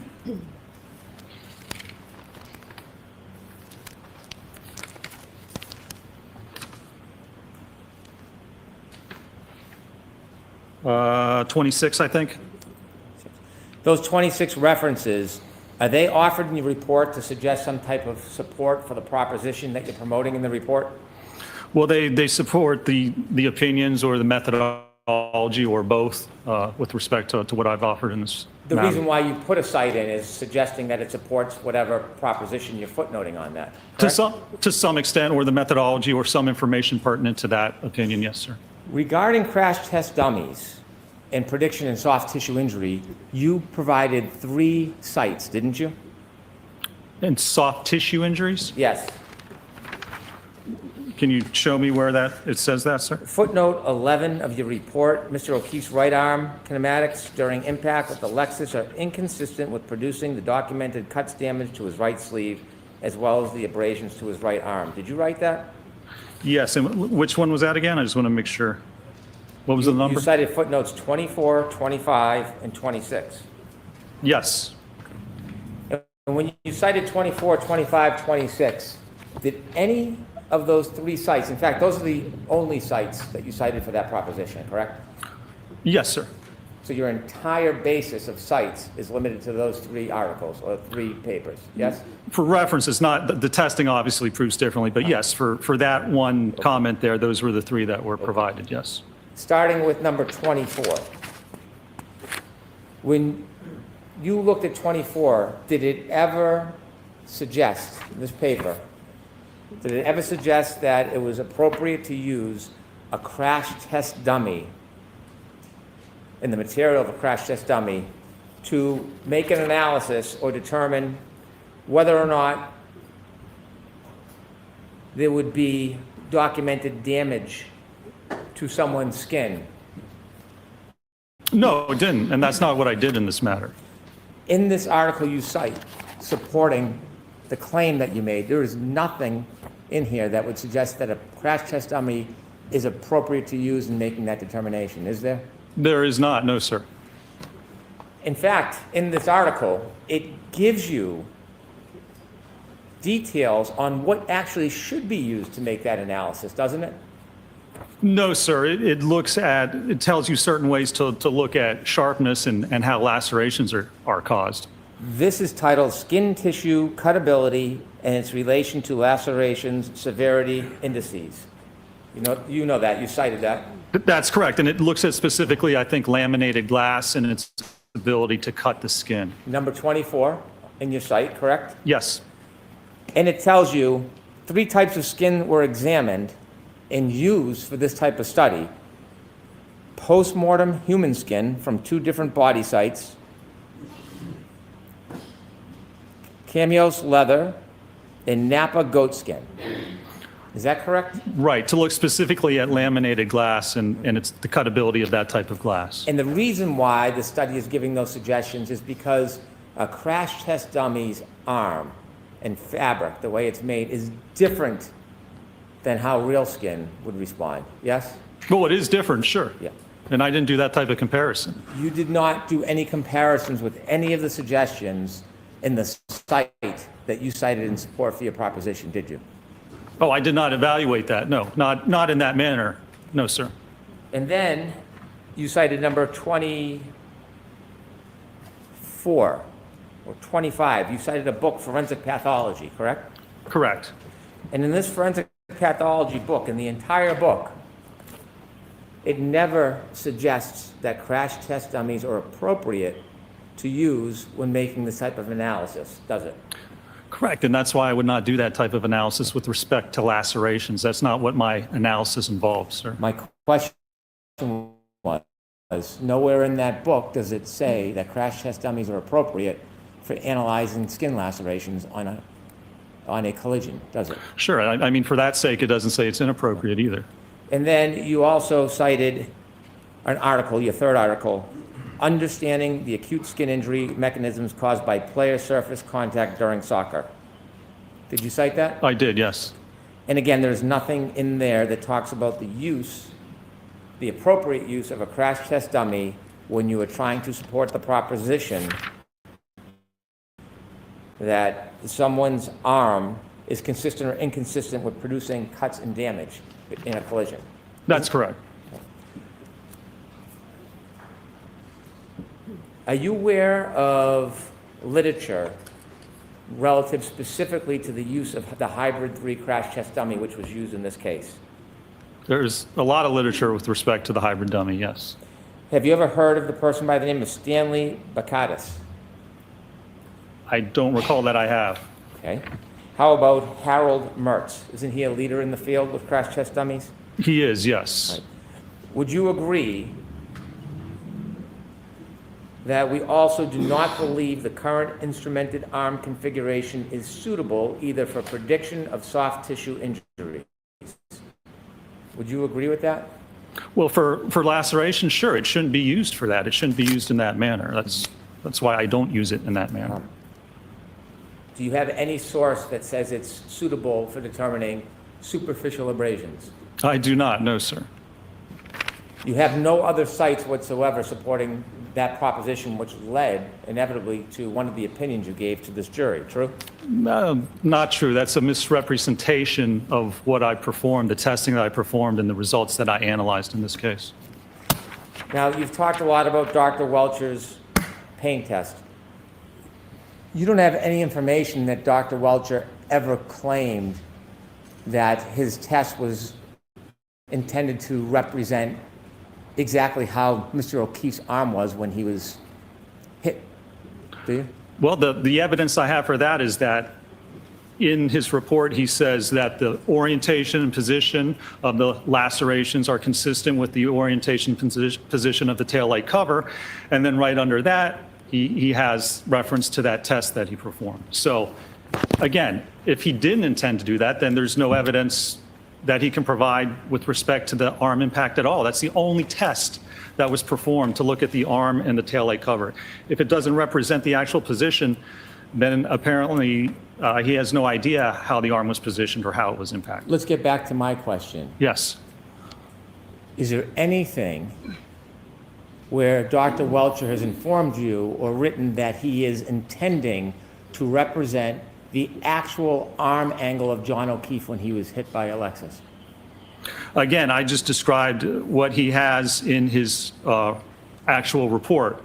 So he didn't write specifically that that's what it's intended to do. It seems he's inferred that, and again, that's the only test that he's performed or referred to in this case. You inferred that? Inferred that that's how he believes that the arm was positioned? I think we understand your perspective is that the only test he performed, but what I really want to get at is your conclusion, your assumption that Dr. Welcher was suggesting that there was a specific arm angle that occurred in this case that he was identifying. You don't see that anywhere in his report. Well, it would be pretty odd if the one test he ran didn't actually represent what he thought happened. I don't understand what the value of that would actually be. Did Dr. Welcher ever represent that he was trying to describe the actual body position of John O'Keefe when he was hit? Actually, he doesn't state that. He states very little in his report or in his PowerPoint. He demonstrates through the video of his arm like that and contacting it, and then he holds his arm up to a picture of Mr. O'Keefe's right arm to compare and apparently demonstrate that it's in the same area. But again, he doesn't actually state that opinion. He doesn't state any opinions that the contact actually occurred, except in one point, and has no evidence or foundation for that. Would the answer to my question be no? You would have to ask Dr. Welcher, I suppose, but if it's not, again, then I'm not sure what that test actually accomplished or represented. You've made assumptions, and then have given opinions to this jury based on your assumptions, haven't you? I've evaluated the evidence in the one test he ran. If that's incorrect, well, then I would have to correct my opinion and my assumption and say that not only is the test not actually show what occurred, but he hasn't performed anything to actually link the arm contact to the taillight cover. If it doesn't represent that, you're right, I'd change my opinion that there's no evidence, no analysis, no conclusion whatsoever. I'm going to try to make my question a little clearer. Is there anything in the report where Dr. Welcher has stated that the arm angle in the demonstration was in any way attempt to replicate exactly how John O'Keefe's arm was when he was struck by a left? Excuse me, I could you don't turn believe the anything's light- written in the report with respect to that, no. Is there anything in the report, Dr. Welcher, anything, that states Dr. Welcher was stating or claiming that he knew the body position of John O'Keefe when he was struck? I'm going to allow that. So no, I guess there is no opinion or conclusion that he knows how Mr. O'Keefe was actually positioned at the time of this alleged incident. You You're know correct. whether Dr. Welcher has been clear that he does not know? Let me say this a different way. You would agree, Dr. Welcher has never stated in his report that he can identify the speed at which Mr. O'Keefe was struck in a collision. He does not state what he thinks the speed is, that's correct. He never states how far, if at all, Mr. O'Keefe was thrown after being in a collision. That's right, he does not. When you don't know the speed, you don't know the body position, and you don't know the angle of the body at the time of collision, you cannot replicate a collision with crash test dummies to a reasonable degree of scientific certainty. Well, you're right, you can't prove that that actually occurred. That's the basis, yeah. So, If you don't have You the can- information, you can't replicate what happened, you can't determine, you can't state to any conclusion of accuracy what actually occurred if you don't have the evidence. so if you were to do a crash reenactment, but couldn't state to a reasonable degree of scientific certainty this replicated the actual collision, that wouldn't be scientifically reliable to a reasonable degree of scientific certainty, would it? Well, if you perform a test and you state this is what I tested and this is the angle, then you can certainly say these are my conclusions. But if you don't know the throw distance, if you don't know the position, then you're correct. You can't actually come to a conclusion that it didn't occur. If you don't know how something occurred, how can you conclude that it actually occurred? It scientifically makes no sense.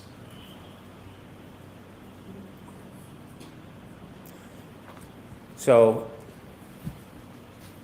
if an expert does a crash test and they can't determine to a reasonable degree of scientific certainty that it replicates the actual collision, you would agree that would not be a reliable test to present to a jury, don't you?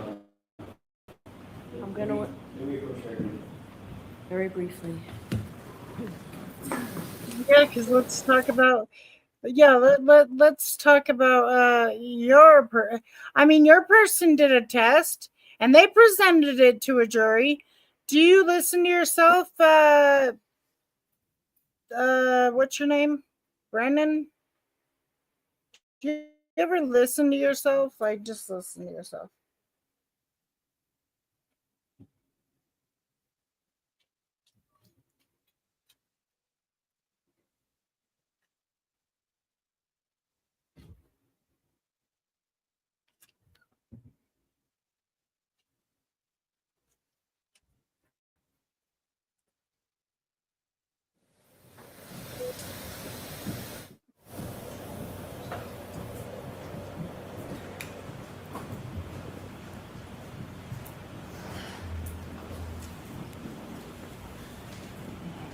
I don't know why I didn't pass. In reading the reports and evaluating the PowerPoint, Would you agree there is no statement by Dr. Welcher ever in anything that you reviewed that he is claiming or stating that his paint test was supposed to be a reenactment, identifying the details of how Mr. O'Keefe It was was, standing, though. moving, He even or said- holding his arm at the time of a collision?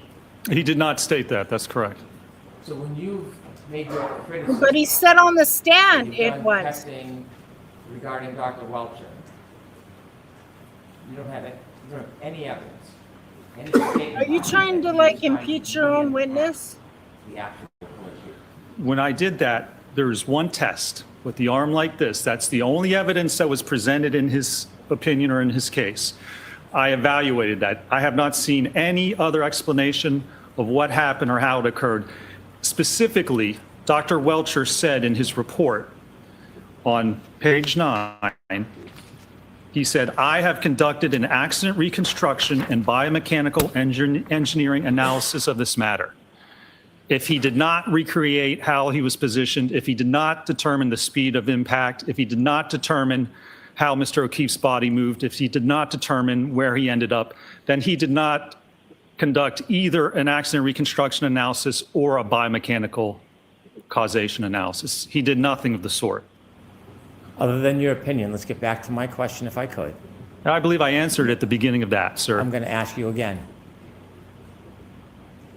My detailed question is, there is nothing in Dr. Welcher's report or any of his presentation that states he is trying to represent the exact posture, movement, and stance of Mr. O'Keefe when there was a collision. It's not anywhere in there where he stated that, is it? It's not stated. I'd be curious to find out what that, if that wasn't the intent of the test, I'd be curious to see what the actual intent was. Is the answer no, it's not in there? I think I just said that at the beginning of my answer, sir.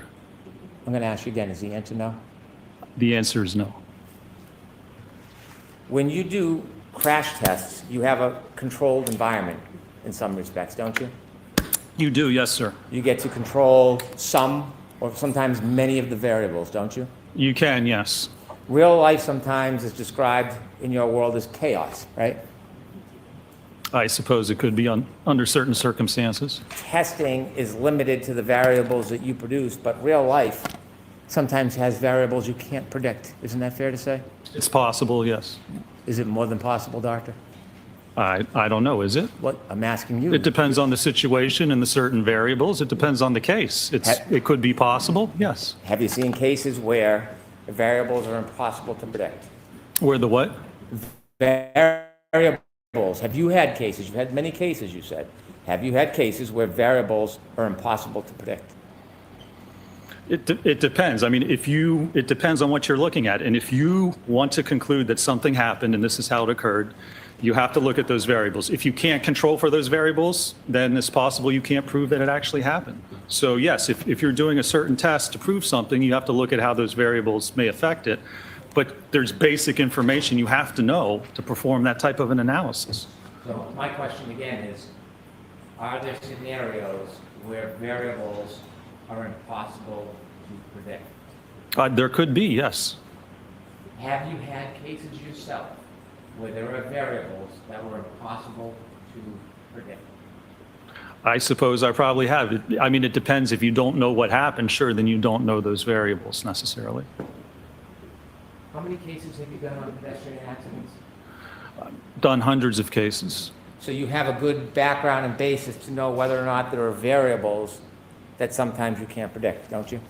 Sure. As I said, it depends on the case. When you did the crash tests in this case, did you actually do them? I did not, no. Were you even there when they happened? I was not, no, sir. So you're relying in part on Dr. Wolf's work. I am, yes.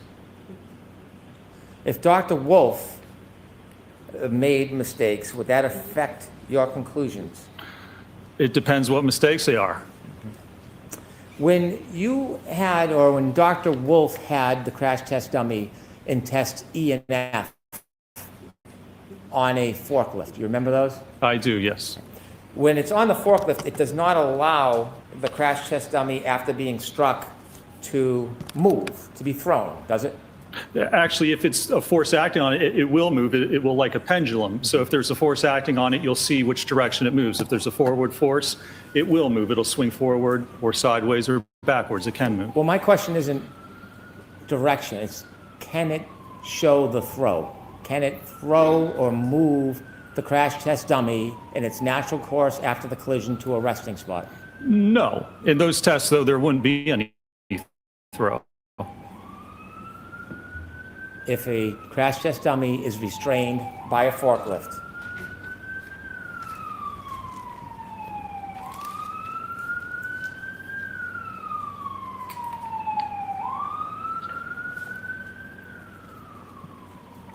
if a crash test dummy is restrained by a forklift, it does not allow the crash test dummy to be thrown, does it?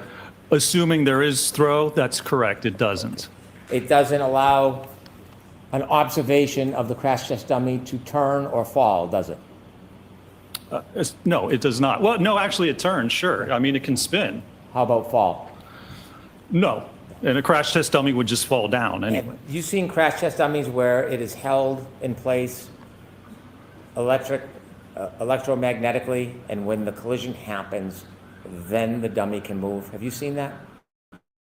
I have, yes. Have you seen, excuse me, have you seen crash test with crash test dummy where there is a light? I'm sorry. Have you seen crash tests with crash test dummies where there is a light string and somebody cuts the string moments before the impact or a second before I the have, impact? yes. That wasn't done in this case, was it? What? It wasn't necessary. Was that done in this case? It wasn't. I'll speak slower and a little clearer. Maybe if you answer my question. I just did answer it. I said it wasn't. When the crash test dummy is held by a forklift and the car hits it, it doesn't replicate the drag that the car will have on the crash test dummy as it would a real person, does it? You can see if there's any drag because it's on like a pendulum. So if there's any drag pushing it forward, it's going to sway that way. It's going to move the dummy. It's not going to move at the distance that it actually would. If there was any distance, it would move it. But you can actually see the motion, and you can see in the testing, the 24-mile-an-hour testing, there was no motion, which is not unexpected for that type of a test. There is a difference between a crash on center of mass and a fender vault, isn't there? There is, yes. A fender vault is a different type of collision than a center of mass collision, isn't that true? That's correct.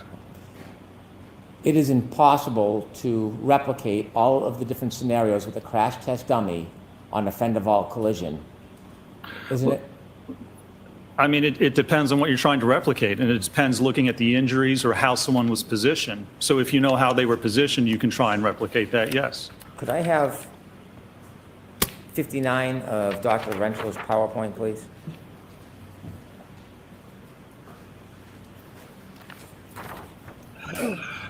Hank. In your PowerPoint, you cited an article, Vehicle Pedestrian Collisions, Validated Models for Pedestrian Impact and Projection, correct? Yes, And you put snippets up on the board? yes, Okay. And these snippets talk about an engagement with the pedestrian in the vehicle? correct. Is there a reason why you took out a piece of that article that falls between those two paragraphs? I don't think so, no. Those were the most relevant parts. Did you cut out the part that says some frontal collisions are with the corner of the vehicle where the pedestrian is deflected to one side without secondary impact of the upper body with the vehicle front? Alternatively, the transverse velocity of the pedestrian at impact may be sufficient to prevent head contact as the body rotates sideways off the bonnet, and these situations are known as fender vault. The models presented here do not apply to fender vault.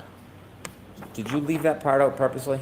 Oh, yeah, I did, sir, because this isn't a frontal impact with a sedan over the fender of the hood of a sedan. This is with the back of an SUV, so it's completely different. You've cited many, many sources where it talks about front-end collisions, because that is the majority of pedestrian collisions, the front end, isn't it? The majority, it is, yes, sir. And so there is a difference between fender vault in a center of mass collision, isn't there? That's correct. And that's why you see a center of mass, you look at the testing we did, that's a center of mass impact. On a frontal impact, usually, if you're hit by the front of a car, it doesn't usually get your center of mass. You're too tall. That's why you do a fender vault, or you flip onto the hood, or you flip over the top of the car. So yeah, it's completely different. It doesn't pertain to allegedly what occurred in this case. So let me get back to my question. When the tests were done, E and F, F was a center of mass collision at 29 miles per hour, wasn't it? That's correct, yes. Right. E, are you considering E a center of mass collision? Which was he, the 24 miles per hour. No, just it didn't hit the center of mass of the Right. dummy, it just hit the arm. Exactly. So there is a difference.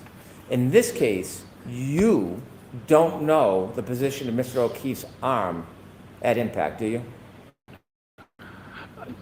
Nobody knows. I don't think his arm was even impacted by the car, so no. I don't know the position of the arm at impact because it wasn't hit by the car. You don't know Let's the go, angle of his Wrangler. body at impact, do you? You tell The us. alleged angle, It was not hit by the So, car, sir. Ask the question again. Okay.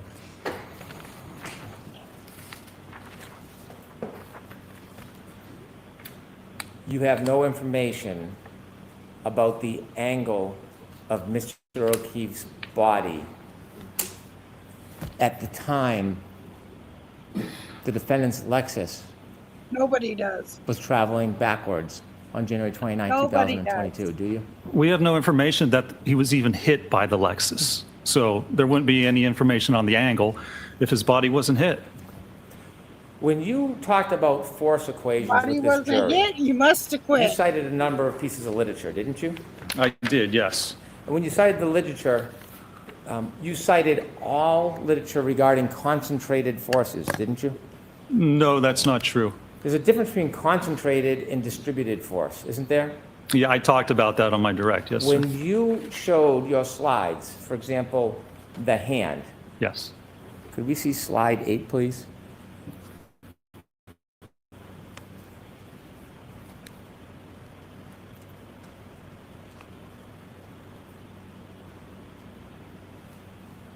Okay. Let's try slide 56.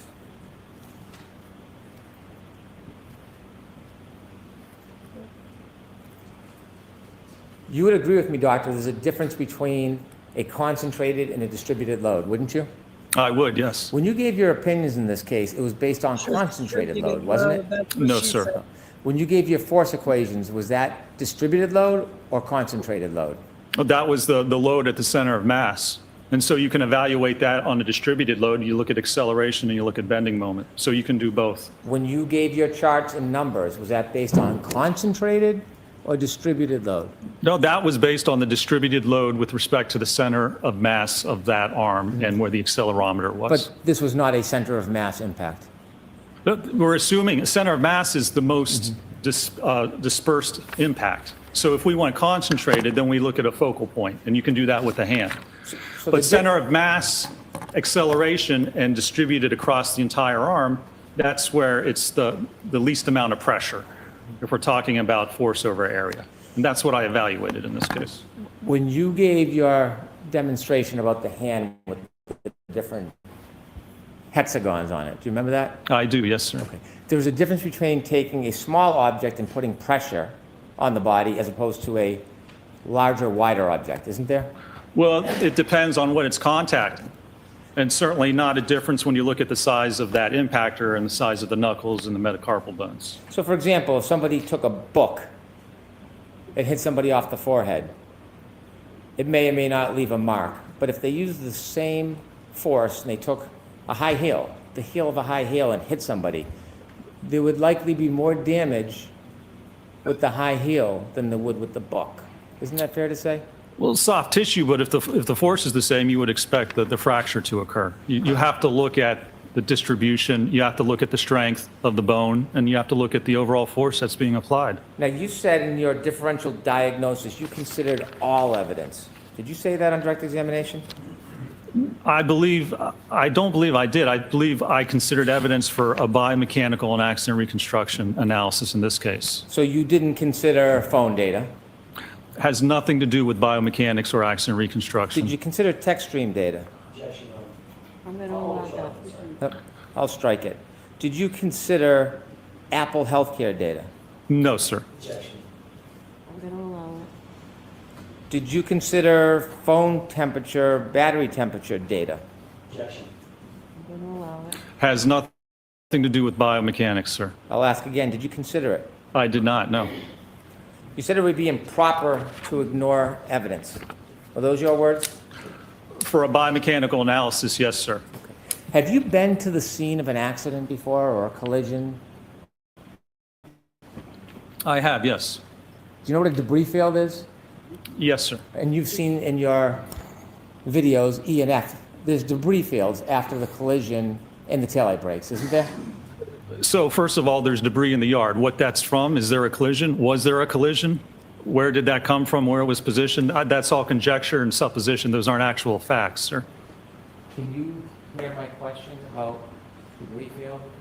I'm asking you. Yeah, and I think it's in a... Excuse me, sir.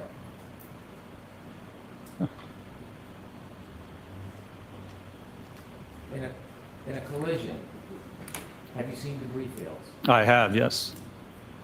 Have you seen debris fields where a taillight is shattered? I have, yes. In fact, in your video, yes or no, after the collisions, in video E and F, there are debris fields, aren't there?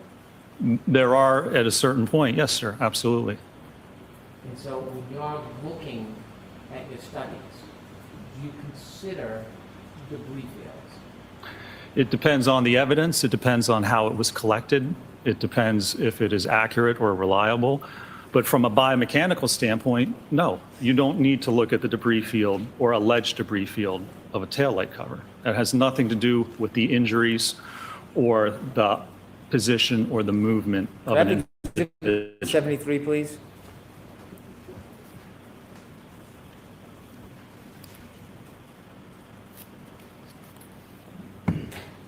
Do you see that, sir? I do. Do you know what that is? Looks like possibly part of the taillight cover. Right. Is that an alleged part of taillight cover, or do you think that's part of a taillight cover, sir? I don't know specifically. It might be part of the actual taillight cover. Well, when you studied this case and you looked at all the evidence and all these different things, did you look at these photos and see that alleged piece of taillight shard recovered from the front yard area of 34 Fairview Road? Did you consider that? Well, I don't. Was that part of the one that was recovered by a leaf blower, or not? When you were doing your ample study, sir, Yes. what I'm asking you is, when you were looking at all the available evidence, did you look at this photo of this alleged taillight shard on the front lawn of 34 Fairview Road? Were you aware of this? No. Oh, I was aware that there was debris in the yard, but again, that has nothing to do with the biomechanical analysis. If you can't prove that the impact happened, then everything after that doesn't actually matter, does it? Because all of that would be from something else. So unless you prove the core issue at this case, the contact, the post-impact movement, the head injury, without proving that, everything else is ancillary to what you're attempting to conclude.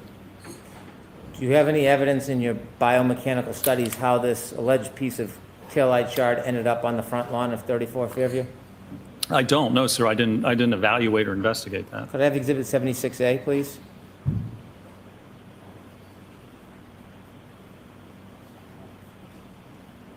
Did you see this photograph, sir? I do, yes. Is that part of a red taillight shard or an alleged piece of a taillight shard? It looks like it, yes. Did you consider this in your biomechanical studies, that this taillight shard was found in front of 34 Fairview Road? Was found. Can you give me a precise distance from where the body was found and where that was found with respect to Mr. O'Keefe, with respect to a reference point? Did you consider this, sir? There is none, so no, I did not consider that. Do you know how this taillight shard got there? How it got there? Yes. That wasn't part of my analysis. There are certainly different possibilities of how that actually occurred. Exhibit 99D.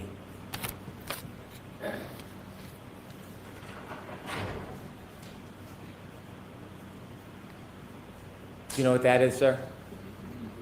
It looks like part of the light assembly. Mr. O'Keefe's hat? Oh, Did you that's look at his this hat. photograph? I see now, yes. Did you know he was wearing a hat that night? I did, yes. And did you consider how that hat ended up on the ground in front of 34 Fairview? No, sir, that was not part of my biomechanical analysis. There's a number of ways a hat can end up in a yard. Right. Is one of those ways being in a collision with a Lexus? I suppose that's a possibility, or someone could put it there. I mean, there's a number of different possibilities as to when or how a hat may appear in a yard. Who do you think put it there? Well, I have no idea. I haven't seen any evidence of how it got there, and frankly, it's immaterial to a biomechanical analysis. Do you have a theory you want to share with us about planting evidence? Is that where we'll get next, sir?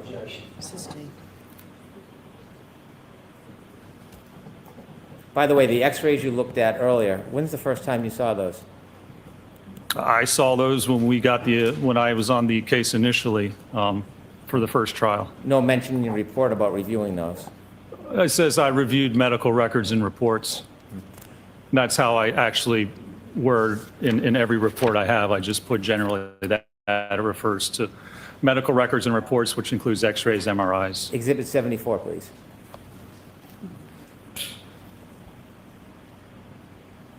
Have you seen this photograph? I have, yes. Okay. In your studies or your testing, did you determine how Mr. O'Keefe's shoe ended up near the curb? No, sir.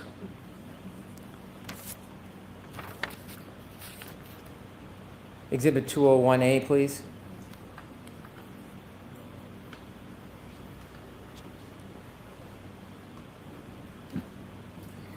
Have you seen this photograph before? I don't know that I have. Have you ever seen any container that had tail light shards that matched the defendant's Lexus that were removed from his sweatshirt and his shirt? Have you ever seen any container holding those? I haven't. Well, I believe there was evidence collected like that, but yes. Okay, could we have 201E, please? Have you seen this photo? I believe I have seen that, yes. Do you understand those are taillight shards matching the defendant's Lexus, the broken taillight, Yes. that were recovered from Mr. O'Keefe's sweater or shirt? Objection. I'm going to allow that. Did you consider that? Your Honor, we reformat it. Otherwise, I need to see the court. I'll try. I'd rather try to reformat it than come sidebar. Did you know that taillight shards were collected after Mr. O'Keefe's sweatshirt and T-shirt was scraped? Objection. I'm going to allow that.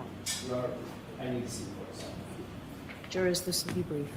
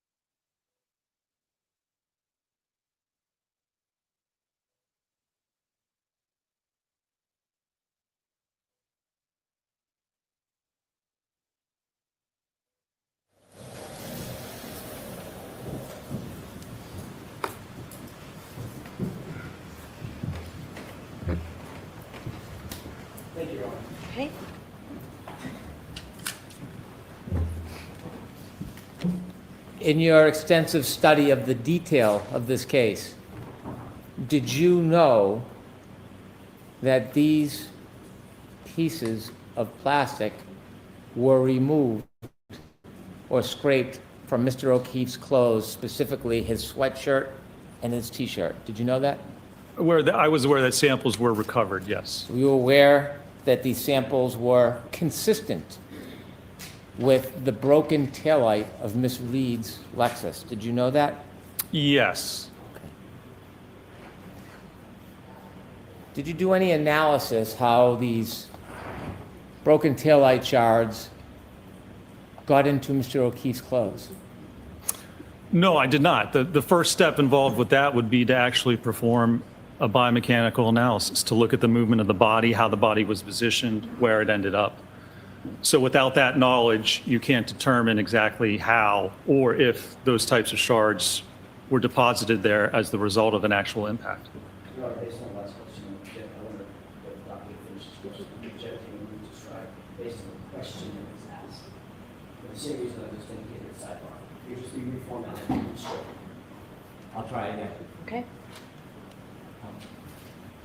When you looked at these taillight shards that were Objection. Go ahead, Mr. Brennan. when you looked at these taillight shards that were consistent with the break in Miss Reed's Lexus, did you consider how they got into Mr. O'Keefe's clothes? Objection. Same objection. I understand the objection. Word it differently. Start with the different word. Yes, Your Honor. You see these pieces of broken plastic, don't you? I do. And you understand that these were found in the scrapings of Mr. O'Keefe's clothes. I do. And you understand that these broken pieces of plastic are consistent with the taillight of Miss Reed's Lexus. I do, yes. In your studies and reenactments, did you make any determination how these pieces of broken plastic got into Mr. O'Keefe's clothing? No, when you look at those studies, first you have to know how the incident occurred. Then you can look at that and determine, if you want to, how that may have occurred. Because otherwise, there's, again, different ways, different manners in which that may have been deposited on the sweatshirt. Without knowing how this happened, you can't just then look at other evidence and try and predict how it happened. You need the actual evidence to look at the event. This all goes to the event. You need contact with the arm, I guess apparently, to actually cause this incident to occur. And without that evidence of any of that happening, knowing how the body moved, knowing how it was hit, knowing where it ended up, any conclusions drawn off of information like this is just supposition, because you don't know the movement of the body or the vehicle. It's putting the cart before the horse.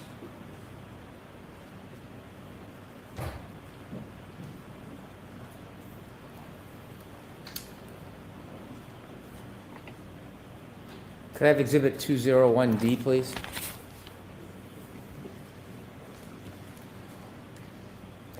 Do you understand this is broken pieces of plastic consistent with the broken taillight of the defendant's car? Do you understand that? I believe so, yes. And do you understand this is a photograph of these broken pieces of plastic under a microscope? Okay. Well, I'm asking you, do you understand Well, that? if that's what you're I don't, telling me, then I don't want you to rely on me. If you didn't see them, it's okay. I don't recall if I saw those or not. Have you seen this picture? I don't recall seeing it, no. Now looking at this photograph and seeing these broken pieces of plastic under a microscope with fibers near the plastic, is that something you would want to consider in your analysis, forming your opinion whether or not there was a collision between Miss Reed's car and Mr. O'Keefe? Again, if you can't do a proper biomechanical analysis, then that evidence is not consistent. You can't determine how it occurred. You can't say that that's consistent with it. You can't just look at certain evidence and not do a proper analysis. If you can't even tell that an impact occurred, you can't look at tertiary evidence and say, well, this proves that it occurred. In order to say from a biomechanical and accident reconstruction standpoint that an impact occurred and here's how it occurred, you have to understand the mechanics and dynamics before. This could certainly support that finding and those conclusions, but by itself, I don't know of any methodology in any study or peer-reviewed article that says you can just look at alleged evidence and then form an opinion as to whether an impact occurred. Can you see with your eye that parts of those broken pieces of plastic are sharp? They look sharp. If you disagree, do you think they're not sharp? I don't have an opinion as to that, sir. We'll take a look. Objection. Sustained. If you look at that for me kindly, you tell me whether you think those pieces of broken plastic are sharp. Objection. I would allow that. I guess they look sharp. I have no idea if they are or not. It's under a microscope. When you actually put things under a microscope, it looks much different, and it is much different than Okay, let's go back than to looking at the normal eye. 20E. Perhaps that can help. Not under a microscope. If you pay particular attention to the larger one in the middle, that looks like a shark's tooth. Do you see Yes. that one? Yes. Do you think, doctor, that some of those appear sharp? Some of those appear sharp, could possibly cause a laceration, sure, as opposed to an abrasion. Do you think that any of those could cause an abrasion? I don't think that you could get a consistent level of superficial abrasions along the entire arm of minimal depth of less than 0.5 millimeter through impact with the glass. To have that minimal force on every part of the arm to only cause superficial abrasions would be highly unlikely. Do you think some of those sharp pieces, if they were lodged in Mr. O'Keefe's sweater, could cause an abrasion? It's possible if you had enough punctures and holes in the sweater to correspond with the abrasions on the arm, that would be, I suppose, that could be a possibility. In your testing, not to belabor it, I'm just going to show you one. I want to show you video E. Could we go to video E, please?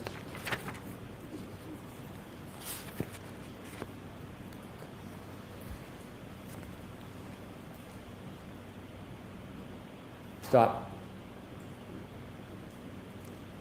In video E, the arm that is sticking straight out, who determined that angle, Dr. Wolf? Yes, well, we positioned it just so it would impact in the general area of what was shown in Dr. Welcher's paint test study, which apparently is irrelevant and doesn't show the alleged position of how the arm was at impact. But yes, we positioned it in that manner. When you say we, did you have input on the positioning of that, or did Dr. Wolf do it? Well, I had input into how we were going to position it. It would probably be both of us, I would say. So you and Dr. Wolf chose to position the arm straight out, correct? In that test, we did, yes. Is there a glass in Randy's hand? There's not, no. A drinking glass, no? No. In any of your studies, did you have a drinking glass in Randy's hand? We did not have a drinking glass in the dummy's hand, no. And you see when the taillight is shattering, those red things falling down. What are those? Those are part of the taillight. Continue a little bit, please. Stop. Did you count how many taillight pieces broke? We didn't count the taillight pieces. We counted how many punctures or holes there were in the sweatshirt, which was 0. If you had done this test and changed the arm angle, do you expect the damage would look different as far as the breaks in that taillight? Well, we conducted a number of tests. It may look somewhat different, sure. If you conducted this test and moved the arm angle, not another test, this test, but you moved the arm angle, do you expect that the break would look different? That the break would look different? Yes. It could look a little different. I mean, certainly the breaks looked a little different in the test, but they were comparable to each other. You do not know how John O'Keefe was standing that night, do you? Well, Nobody does. I'm gonna Nobody allow does. that. You do not Oh, know he was how standing John there. O'Keefe was standing that night, do you?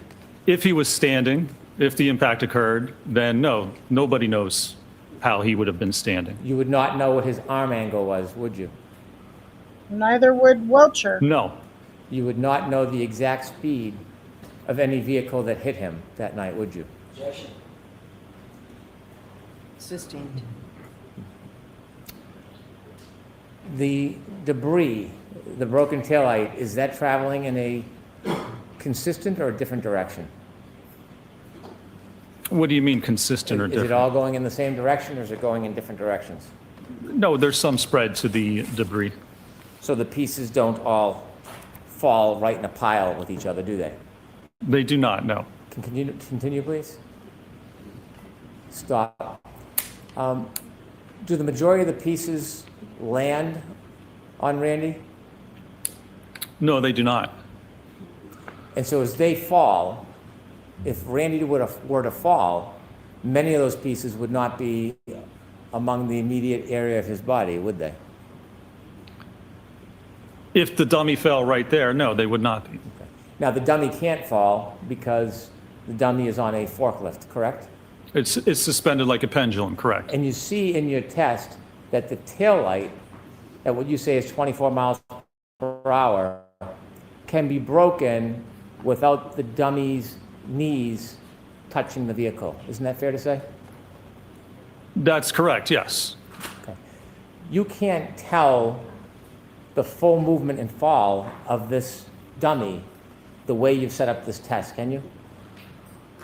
Well, knowing the physics, you can certainly determine or estimate where it would be, but no, you could release it and it would fall primarily straight down. It would twist and it would fall down. Is there something that could affect the dummy if you let it fall? Is there something that could affect its movement after being hit? Like what? Like, could its feet be twisted and then hit another object like a curb? Well, there's going to be very little lateral movement of its feet, but even if it did, then it's still going to fall over right where it is. Can you continue, please? Can you see the feet, Doctor? Yes, Are they twisting?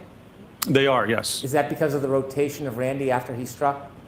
Yeah, that's the rotation of Randy. And again, as you said, that's not a normal person because there's no normal force acting on the dummy. We just have it barely touching. So a normal individual, you aren't going to twist to that extent because this is a dummy which is suspended with just a little contact on the And ground. after being contacted by a vehicle enough to break the light, could it cause a person to stagger backwards?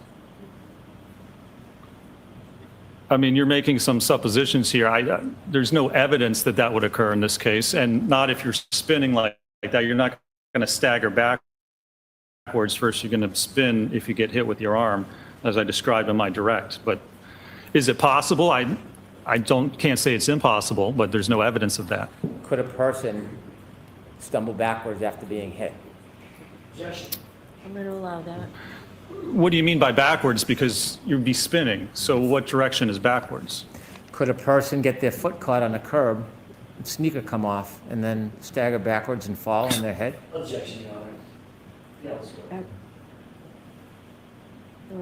going to allow that. Of course you are. Doctor? Can you answer that? I mean, I guess you could somehow predict or have a possibility of almost anything happening. You could say someone could get hit by a car and do a couple of somersaults into the yard. I mean, there's no evidence of that. So it's just supposition, but I won't say it's impossible. Do you think John O'Keefe did somersaults into the front yard of 34 Fairview? Is that what you're telling us, Doctor? No, I don't think he even got hit by the car, sir. That's not what I'm asking. Ah! I've heard that. I'm asking. He didn't get hit, so you must No, there's quit. no evidence of what he did. Your Honor, come sidebar quickly before I start. Okay. Oops.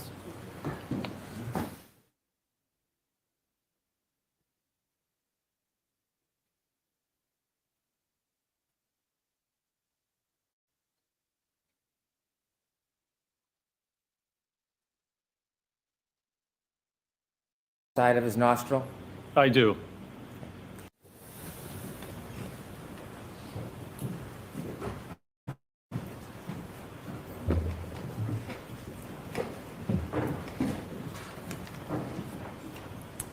Could I have Exhibit 166, please?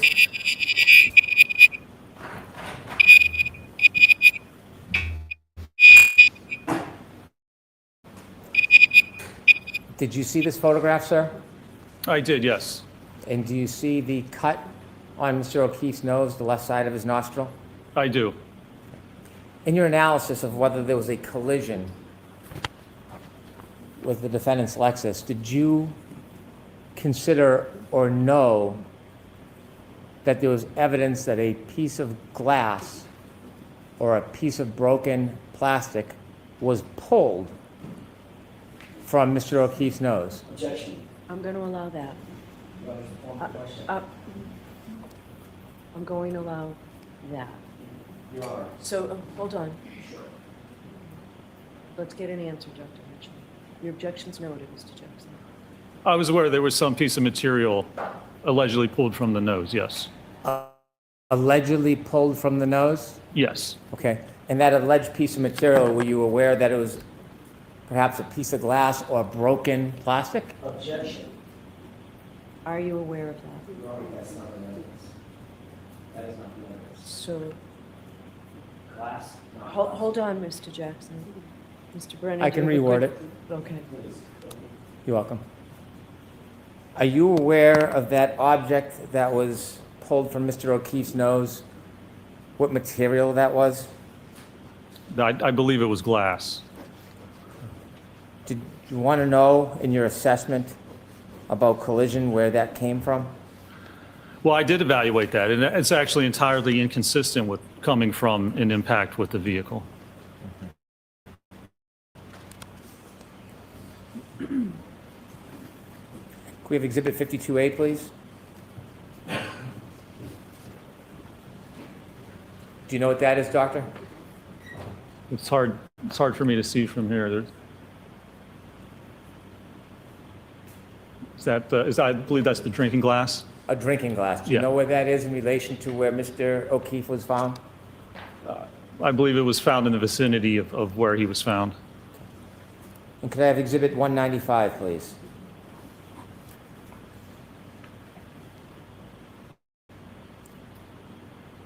You recognize that? That is another photograph of the drinking glass, yes, sir. 197A, please.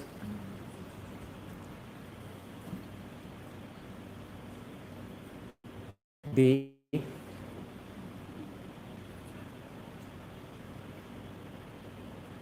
C. D. And in your assessment, did you know that a piece of glass that fit the broken drinking glass was found in the street area in front of 34 Fairview Road? Yes, sir. 98, please.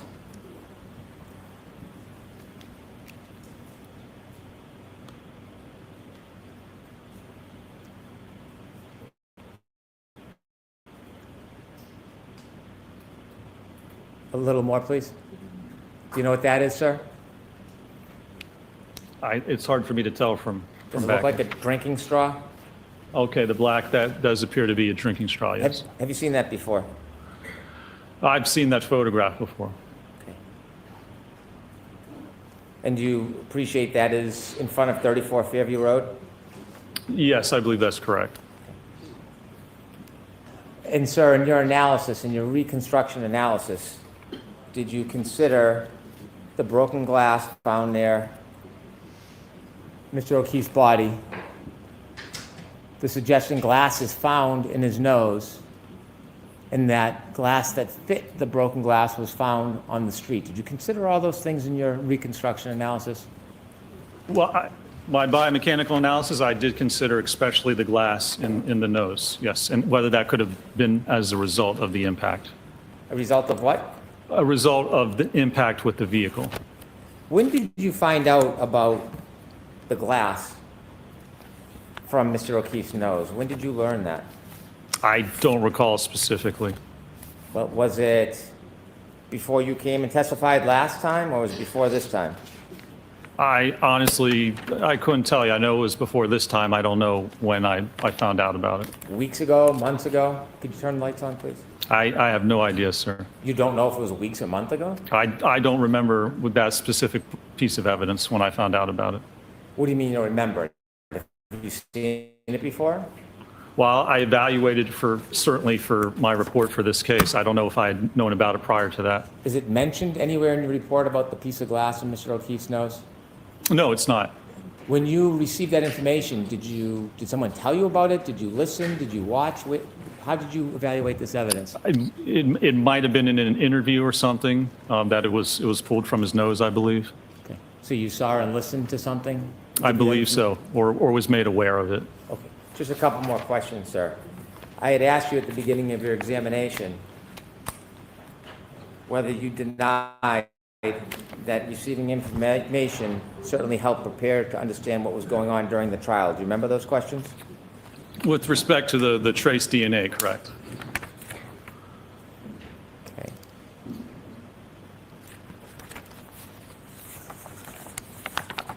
May I approach? Yes.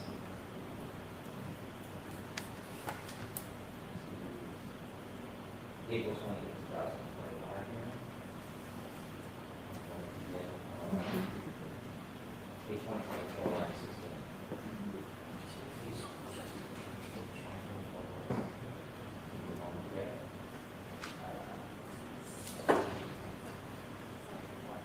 Yes. 124, line 16. May I approach? Yes. You've testified a few times under oath in this case, haven't you? I have, yes, sir. And you've testified recently for a short bit in April, didn't you? I did, yes.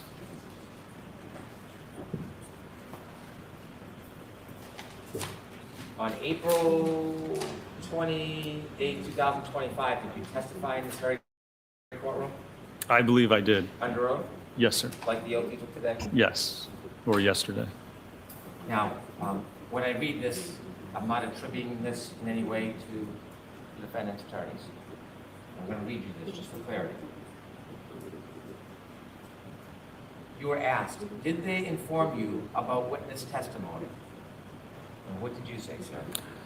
They did inform me, yes, about testimony in situations and events that came forth in the trial that I was not aware of. Those are your words? Yes, sir. Page 125, line 7.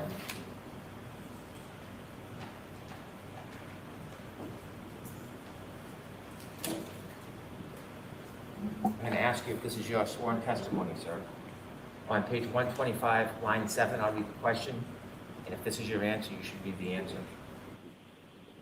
Were you asked, and by calling and raising issues and telling you information, even if you weren't requesting it, it helped prepare you for your trial testimony, didn't it? What did you swear? I said it certainly helped prepare me to understand what was going on during the trial, yes.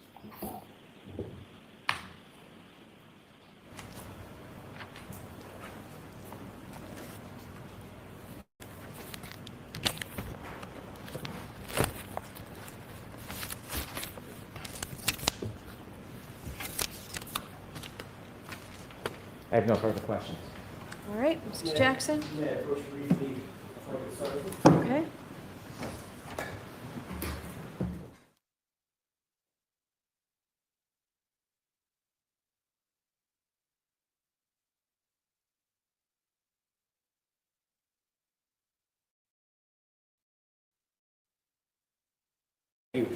Dr. Rinschler, you were just asked a couple of questions about they provided information about the prior trial, correct? Correct. They is no one associated with the defense team, correct? That's correct. No one associated with you, and they provided information, and again, it let me know what was going on, but it didn't affect my preparation or my opinions. It in no way changed any of my opinions or what I testified to. Thank you for To that. get through this, I'm going to let you just you. answer the question. Sorry, And- Your Honor. And with regard to, and I appreciate that, Mr. Brennan asked you a couple of questions about they being your employer. Do you remember those questions at the beginning of his cross-examination? I do, yes. Who is your employer, actually? The actual employer that you work for? ARCA. Okay. Wasn't them. No, It's a client, correct? it was a client. A That's completely correct. separate entity that hired you for that work, correct? That's correct, yes. Thank you. Thank you. You were asked about a fender vault collision, and you said, well, this wasn't a fender vault, right? Correct. What is a fender vault? A fender vault is when you're hit by the front of a car and you're moving across the car. So you're moving across the center towards the driver's side of the car, and the car hits you. You go up over the car and you fly over the fender to the driver's side of the car. So you vault over top of the fender. Dr. Richler, where is my, as I stand here, where is my center of mass? Right about your belly button. Right there. Right? Yes. So what would happen if I was hit by a vehicle, front collision, and the vehicle struck me below my center of mass? It's going to flip you.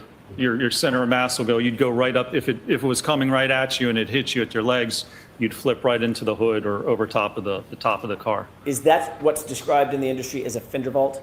That is part of a fender vault, yes, but it's at an angle. So instead of going direct back, it's because if the person's walking across and you get hit, you fly kind of back and over the top of the fender. Did that set of circumstances, physics, have anything to do with your analysis in this case? No, none whatsoever. The profile of the car is completely different, the back of the SUV. Okay, it's finally off. You were asked several questions Sorry. about the debris field in the test F as in Foxtrot. Well, actually, you were asked about both test E and test F. Test E being the 24-mile-an-hour impact to the right arm of Randy, correct? Correct. And test F, the full rear impact, center of mass impact, correct? Correct. You were shown several photographs, exhibits of very tiny, tiny shards. Do you remember that? I do, yes.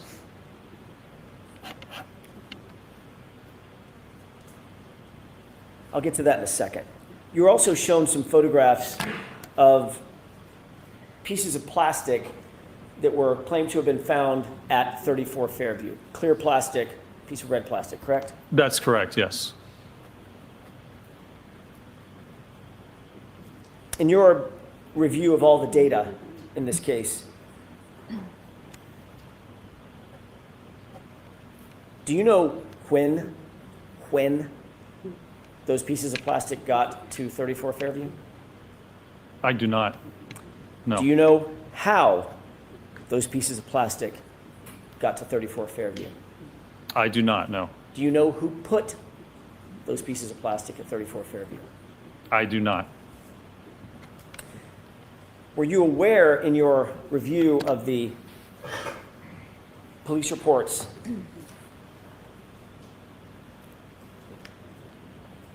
that none of the plastic that you were shown was found at the time John O'Keefe's body was discovered and the area was initially searched? That is correct, yes. I was aware of that.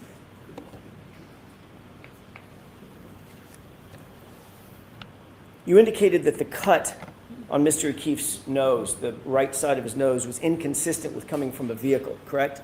Correct. Can you describe why you came to that conclusion? Well, if you're standing at the back corner of the vehicle and it strikes the arm, and let's be clear, if nobody wants to say where the arm was or how it was positioned, if they're claiming the abrasions are a result of the fractured taillight, it has to strike the arm. You have to be standing like this. The debris goes forward with the vehicle. So it's with your arm like this, it already passes by the person.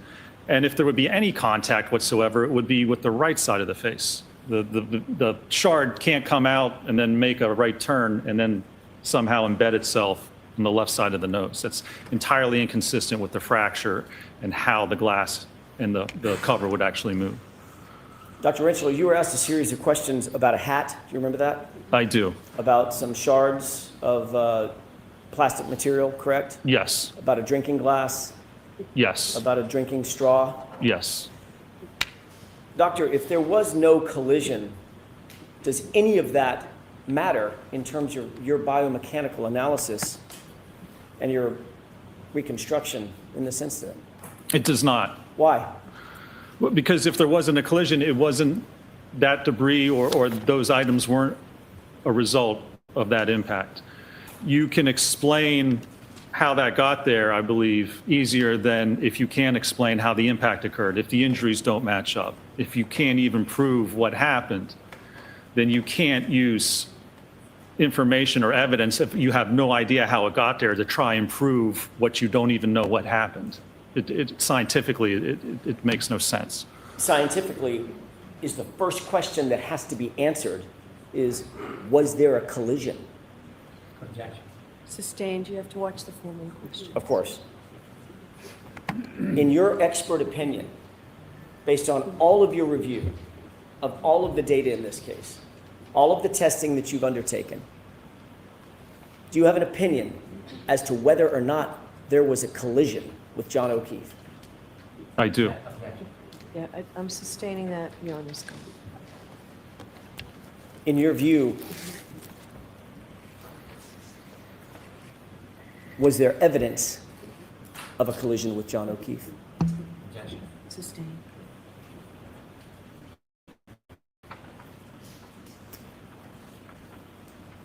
In your opinion, were any of the injuries that you saw suffered by John O'Keefe consistent with having been struck by the subject Lexus? No, they are not. Do you hold that opinion to a reasonable degree of scientific certainty? I do. Thank you.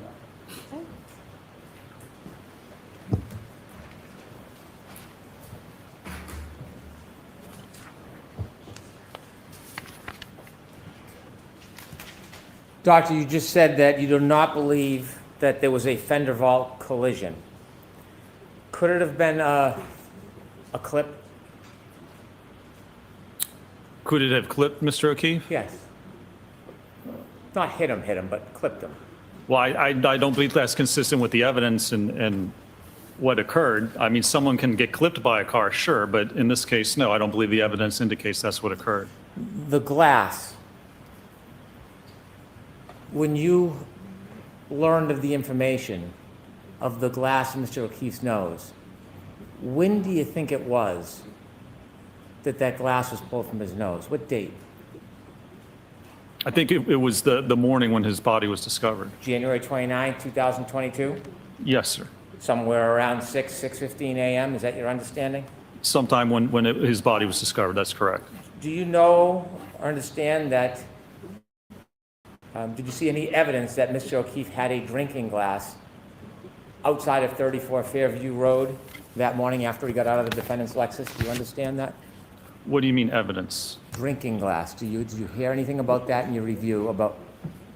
What evidence would there be? Is there a video or a photograph, you mean, of him holding a drinking glass? Because otherwise there's a drinking glass there, but there's no evidence that he had it. We have a clip, right? Okay. Judge, can I come sidebar? Okay.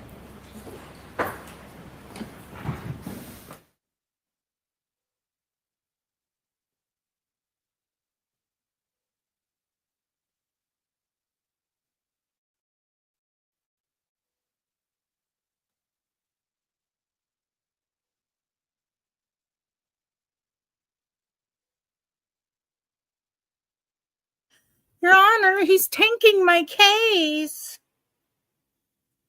So what if he had one? So what if he had a drinking glass? Don't mean she hit him. Let's go.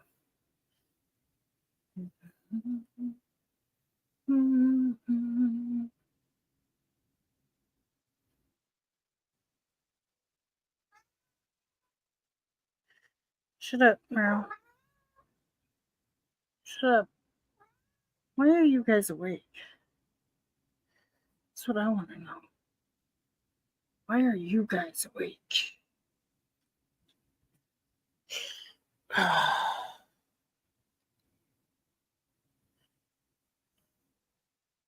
Oh, I could fast forward this, duh.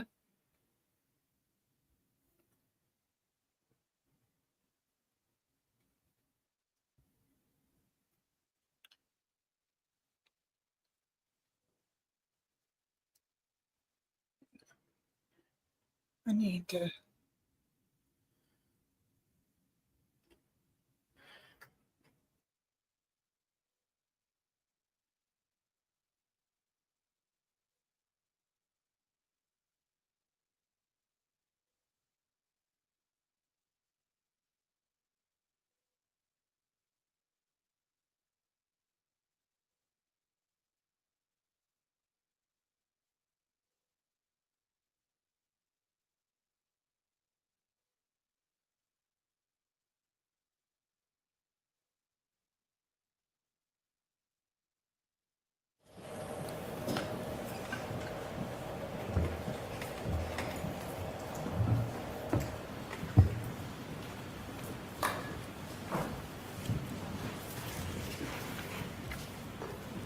You were asked about whether or not any plastic taillight shards were found near Mr. O'Keefe's body.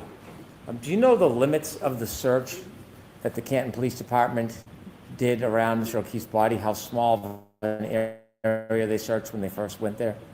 I do not know, sir. Did you ever see a video of somebody with a leaf blower blowing snow off the ground? I did see that, yes. And did you see the confined area in which that happened? Well, I mean, I saw the area where he was blowing with the leaf blower. Have you seen any information or evidence whatsoever that the pieces of taillight that were found after that search, have you seen any evidence that they were found in that exact area, or were they found in different areas on the lot?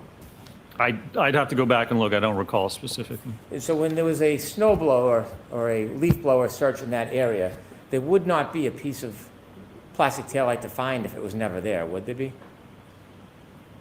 If it wasn't there, you wouldn't find it? Is that what you're saying? That's what I'm saying. Sure. Okay.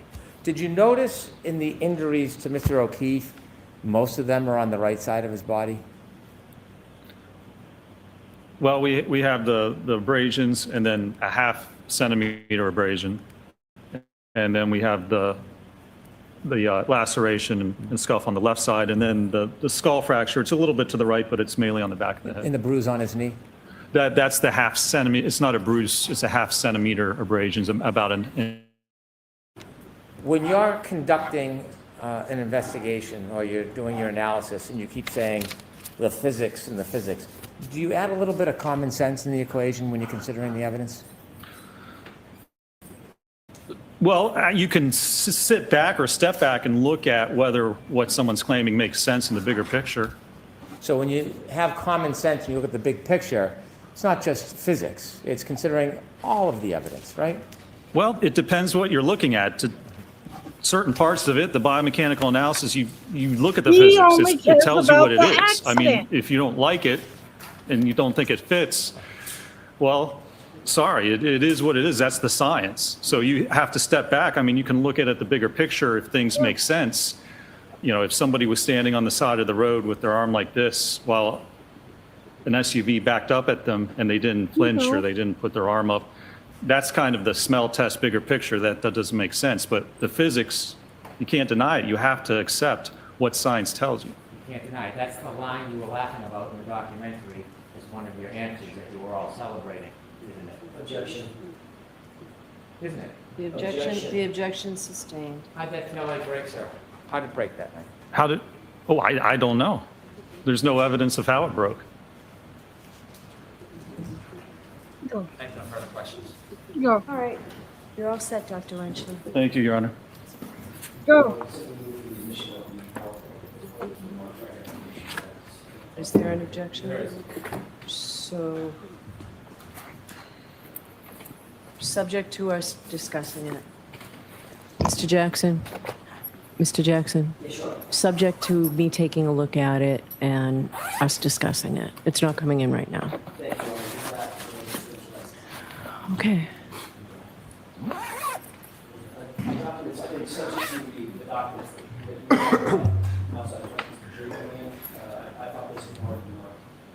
They've been marked for identity. Jurors, I'm going to see counsel for a couple of minutes over here. Oh my God. It's not coming in.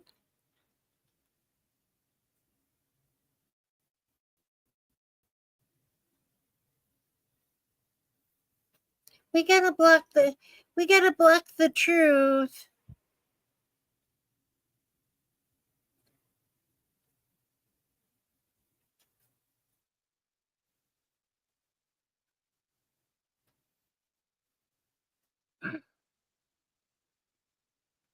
Stop.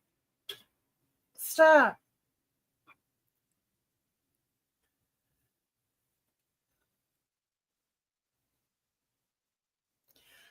We're having a sidebar.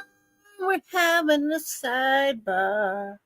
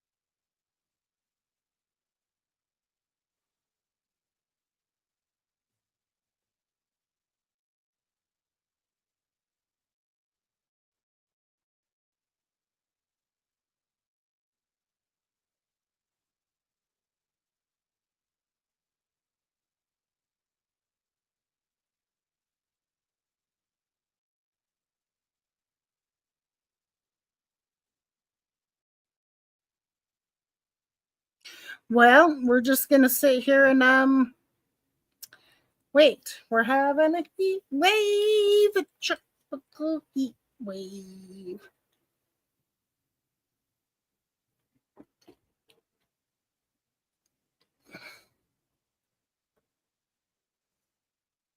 Minnesota.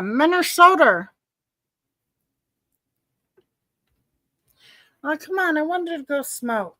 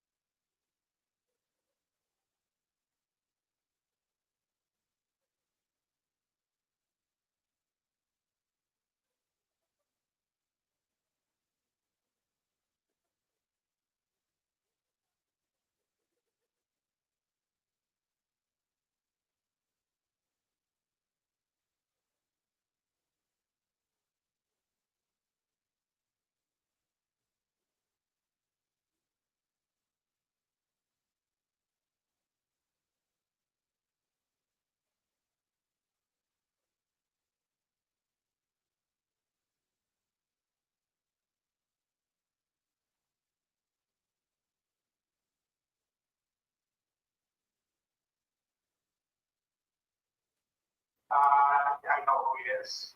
And I know who he is. Just seeing, I have zero online presence, but just people send him things and I know that this guy that's been harassing my brother, system on government, people just got to and then question, He's been blasting my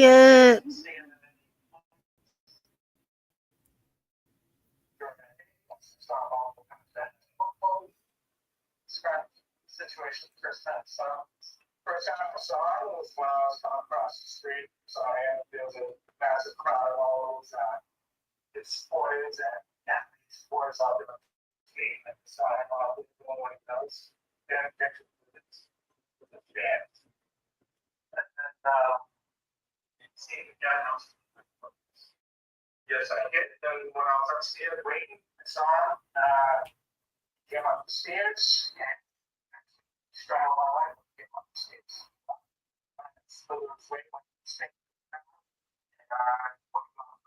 wow.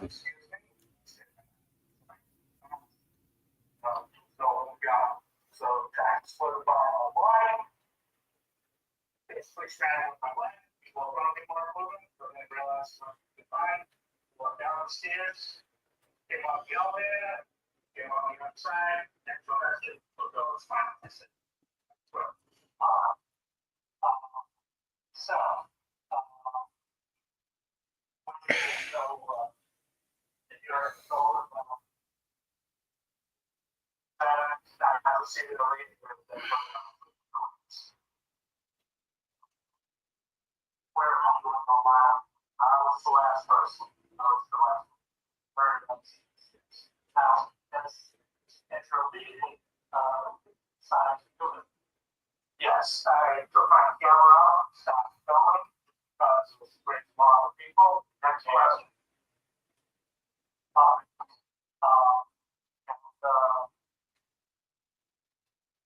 Did you view that recently? Video? Yes. So, and if you haven't done video at all, it's just a shot. Video is just that a shot. No objection, no objection. So, I believe that's number 5. Number express. And you play piece of video.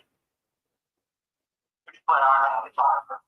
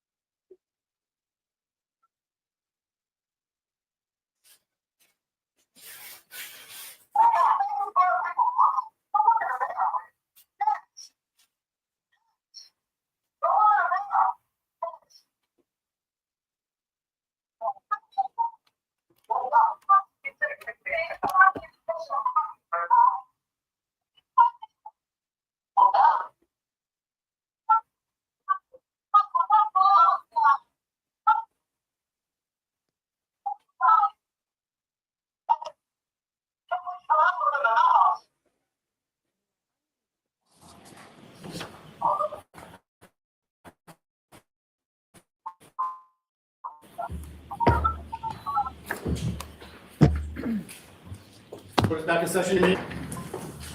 All right, so I had a minute to look at the PowerPoint. Are you in agreement on the PowerPoint? We're not. I do not want to admit it. I don't think it's substantive evidence. Okay. Mr. Jackson? Exactly the substance of Dr. Welch's part. Which was not objected to, right? No, the court keeps saying that, yes, there were things that just were less like evidence, so yes, there were things that. But did he object to the PowerPoint coming in? I don't. It's been, we're all under pressure. I don't know what Mr. Leslie did or didn't do, but PowerPoint, that's the question. The question is whether this PowerPoint is admissible, and it is. There's nothing in it. We take it out all hearsay. A discussion, opinions or thoughts, thought processes. These are all tests that were completed and done exactly as Dr. Wolf's PowerPoint. They'll probably start the state case tomorrow, or the state's rebuttal tomorrow. Is there anything in this PowerPoint by way of videos that is not already in through Dr. Wolf? I believe the video of the drop test in Dr. Welch's PowerPoint. There are most of the videos are included. Oh no, I'm wrong. Things have been slowed down. So the videos are the same, but the videos that Dr. Rinchler used because of the side of the case that he was handling, the biomechanics side of the case that he was handling, were slowed down significantly to show the deformation of the arm, the force impact on the elbow, the hand, forearm, about which he testified. So what he did, and I remember asking him this before I ever saw the PowerPoint, is there going to be anything different? He said, I use the slow motion cameras more than Dr. Wolf does because I need it. Okay, so I need you to tell me tomorrow which slides specifically answer that question for me, okay, whether they're in evidence or not, and which ones are not, regarding the videos. Is the court suggesting that it's not going to let just the entire PowerPoint out? Maybe. I'm going to take a look at it. There's an objection before me now. I realize that. So I have to rule on the objection. So I will take a look at this, okay? So if you let me know, and if you want to let me know tonight, I can let you know first thing tomorrow. All right. Have you heard briefly? Yes. Very briefly? Yes. I am objecting. It's not admissible. It's hearsay. It's a strategic decision. The past introductions have been strategic. The defense did not object to Dr. Welchers. I did not object to Dr. Waltz, but that was a strategic decision. I'm objecting. Okay. The defense objected to Shannon Burgess. Only a select amount of documents were allowed. I wanted the whole thing in. I was precluded properly from introducing it because it was hearsay and they objected. I'm objecting. Okay. There's no hearsay. They objected to certain slides. We took out the slides. If they had an objection to the PowerPoint, they should have proposed that objection before it was displayed for the jury. Well- The jury has now seen the entire PowerPoint. I think it's tactical. It's not strategic. It's tactical. They just don't like it because it hurts their case. If they didn't want to think certain things before the jury, which is exactly what admitting it into evidence does, brings it before the jury so that they can see it, they should have objected in a timely manner. When they objected, they chose certain slides, certain data on certain slides, and we took all of that out at their request and at the court's instruction. We did that with the court's instruction, with the Commonwealth's instruction, and there was no objection to playing it before the jury. Given the fact that it's not in part, in whole, as it now. He wants it out because it's damning to his case. For quadruple K for identification, it should be admitted. Okay. Just like Shannon Burgess. It's no different. PowerPoint is in evidence. So, Mr. Jackson, when you let us know which slides answer my question about slides that are not in evidence and you want to put in evidence, the videos, just the videos, let me know that. And if need be, I'll hear you all on this tomorrow morning as well. Okay. All right. Is that it for today? Will we see everybody just tomorrow morning? For you What to else leave do- it out, Hank Brennan.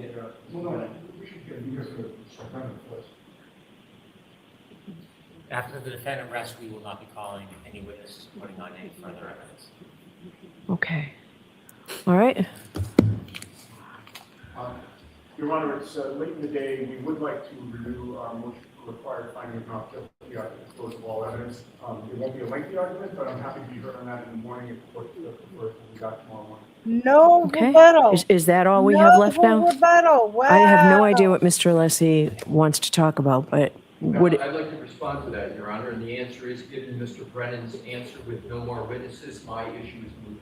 okay, great. So, The only other technical thing is we need to move in the 3 items of evidence, the documents associated with the sweatshirt. I think they've been marked for identification. no, they were marked as evidence, right? They're correct, Marcus exhibits. Yeah, they're exhibits. But no, So they're getting the case soon. Are they, Tomorrow, I I thought mean, they were Friday. marked as identification, not evidence. They're in evidence, they're in identification. so I need to find that. It would be my intention that they get put into evidence. I'm not going to display them and bring a jury in just to see those at this point. I'm not asking for that. Okay. As long as they're in evidence and I can use them in closing argument, then so be it. if I can for clarity, Your Honor, they're exhibits. I have Y. So that's not an exhibit, Mr. Alessi, if that's how it marked. That's identification. I have a different parlance. I'll use this court's parlance. Yes, it's YYY, ZZZ, AAA, BBB. So that means that, all right, so that's for identification. Letters are identification, numbers are exhibits. Your Honor, I understand that. We all know what we're talking about, and Your Honor agreed that they're going to be in evidence. Right. So, and I've ruled that they're in evidence. I just need to know for this record whether they're in evidence or not. What you tell me, you just told me they're in evidence. They're not. They're exhibits. They're identification. Now they will become exhibits. Can we do that now? Do we have them? Where are they? Oh, Jim, they're in there? Okay. Yeah, and Your Honor, my whole point in wanting to be heard is that they're not in evidence, and I want to make sure they get it. That's my point.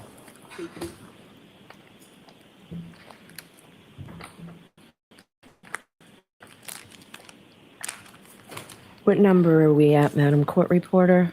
Exhibit 230. Okay, and we'll do A, B, C, D. So is it Y, Z, A, and B? I think I have it.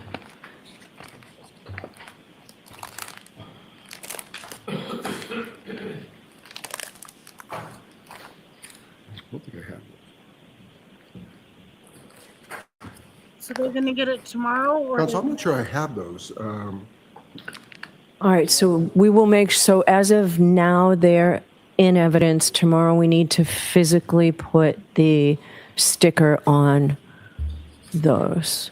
Can I stick numbers while we're waiting? Yes. 230A, I'm sorry, say that one more time. 230A through C, 230C.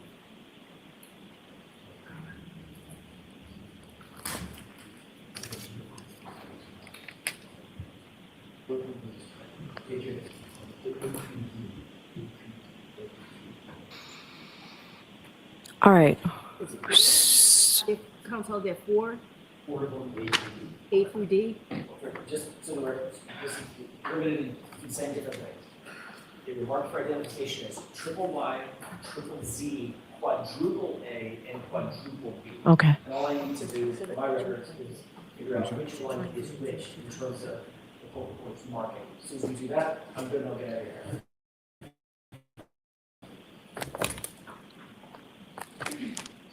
We will do that first thing tomorrow morning. That's fine. All right. We will, so everyone is in agreement then. I will let you have tomorrow without the jury. We'll have our charge conference here in person. Then I'll give you the rest of the day to get your closing arguments ready. I'm imagining that you don't want to argue tomorrow morning at 9 o'clock. Is that fair? That's fair. Mr. Brennan, are you in agreement? I'm in agreement. I'm not interested in arguing tomorrow. Okay. All right. So we'll give you tomorrow. We'll have a charge conference tomorrow. I'm going to ask the court officers to call the jurors tonight as soon as possible. This is great that you did it. I was going to give you until 7 o'clock tonight, but if you're certain, then the court officers will call the jurors now and let them know they don't have to come in tomorrow. And then when they come in Friday morning at 9 o'clock, we'll do arguments and charge. Tomorrow morning will be the charge conference. Since we don't have jurors, do you all want to come in at 10 o'clock instead of 9 o'clock? That would be great. Does that work for the Commonwealth as well? Yes. Okay. So I'll see everybody tomorrow morning at 10 for the charge conference. Do you have them now, Jim? I do, Judge. And just for the record, YYY, ZZZ, AAAA, and BBBB are 223A through D. If you want to look. In the same corresponding order. So you know what they are, Mr. Jackson, in order. Okay? 223. 223. Thank you. My only other question, Your Honor, was regarding the parameters of closing argument. Last year, we were relegated to 1 hour. I would ask an hour and a half. Council, can you just let this pass?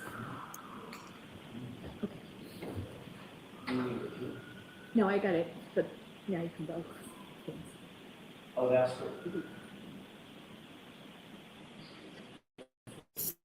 So cool. They only have a charging conference at 10 o'clock in the morning. That's where they go over the jury instructions and the charges. Final summation, given you. And I guess no argument. And then closings will be Friday.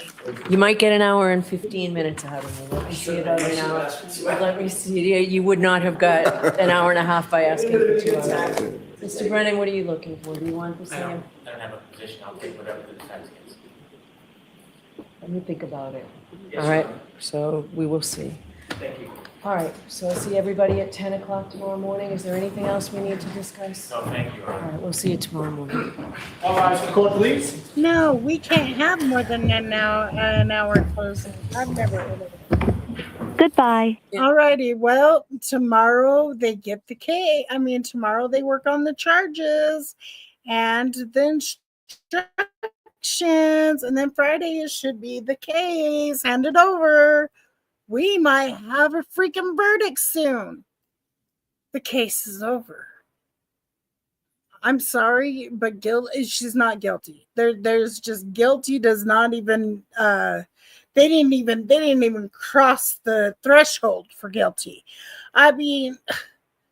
And you got to look at every case as they're not guilty. They're not guilty. Make the state prove their case. Did they prove their case beyond a reasonable doubt? If the car didn't hit, you must acquit. All right.